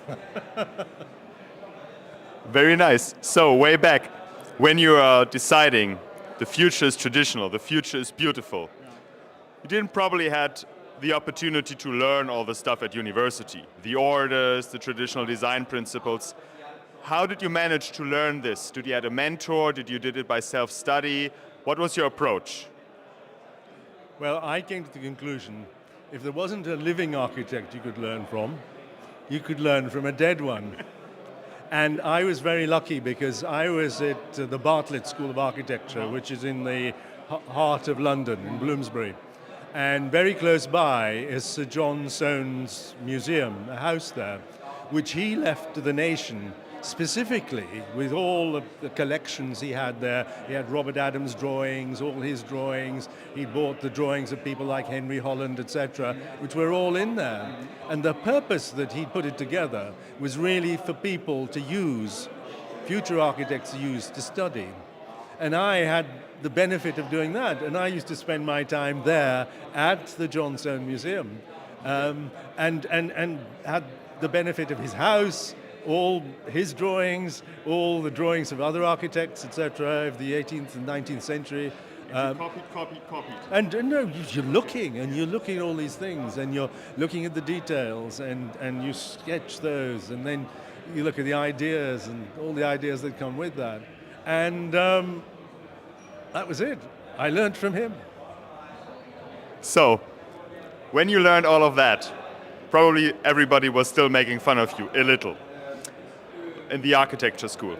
But then there must have been a project which was basically like the make or break project for you. So you actually got other projects afterwards. What would you think was, like, for you, the most formative project you have done, which really settled you in as a traditional architect? Well, it was none other than the site right next to St. Paul's Cathedral, Paternoster Square. Because as I set up as an architect, the buildings which were built there in 1967 were already declared, and this I'm talking about 1987. This is 1987. In 20 years, they'd become obsolete, and they were talking about tearing them down and building new buildings. And a developer had got people like Richard Rogers and James Sterling, Arata Isazaki, etc., all to do schemes for this. And they were all absolutely horrendous. They're actually worse than was built there in the 1967. So I decided that the thing to do was to design a traditional scheme and show them what they should be doing it and the way they should be doing it. And that's what I did. And of course, I had the support of the king, who was Prince of Wales at the time, and it just went forward. And we actually replaced all the other modernist architects, and our design was taken forward by the developers. Well, thank you for sharing that. So, when it comes to the younger traditional architects we have here, what piece of advice would you give to them to, first, whom should they network with? B, how should they start their own practice? Well, the first thing is that they need to carry on with the determination. Because two things, it's been proven now that traditional architecture is the future. We're really moving into a new age now, a new age where we've got to repair all the work that's been done, all the damage that's been done over the last century. And so they have a lot of work ahead of them. So that's one side of it. We've just got to keep persistence and so on. And the other, I think, is you've just got to do what you do with any other business. You've got to get to know people, you've got to go out, talk to them about what you're doing, and the advantages of rebuilding everything for communities, for the benefit of everybody else. And I think they have a great future ahead of them, and they haven't got to worry at all. What's your opinion of this conference, and what are the main takeaways you had so far? Well, the nicest thing to see is all the young people. I mean, the average age here is really quite young, very young. You're talking about people in their 20s, and 20s, maybe early 30s. And it reminds me there was a small window that happened in the 1980s and 1990s in England, when the Prince of Wales at the time, who's now the king, made his big proclamations. And it was all the young. There was groups of young people just like what I'm seeing at the moment here. So it sort of brings back memories to see all this. And I'm very encouraged indeed. So, thank you for your time. I think our little interview is coming to an end, and it's an honor having you here. My last question to you is, do you have anything to share with everybody else, with the younger generation, with the public? We are going to put this up on YouTube, so is there anything you want to share with everybody? Well, keep going. You're doing the right thing, and we're going to be successful in the end. There's absolutely no doubt about it. Professor Simpson, thank you so much. Thank you.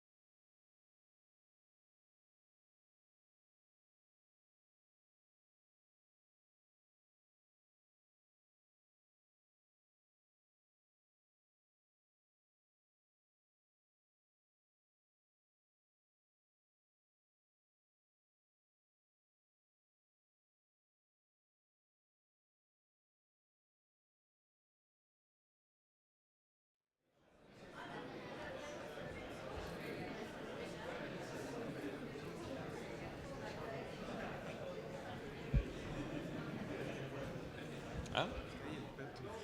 Nei da, det går fint. De kommer inn nå.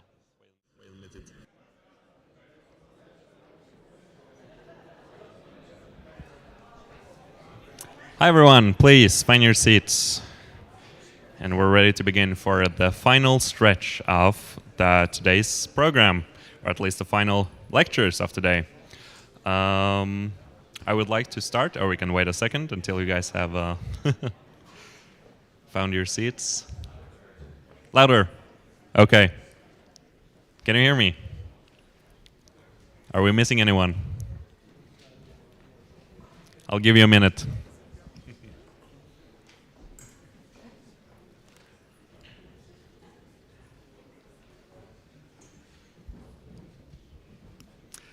Okay, hello, welcome back.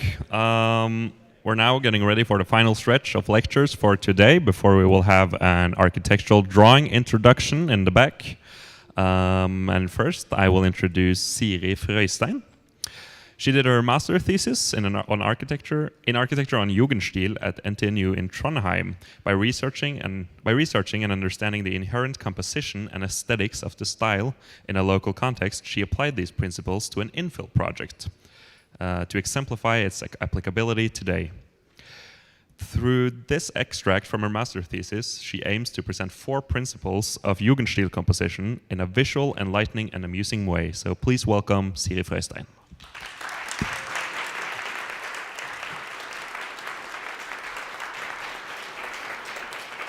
Let's see here. Can you hear me well? Yeah, I guess so. Okay. Yes, I'm going to present to you, like Oskar said, an extract and modification of my master thesis. So I've chosen to call this The Art of Jugendstil Composition. And this is the contents. First an introduction, then the registrations and some testing, and then lastly an infill project. So I'm just going to start with a quote by Eirik Lien. The appearance, the building style itself, has an aesthetic and psychological value in addition to its function as a residence and shelter. A building shapes the lives and living standards of those who live in it. A building style helps to shape and give character to those in the neighborhood locally, as well as the urban environment in a wider context. So, an introduction and my fascination for Jugendstil. And this is me, 5 years old. And this is me, 25 years old, and now I'm 27, so not much has changed, apparently. Not even the golden shoes with the bow. But jokes aside, I've always been interested in aesthetics and composition, and this is about composing an outfit with all its elements and colors and materials and fabrics. And this is very transferable to my interest in architecture. So it felt very natural for me to work with the same themes on my master thesis. So just a quick historical overview. In Trondheim, the Jugendstil emerged between 1900 and 1915 with over 400 buildings in the style still existing today. And at this time, there was a stock market crash in Oslo, the capital.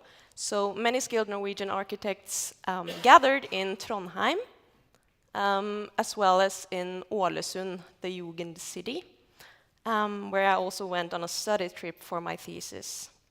And many of the architects had a combination of architecture education from Trondheim and, for example, Germany, hence the term Jugendstil, and in favor of Art Nouveau, which influenced the style expression. So this is a map of the registered Jugendstil buildings in Trondheim with its architects.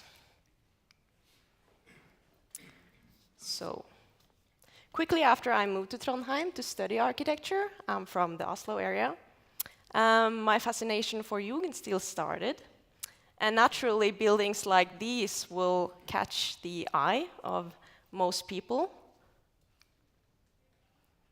But the style comes in many shapes and forms.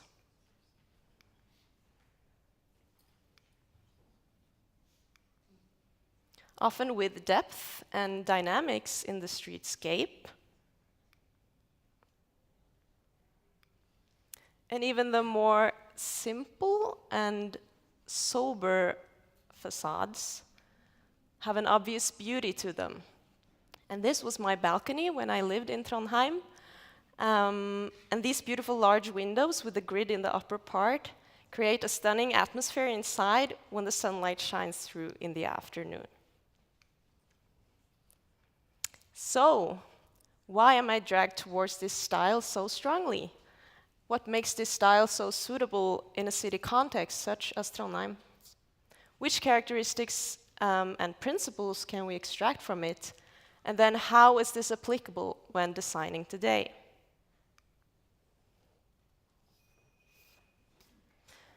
After doing research in Trondheim as well as Ålesund, I summarized and extracted my findings into these 4 principles I chose to call the Jugendstil formula.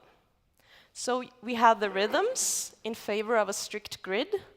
So the placement of openings are an important aesthetic element itself. Then you have a balance between horizontality and verticality. And then window types, you have varied but balanced formats with well-proven and reliable proportions and dimensions, smaller subdivisions as opposed to larger surfaces of glass. And then groupings, for example, recessed or protruding sections, lines, different materials or colors. And then differing elements can be marked by dedicated sections, and larger spaces are reduced visually. And then finally, depth. So profiles or cornices that mark transitions, bay windows, rizzolites, recessed windows and detailing, or a protruding foundation or base which gives the building a heaviness. And this might seem fairly abstract for now, but it will hopefully become more obvious and visual throughout the presentation. So, this is an extract of some of the registrations I did. I did also color registrations, but I will omit them in this presentation.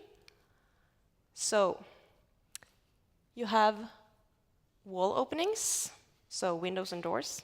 And here are 3 examples of typical Jugendstil buildings in Trondheim. And when you schematize the window and door openings in these facades, you quickly see that there are certain patterns and rhythms. There is a rhythm in the different formats and placement of windows on the facade. And to show the distinctiveness of the style, here is a comparison between Prinsens gate 10A in Jugendstil and its more neoclassical neighbor to the left, which is more strict, at least that's how I perceive it. And this is a street where I did my infill project. Then you have first floors. And these are examples of buildings with commercial functions on the first floor. So the design largely reflects the overall function, which is connecting with passerbys on the street and exposing what's going on the inside. And the window and door shapes and designs are appealing and varied compared to large and often bland glass surfaces. Then you have the karnap, or the bay window, which I really love.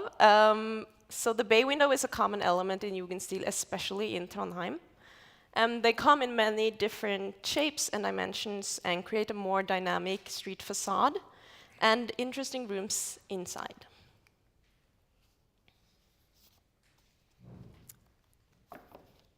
And then corners. So in Ålesund, there are many examples of corner buildings in Jugendstil, which also have commercial functions on the first floor. And the rounded or cut-off entrance is perceived as inviting and helps to create a friendlier street space.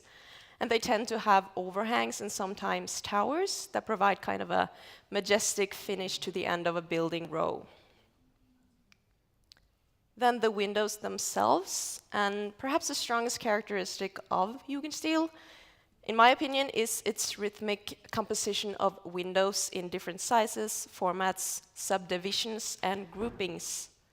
Most typical are the 2 and 3 unit windows with T-posts and smaller grids in the upper part. But there are many other variations, as you can see. And then groupings. So due to the different formats and spacing of windows, they are often given a more coherent expression by connecting them with horizontal or vertical articulation. And this can be in the shape of simple lines, arches, or more decorative or ornamental variants, as grooves or protruding elements with different depth. On the right, you have vertical grouping to create a vertical expression or counteract an otherwise horizontal facade. Other times, it helps to further enhance windows that stand out from the others in terms of format and design, so that they get their own emphasis instead of creating an imbalance in the facade rhythm.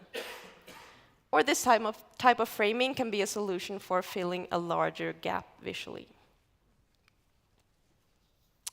So this is just a gallery of some of the expressions, like the canap in many different shapes, and some detailing, both from Trondheim, and then some windows, the different window types and how they can be grouped together, and then variants of corners, and also gables, which is common in Jugendstil, and how just some small details and emphasis can make a huge difference in the overall composition. So another quote by Stefan Tschudi Madsen, architecture and art historian. Its main feature is an unusual emphasis upon the ornamental value of the line, a line of undulating movement and rhythmic force, often enhanced by a counter movement filled with tension. So then I did a lot of testing with the Jugendstil glasses on. So I just sketched a lot, also in the context of the infill building, with inspiration from both Jugendstil buildings and more contemporary variants. And then I did sort of a metamorphosis from very traditionally inspired Jugendstil buildings to more, I guess, simplified or what some would call more contemporary variants. And what changes are critical and really weakens the overall design and balance, and what is sufficient or can even strengthen the composition, etc. And then, I guess like the sketching is really weak in this picture, but then I analyzed the sketches. So first, the main shape. So analyze with focus on the different aspects.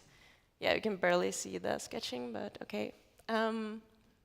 First, the windows on the first floor, from decorative windows with smaller subdivisions to simplified larger glass surfaces, and then windows on the other floors. And here I've highlighted not only the windows, but also the sections that connect them.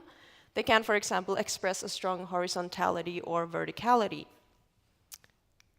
Then bay windows and rhizolites, and what happens when you change the geometry or the depth effect, and how little is just enough. And then corner, how inviting is the shape? Does it mark the entrance? What effect has the overhang or tower? And in the case of roofs, I've come to the conclusion that the shape obviously has a huge effect on the overall expression. And finally, we have dormers and roof windows, and here the degree of recession and withdrawal has a lot to say for whether the dormers are perceived as a part of the roof or the facade itself. So just an extract from my infill project. This is the situation in Trondheim, and the red buildings are Jugendstil buildings, and the circle marks the plot.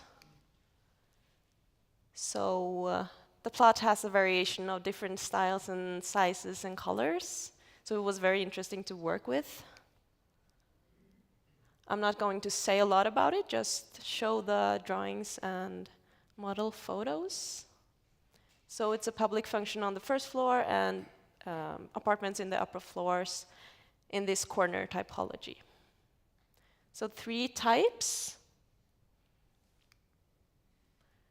A more traditionally inspired type with sort of a cut-off corner without overhang.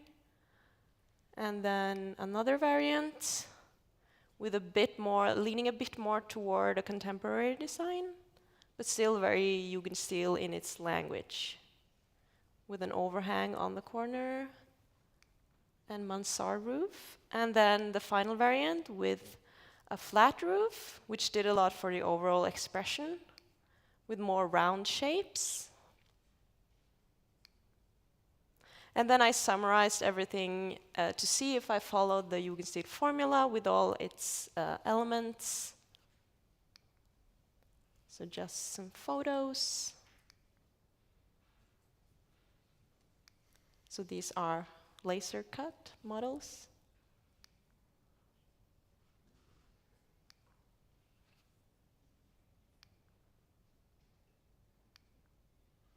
I'm going to end this with a quote by Dag Myklebust, who worked at Riksantikvaren and wrote a book about Ålesund, the Jugendtown. The Jugendstil architects often had a strong social awareness, and they were driven by the belief that artistic values help to increase people's quality of life. Beauty in our public surroundings is a democratically accessible value. Thank you so much.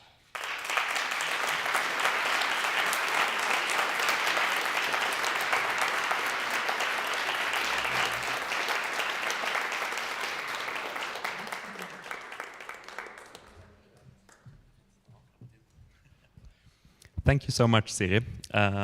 We will now be continuing with showing off more student work. And now it's recently graduated students from NTNU, Sigurd Ranby and Elise Scheide-Wibe, who will be showing an excerpt from their master thesis. So please welcome Sigurd and Elise.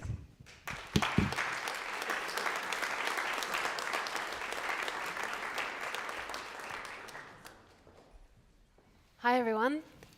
Thank you so much for inviting us to talk here.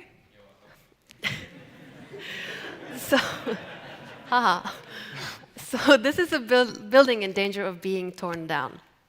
It's not unique in any way. In fact, there exist hundreds of these town halls all around Norway, mostly built around the same time, the 50s and the 60s, as part of a political project to strengthen the political power of rural Norway.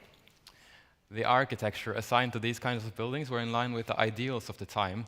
They were supposed to look cheap and rational so that people wouldn't believe the government was wasting money on public architecture. Now, in 2020, there was a bit of a political reform, and a lot of these bureaucratic centers were discontinued and are now left without a purpose. So as educated architects, we see some form of quality in this type of building, but as humans, it feels unengaging, uncomfortable, and uninviting. So our project became a sort of aesthetic exploration in search of the source of this unpleasant appearance and how to repair it. And we are here to share your findings. So we're traveling to the west coast of Norway. The project is located in the small town of Selje, with the old town hall prominently placed upon a hill overlooking the small center. It is the first thing you see when you arrive to town by the sea. And by its positioning, one would think this is an important building, yet in appearance, it is confusingly unremarkable. In fact, we found it a bit difficult to put in words exactly what this building does wrong. So as an exercise to understand this, we decided to replace it. If we replace our building with a building from the Bauhaus school, the plot feels like it's more looming over the small town, and you would think windows would create an open facade, but the resulting is really not that engaging. So how about the University of Oslo? Now the entrance is much more clear, but it is kind of grand in a way that makes us feel small, and we're quite sure that not many people will feel welcome into this building. And this is the old veterinarian high school from Oslo, and therefore, because of the same, it has almost the same size as the last building, but this one feels much more inviting and less intrusive. So this was also something we wanted to explore. So going back to how it looks today, we at least now know that a building can be selfish, rejecting, and pompous, diminishing, welcoming, grand, or inviting. And it's safe to say that this does not fulfill its potential.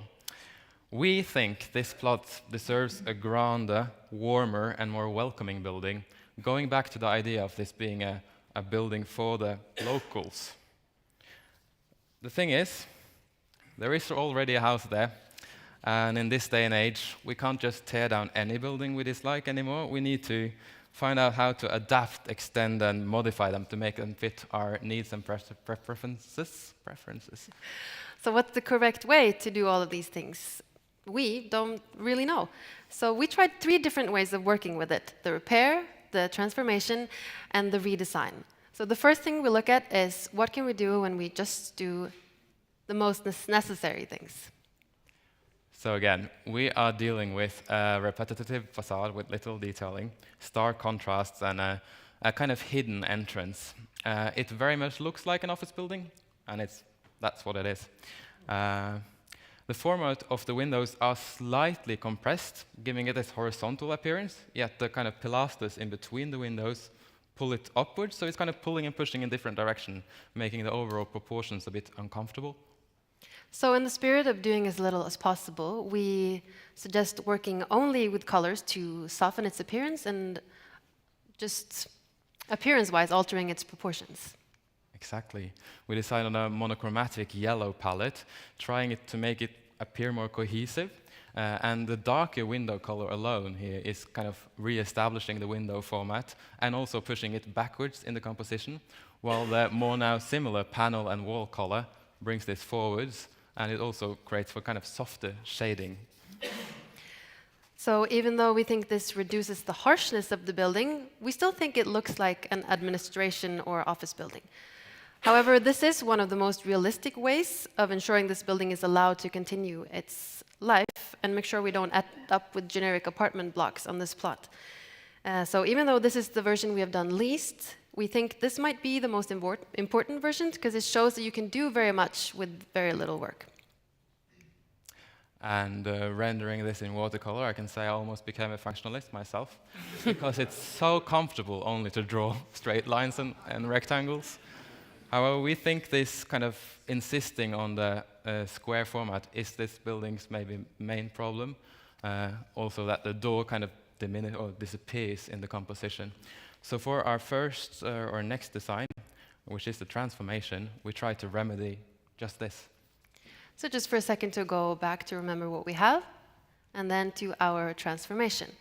So for our transformation, this is now a library, and we replace the windows, add insulation to the walls, and add a balcony on top of the entrance to make it more inviting and to bring attention to the front door. The colors we choose here are a variation on the old parsonage, which is located just next door, which we also believe could be a part of a kind of cultural park here.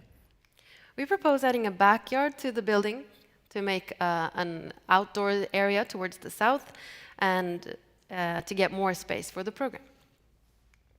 And here's a watercolor rendering of the backyard, back facade section through the new library extension, where you see the backyard and backyard entrances. Now a full set of all these designs can be found in the exhibition area if you're curious to look at it later. But where do we go from here? Up till this point, we have kind of been putting functions within the constraint of this very rigid building. What if we try a different approach? What if we first decide what we want and then try to modify the building to fit this need? So for our final design, we try to push the boundaries of what this building can become by adding architectural elements and imposing symmetry and hierarchy. Our aim now to make this the most important building in town.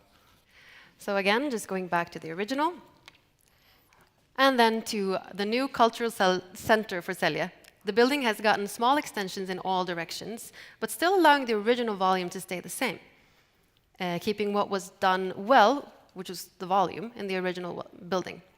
The tower, although more of a concept than a finished design, allows this building to be perceived as the most prominent building, and we think it elevates the feeling of the town center. Again, we change the windows, we add insulation to the wall and the roof, and we add extensions where they are needed. Right, like for this entrance situations, we're adding a much needed vestibule, and so it kind of greets the visitors. As for colors, we are going for these earthy tones for the walls with this delicious red for detailing, make it appear more elegant, yet not overpowering the situation. This building has a different architectural style than what's traditionally seen in this town and rural Norway in general. But because of the proportions and the way it's detailed and the colors we've chosen, the building still fits somewhat into its context. It's clearly something new. It has a way more formal appearance and a stronger presence, but it doesn't really feel out of place.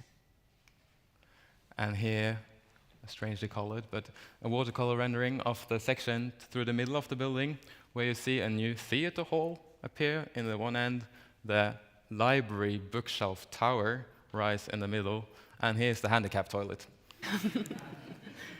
So there you have it, the repair, the transformation, and the redesign.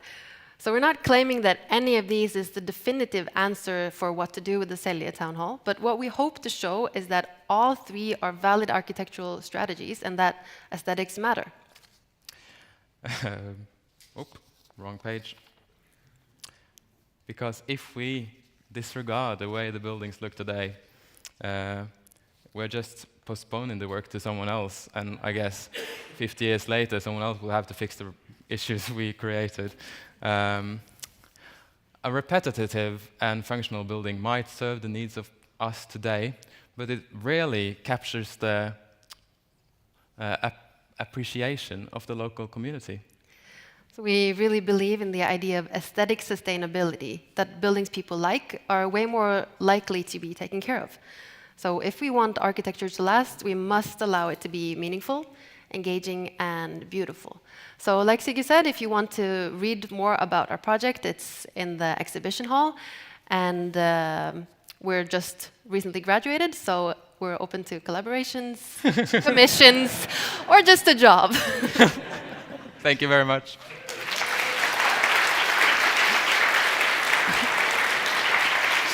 Bra. So you're going ahead?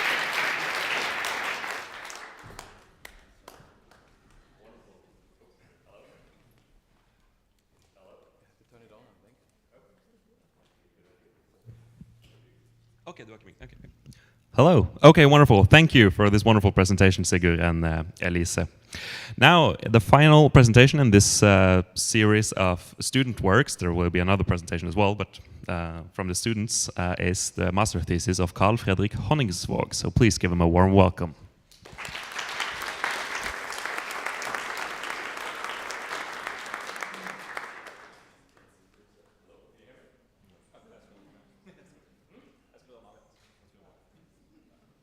Test. Good. Nice. Thank you.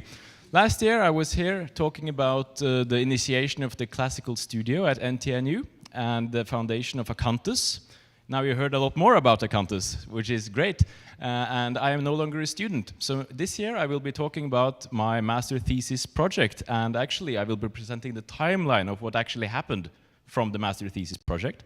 So we will be talking about the National Museum in Oslo, quite new building, and we can start by just introducing it and what it is and what the problem is. So first, let's start with 3 quick facts. This is how it looks, one of a pretty nice picture of it actually. It is the largest and heaviest concrete mass in mainland Norway, with the exception of infrastructure such as tunnels and bridges. It is the single most expensive completed building in Norway. And finally, upon completion, it was already too small to fit the program it was designed to contain. And the program it was designed to contain is this. So it is actually a collection of 5 different collections, or rather even whole museums under one roof. And it was the largest cultural building project in Norwegian history. So unfortunately, despite all this, it gained quite a lot of negative press upon completion. I'm going to translate this for you quickly. The building is ugly. We're saying it like it is. We have received a gray, sad and large block thrown up into our faces. The National Museum as a symptom. Dark clouds surround the new National Museum. The debate of the new building's appearance is a symptom of a deeper crisis in Norwegian construction industry. The future is going to hate our choices. And now this one is written by one of the founders of the Norwegian architectural uprising. And shortly after, and actually also before this was written, the architectural uprising started making memes about the new Norwegian National Museum. I'm not going to comment too much on this, but I think they're a little bit funny. So, yeah, and then on the 24th of November 2022, it was by popular vote decided as the ugliest new building of the year with 22% of 11,000 votes. So how could this happen? The architect had almost infinite budget. He had almost infinite creative freedom with having gained freedom from several quite important laws, including fire safety and escape rules. And yet the result was not quite what we would have expected it to be. So I'm going just quickly to talk about statistics now and popularity, what it is and why it's relevant to this. This is a visualization of data from Response Analyse. It's a Norwegian polling organization. And summarized, I don't have so much time, so I'm just going to skip through this quickly. 68% of the people polled who knew about the National Museum actively disliked the building. The architect replied to both the award by the Architectural Uprising and to this, saying that 2,400 anonymous people have voted. That's 0.05% of the population of 5 million. If the remaining 99.95% like the museum, I'm more than satisfied. I don't think he knows how statistics works, but he's not here to defend himself. So this is a poll, the Harris poll, as was presented previously also. I think it's quite interesting when we compare it to what we have seen, because the numbers are quite similar. So this is, it was also presented to us last year by Justin Schuba from the National Civic Arts Society. And we also have this poll that Robert Adam presented to us earlier this day with the YouGov poll, where 77% of the people asked also preferred traditional structures of similar quality. And this one is an informal questionnaire made by the NRK, the National Broadcasting Corporation of Norway, following a debate about beauty and ugliness in architecture, where 87% of 84,000 votes preferred traditional architecture. So, looking at all of these numbers, I thought this is quite interesting. If the numbers are this strong, does it mean we can also create new buildings that look traditional, that have the same effect psychologically on people as old buildings that seem to be out-competing newer buildings in the polls? So my pilot project was this, and I did it in parallel with my master thesis, it's a proof of concept mainly. And I was asked to do a counter-proposal to this office building in Lillehammer. It's planned by Bane Nor, the national railroad company in a way. I'm not going to talk so much about it, but my counter-proposal that I presented in the city of Lillehammer was this. And I think the reception was quite pleasant. I talked to a lot of very nice people in Lillehammer, and it also was posted in the public newspaper. Here are a few more pictures from that project. And then finally, these are the results. They put up a poll in the local newspaper, and we got I received exactly the results I hoped for in my wildest dreams. 83% of the people preferred this option. Of course, it's quite crude. It's very Oslo-esque, perhaps, maybe not so Lillehammer, although many of the details are picked out from the city. Now if we continue, this was then proof for me that if I did a new traditional building, it could give the same enthusiasm for architecture as an older building could potentially. So when we then step into the National Museum, The project that the architect did was mainly the front of house. The back of house was a large project made by several engineers, such as Rambøll Ingeniørgruppe and so on. So I decided to limit myself to the same program so it would be a fair comparison. Here is how it sits in the site. This is my proposal. You can already see the dome there in the middle, so it's a little bit of a sneak peek. It sits right next to Oslo Town House over there, this block right here. And then down here is Aker Brygge, and this is the ocean. So it's a very nice spot, quite in the center of Oslo. And in front of it is this, the Nobel Peace Center. And also this, the development house. They're very nice neo-Romanesque historicist buildings. And this is the building that exists there now. And this is the building that I proposed as an option. Thanks. So one of the goals of the whole project was to make it more pleasant. I remember one of the people I interviewed as part of the process was a sculptor called Merete Bødker, who had been dragging this bronze sculpture on this trolley down this long, no, actually on this side, down this long facade through rain and wind, and she had nowhere to hide, and it was pouring down on her. So one of my goals was to, make a nice arcade so that people could actually feel a little bit more protected in the Norwegian weather, and then it would also serve to open up some functions along this nice piazza behind the Nobel Peace Center and the development building. So you can see here, this is the ground floor plan.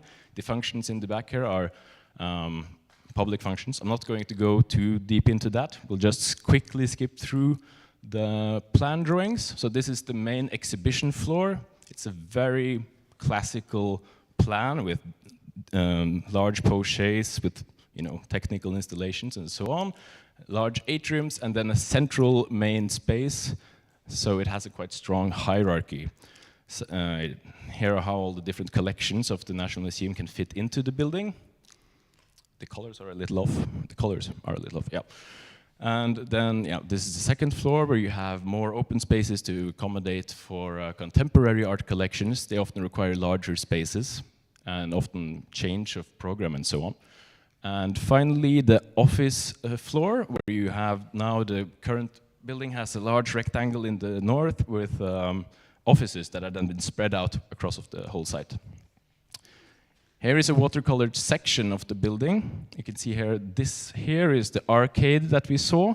You walk in through the reception, up a staircase, and this is the main hall from which you can walk out into the whole rest of the museum.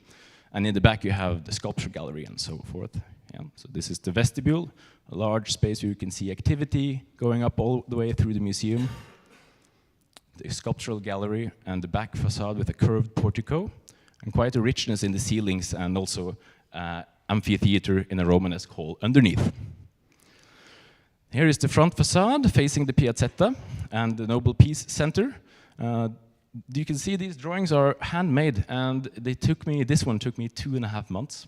But I think it is worthwhile, because when you design by hand in this way, you also get to fix all of the mistakes that you make when you design digitally, because you can sense that, oh, this line is a little bit wrong, let's correct it. And when you keep designing like this, you end up with much more satisfactory results. Here is just a little zoomed-in view of this side pavilion, which houses a sculptural garden where today the National Museum has a library. And the side facade and the back facade, they are digitally made. I didn't have time to paint all of it. So I'm just showing some quick pictures of the process. I think I'm almost out of time, right? So I'll just, so I'll just skip quickly through it. So here's me painting the section. So the aftermath was also quite interesting, because this is where the fun actually starts. So I'll have to steal a few minutes. So this article was written quite soon after the project was finished, where the Avisa Oslo made a report about it, and they had, well, the reception was quite divided, I would say. The public was quite positive, and then you had some very vocal critics, such as this man, James Dove Lorentzen, who we have spoken to since, and he is far more positive now, actually. He's a quite pleasant person to speak to, but he was very negative to the project initially. This is a new poll. This is quite recent. So it doesn't seem like the building has grown on the people. It was also from Avisa Oslo. And it also sparked a debate about public buildings and how they can be shaped. And then also it has sort of helped maybe a little bit in removing this dogma that you have to be supporting Donald Trump to like classical architecture, which is a little bit absurd because that's not a relevant problem in Norway, I would say, right? And then in the end, this is the final result, the number I was looking for from the beginning. Can you actually make a new classical museum to replace a very expensive large public building? And the result is more or less what I hoped it would be. So in the end, I think it was a success. Thank you.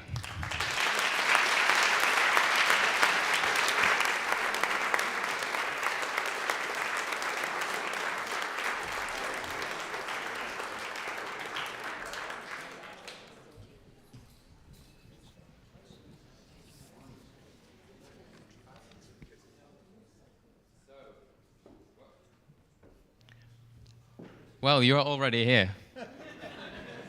I guess I almost don't need to introduce you, but this is Robert Patchka, and he will take it from here. Okay.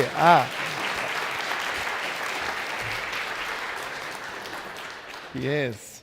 Maybe it's good I came up already because we are far behind, or not far behind, but I have quite a few slides to show. And yeah, I'm very happy to be here again. I was already here as a speaker last year, and I'm also very happy to see that this format has progressed into such an important event. And it was a really interesting 2 days already, and I'm also looking forward to tomorrow's talks. Last year, my talk was about the whole range of typologies that we do in our firm, and I focused a little bit on the principles, the design principles that I find very important to create a good architecture. I will skip the introduction because I think I've met most of the people. One slide of last year, so of course we like to blend into the historic environment, and we also like to do come close to a human proportion. But I think for me the most important thing is that we need to create a small scale diversity. A small scale, diverse granularity. And of course you can do that in all kinds of ways, but I think traditional architecture is just the best library to do that. This year's talk I have termed, it's cut off, no, there. I've called it Traditional Architecture for Everyday Use. So we've seen these beautiful examples of projects of Robert Adam, of Thomas Albrecht, and of others. But I want to show this year something that is much more sober, because we don't only have expensive museum buildings or palaces or mansions, but we need to create space for the normal average person residential buildings. I still want to show 2-3 projects that are more on the elaborate side. Here, a mixed-use building in Berlin. Another office building, I'm showing this. This is 3, Robert had it in his presentation and Carl as well. It's 3 office buildings that were commissioned, 2 to us and 1 to a modern architect in Berlin, Grüntuch Ernst. And what was interesting is that actually later on when we calculated, the cost of the facade was the same. They used these huge window panes with very fine metal framing, so also very expensive. And I'm saying this because I think when we look at cost, we always have to compare apples with apples and not different things. So if you have a high quality project, it has a certain budget, no matter what kind of design you do. This is how it looks. Another residential building. And now I want to go to the extreme opposite of our portfolio, of our references. Very simple buildings with much less design. Of course, here we have also some nature stone involved, so there's maybe a cost to it as well. But you see here that there are parts where we hardly have any detailing at all, a little bit of rustication, just a small element on top. And here a project that I've also shown last year. I like this because it shows we want to get away from big masses. We want small scale. So we broke it up into 4 smaller projects, and we want diversity. So we've given a little bit of different elements to each of the buildings. At the same time, they have identical floor plans. So there's a repetition, which is, of course, good for the budget. And then through these different elements, we get a source of identification for the inhabitants of each of these buildings. And this, of course, is the show facade towards the road. And also to get closer to the budget, this is the back. It's very bare, but I think it's also very common in buildings. Most of these beautiful buildings that we've seen, the traditional buildings, we only saw the front facades, and very often the back facades are much simpler. I flipped through another few projects here. If you take away the oval window and some of the lines, there's hardly anything left. So again, simple buildings. And I've chosen this one in particular to show today because it's done by a big developer called Bonava. They are very active in Norway. I think they actually come from Norway, and usually they do greenfield projects in the suburban areas, row houses. And we have done for them the first urban inner city residential building. And I'm hoping maybe one day that I can do a job for them here in Norway. But you see, again, there's hardly anything there in elements. There's a little bit of rustication on the ground floor and a little molded cornice on the top, and that's almost it. Yeah. I run you through 3 projects that we are currently working on in construction. Here, a mixed-use project with 8 buildings, 1 office building, and 7 residential buildings. And you see already by the big road that this cannot be a really expensive residential building. So it's a normal middle-class building. And of course, the office building looks like an office building. It's more simple, and even the residential buildings, they just have a few lines, a few cornices. They have maybe some nice windows, but again, not too much detailing in order to fit the budget that is appropriate for this very location. Another project which I've already shown last year, and I want to zoom in one more time. Because we have got a couple of small elements that we have chosen here, but we could even take away quite a few of these elements and still have it a successful building. I liked some of the Jugendstil images that you showed, where you only showed the openings, and still the facades have some quality. So we are trying to achieve something like this here. One of our latest projects, we just received a building permission for this cute little mixed-use building in the southwest of Berlin, in a beautiful Gründerzeit residential area. So of course, this is maybe not at the lowest end of budget. And now I want to get to the second part of my presentation. Maybe our first project in Norway. I say maybe because we are still pitching for it and we don't know yet whether it will come true, but I will run you with the permission of the client. I will run you through the images that we have made. It's in the little town of Lillehammer, 130 kilometers north of Oslo. And for those who are from outside, maybe it's known as a host for Olympic Games, Winter Olympics.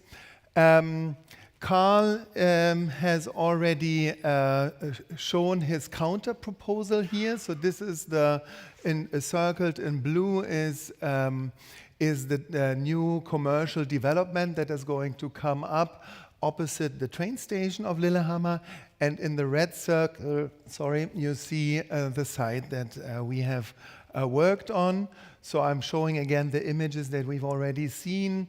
7-8-story modern buildings that will determine in the future the first view or the first impression when you get out of the train station. But maybe part of that new impression will be our project, which would then be here.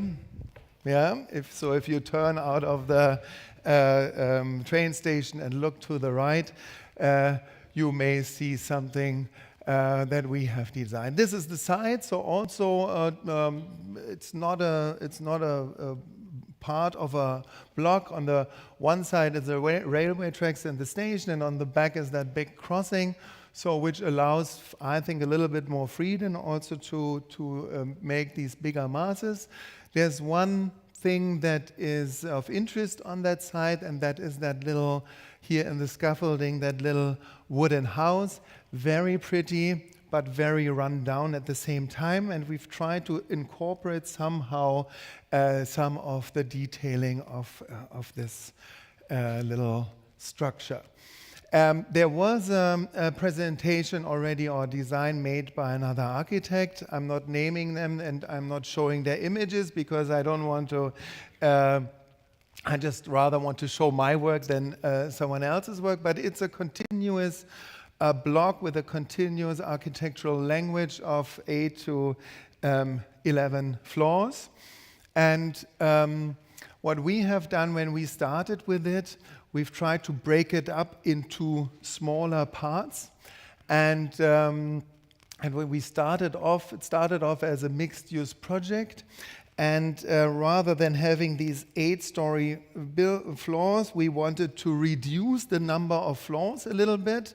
But that's where architecture philosophy hits reality. Of course, we were not able to present a concept that has had a less built-up area than the proposal of the other architect. So what we did instead, we reduced the number of floors in one part, and we accumulated them at other parts so that that tower came up. Here always in the dark hatch is the tower, so we tried out how to place it. And that was one of our first sketches. So we have a large tower with the hotel rooms, and that is also part of the hotel, which you then see as the when you get out of the entrance from the station. The white building to the right is the residential block, and then we have reconstructed, rebuilt. I mean, not at the same location, but that wooden house, which was housing the commercial parts, some office spaces, and some concept store and restaurant. So here another sketch of the residential part of the building with an open courtyard and a pergola, and a sketch of the rooftop tower. It was a wish by the community to have that accessible by the public, so that for the people who are not staying at the hotel, so that they can enjoy the view over the city and the landscape around. Yeah, but in the course of time, the project has changed from a mixed-use project to a single hotel project, because it was felt that there is a need for a conference hotel at Lillehammer. So we adapted to the design and we introduced this large conference area, and we removed the residential part and the commercial part. There are only some restaurants left, and in yellow the big conference area. Here's the big conference hall, and then in the upper floors we have the hotel rooms. And this is what it could look. We've still kept the breakup of the masses. So we have now to the left in white the entrance building, the first thing that you would see when you come out of the train station. We have the tower with the hotel rooms, and we have used the design of the old wooden house and incorporated at that extension to the right with hotel rooms, and then down in the plinths we have the conference areas with a separate entrance for the event, and then an event terrace on top.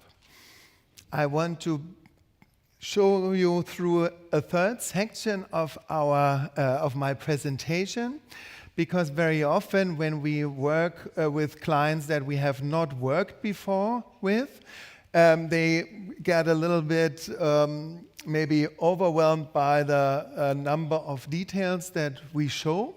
So what I've done here, we have picked out a range of elements, and we have compared them to projects that we have already built. And of course, I don't have here a specific construction cost, especially I don't know how the same would be in Norway. But what I can say is that all these things can very easily be built, and we have built them in a number of ways and a number of times. And so, of course, a gable wall is probably the easiest that you can do. You just raise the wall and have a little bit of tin sheeting to protect it from the elements. Copper sheeting, tin-roofed roofs, and dormer windows we have done in a lot of projects. Here in the example of the Hotel Adlon. But we have also projects with simpler versions. We have also got copper sheeting at sometimes at parts of the facade. Here also a kind of tower. But again, here is also the possibility for a range of varieties to adjust to the budget. It can be pre-patinated copper as we have here. It can be plain copper. It can be zinc. It can be powder-coated aluminium, or it could even be colored plaster, maybe with only a few copper elements. Windows, arched windows we have used in a lot of projects. You can make them more elaborate with these metalwork in between with a small ornament, or it can just be added with a small detailing in the plaster, or even that can be cancelled if there's a strong budget restraint. Metalwork, easily done. Entrances I find extremely important. So if at all there's a constraint in budget, I would rather reduce it on the rest of the facade, but keep some of it for the entrance. To the right, far right, a more elaborate entrance with nature stone and with more wood carving. And in the center, much simpler with only plaster work. But again, this plaster work also could be reduced more. Round corners we have done in the terracotta image. In the center, it's a load-bearing monolithic masonry construction over 5 floors, where just the corner was cut off, rounded off, and plastered. And the white image next to it is actually a complete wooden building. So even in the wooden building, we are able to make these round corners. Pergolas we have built in many ways. And then we, of course, we do the moldings. Like Sebastian Rost has shown yesterday, we prefer to do them in situ and pull them. But of course, this is more costly, so we don't always do that. Instead, they are prefabricated according to our specific designs with a plaster shell and maybe a rock wool filling, and then added to the facade. and also entrances, like you have also shown, Thomas, to underground parking don't need to be always ugly with horizontal segmented rolling shutters. Here with a metal gate and with a illuminated, colored, cassetted wall leading down the ramp. And lights, if there is a budget for it, we like to design them ourselves. And probably one of the easiest elements to use and to give one little bit of classical idea to it is rustication. So we have that can be more elaborate, like in the picture in the middle, or it can be very simple, just a few lines in the plaster. We have another plaster options. We have balusters that are made specifically prefabricated to our designs and then assembled on site. And of course, little pavilions can be built. And then here also a drawing Carl has done for us. This is what you could see in the future when you get out of the train station in Lillehammer. For example, if we are looking for the BUA 2028, we might have the conference there. And as I said, so far we are not sure if the project will come through, but if you like it, please keep the fingers crossed. Thank you very much.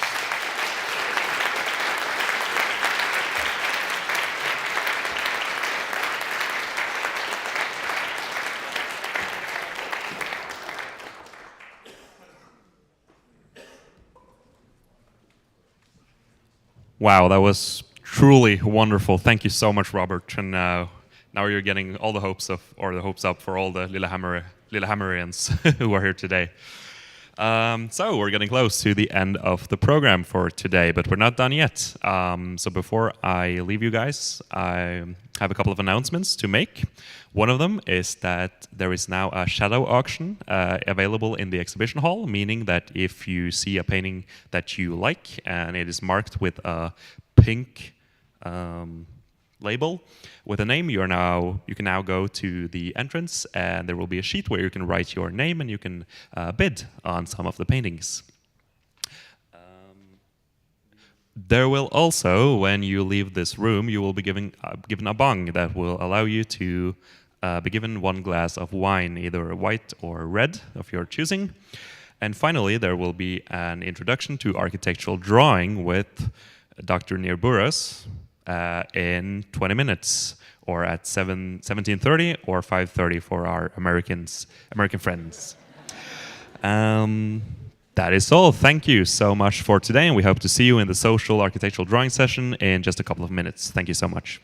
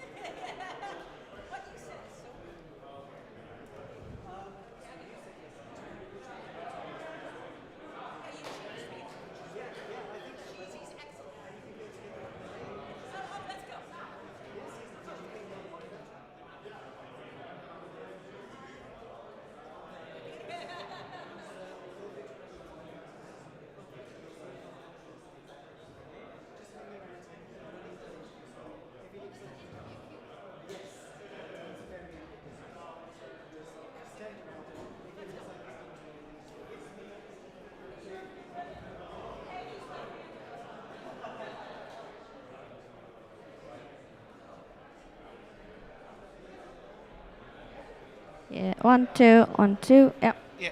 So this one is working, no?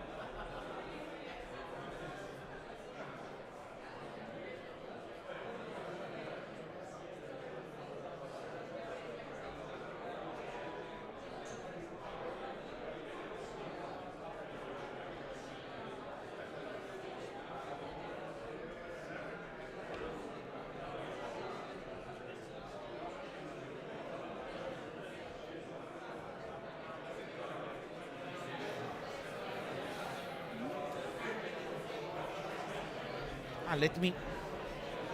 You need only one?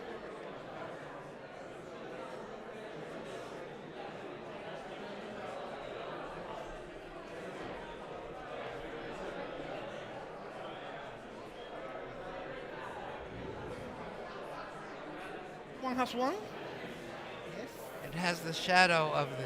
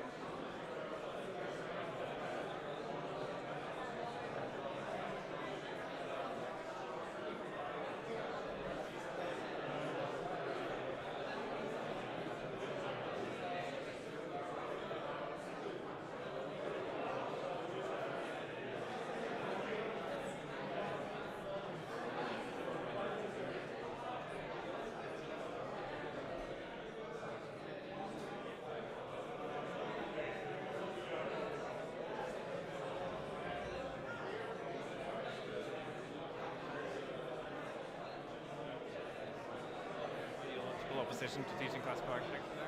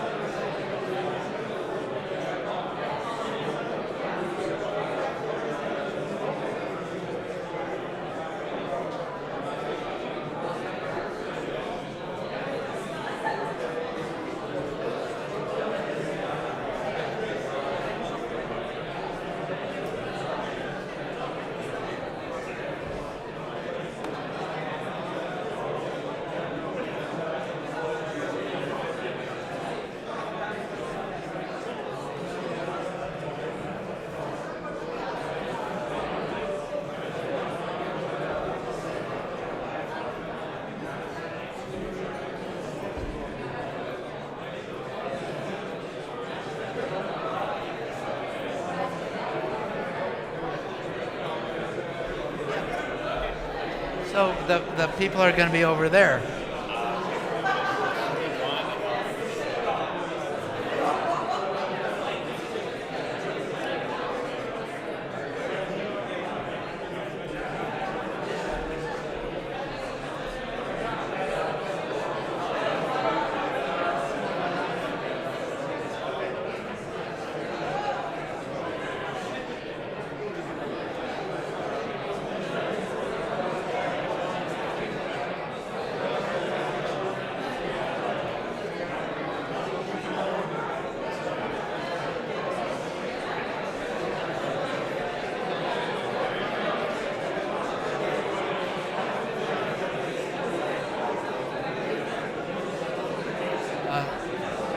Hello.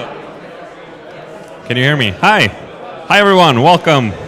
Welcome, everyone, to this drawing session. Hi. We would like, before we start, we would like everyone to join us in the front seats before where they will be giving an introductory talk, and then you guys will be able to return to the tables and start drawing. So please have a seat. Thank you.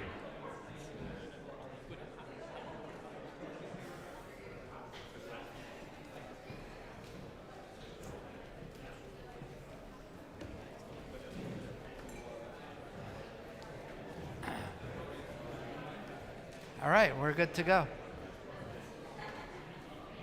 That's the slide, right? Okay, ladies and gentlemen, you in the back, come on here and take a seat.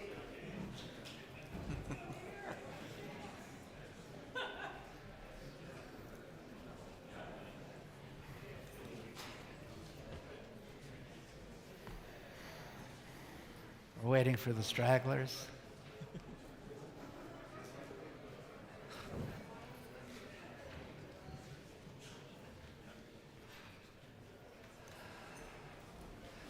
Okay, it's time to play. So we're going to play a game. And there are a few rules to the game, so I want you to know what the rules are. This is what we're going to do is a neuroscience. Can you close the door on the folks back there? This is going to be a neuroscience and philosophy experiment. You are going to experience drawing a Doric order, and you're going to be conscious of your thoughts while you do it. So the way it works is like so. First of all, you're going to use a pencil. Pencil requires a special way of holding it and drawing. While you're drawing, you're going to rotate the pencil as you draw, so you keep the tip sharp. I assume everybody here knows that, right? Okay, then you're also going to wiggle your hand and make the lines discontinuous, so you get the illusion of a straight line. Okay? So you're going to draw like that. And what you're going to do, you see the dashed lines here, the dotted lines? You're simply going to trace them very carefully. Take your time, breathe, and as you get into it, you are going to start thinking thoughts and feeling things about 2 or 3 minutes into it, and you're going to document those things here on the paper, wherever you want.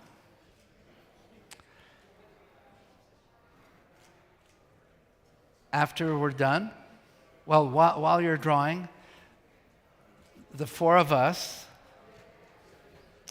introduce yourself. Brandon Rowe. Christian Hoff Anderson. Pablo Alvarez. 3 of the finest teachers we have in the movement. The 4 of us are going to walk around, talk about Doric order among us so that the people watching on YouTube are not bored by people just tracing lines. And we'll be telling jokes about Doric order. We'll tell... We're going to hear about experiences of being inside a Doric column. And Professor Rowe is going to give us a perspective from the high desert of North America. So I now invite you to pick up your papers and pencils, and let's start.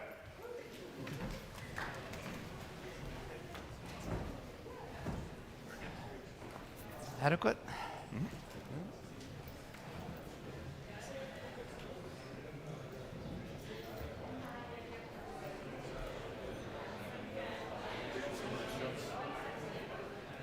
You always get nice shots.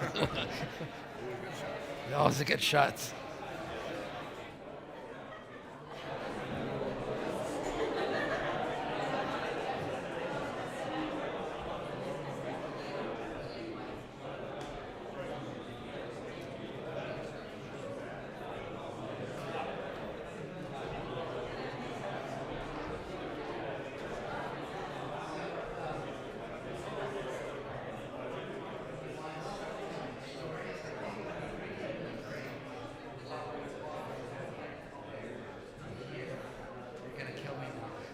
To hear the content of your talk.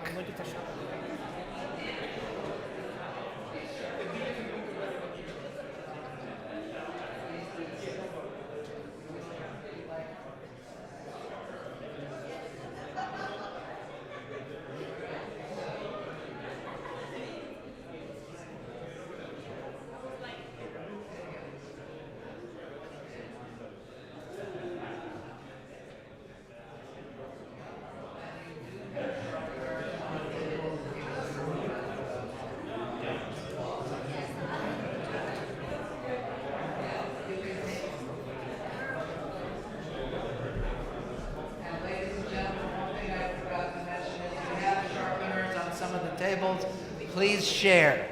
That's part of the classical method. Please share. Yes.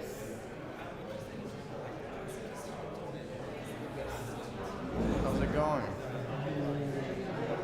So you were talking about the inside of the column. That's like being inside a Doric column. Yeah, in the concert hall here in Oslo, which is like this boring modernist building.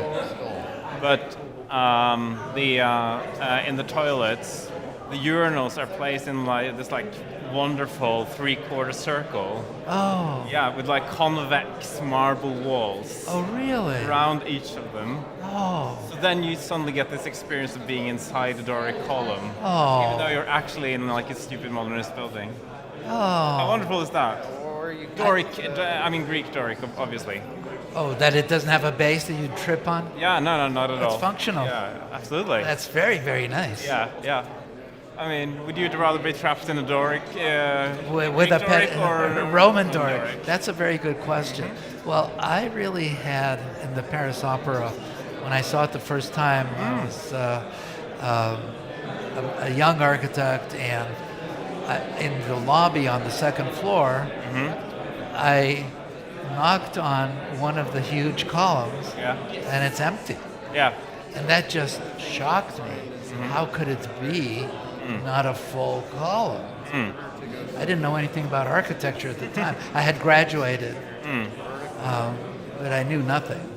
You can see it here as well in the Schinkel Grosch building for the university, down at the University Square. Like the bigger columns in front, they're solid stone, but the ones behind are cast iron. So, but they look like masonry, but when you knock them, you hear the... And actually, John Simpson has in the school in Notre Dame fiberglass columns. Oh, really? Huge. They're 2 stories tall. Oh, yeah. Same story. I mean, this man knows how to have fun. He'll build you a durable building, but he's having fun all the way. Yeah. I've seen some of that in his the Queen's Gallery, or the King's Gallery now. Let's see what these people are doing. It is. Almost identical, except it's stuck in red. Where are the jokes about Doric 6 years? Ja, hva føler dere? Oh, that's so nice. Once upon a time, a Doric column walked into a bar. Ja. Okay. How about that? Jeg tror det innenfor. This is going to be a stretch. I think I need another glass of wine to make something work. Det er kanskje en oppgave som er litt for folk som aldri har tegnet en søyle. Ja, altså du ser strekkene, ja. Sånn var det med den oppgaven i fjor også, den som Brandon hadde. Med Reconstruction, boykottet og da også. Ja. You're organizing, you're finding your place in the world. Du er jo en hipster da, bor i Berlin og er for kul for å gjøre sånn som de andre gjør, liksom. Ja. I totally understand. It's your Bart brain. Nei, men hvis jeg skjønner så er det ny sin teori at det å tegne disse søylene vil dere inn i et slags mentalitet. Dere tenker gode ting om verden og tar bedre valg. Ja, så spørsmålet er da om det Ja, du må gjøre det du også, Arne. Om du kjenner at det sanne, det skjønne og det gode er 3 sider av samme sak.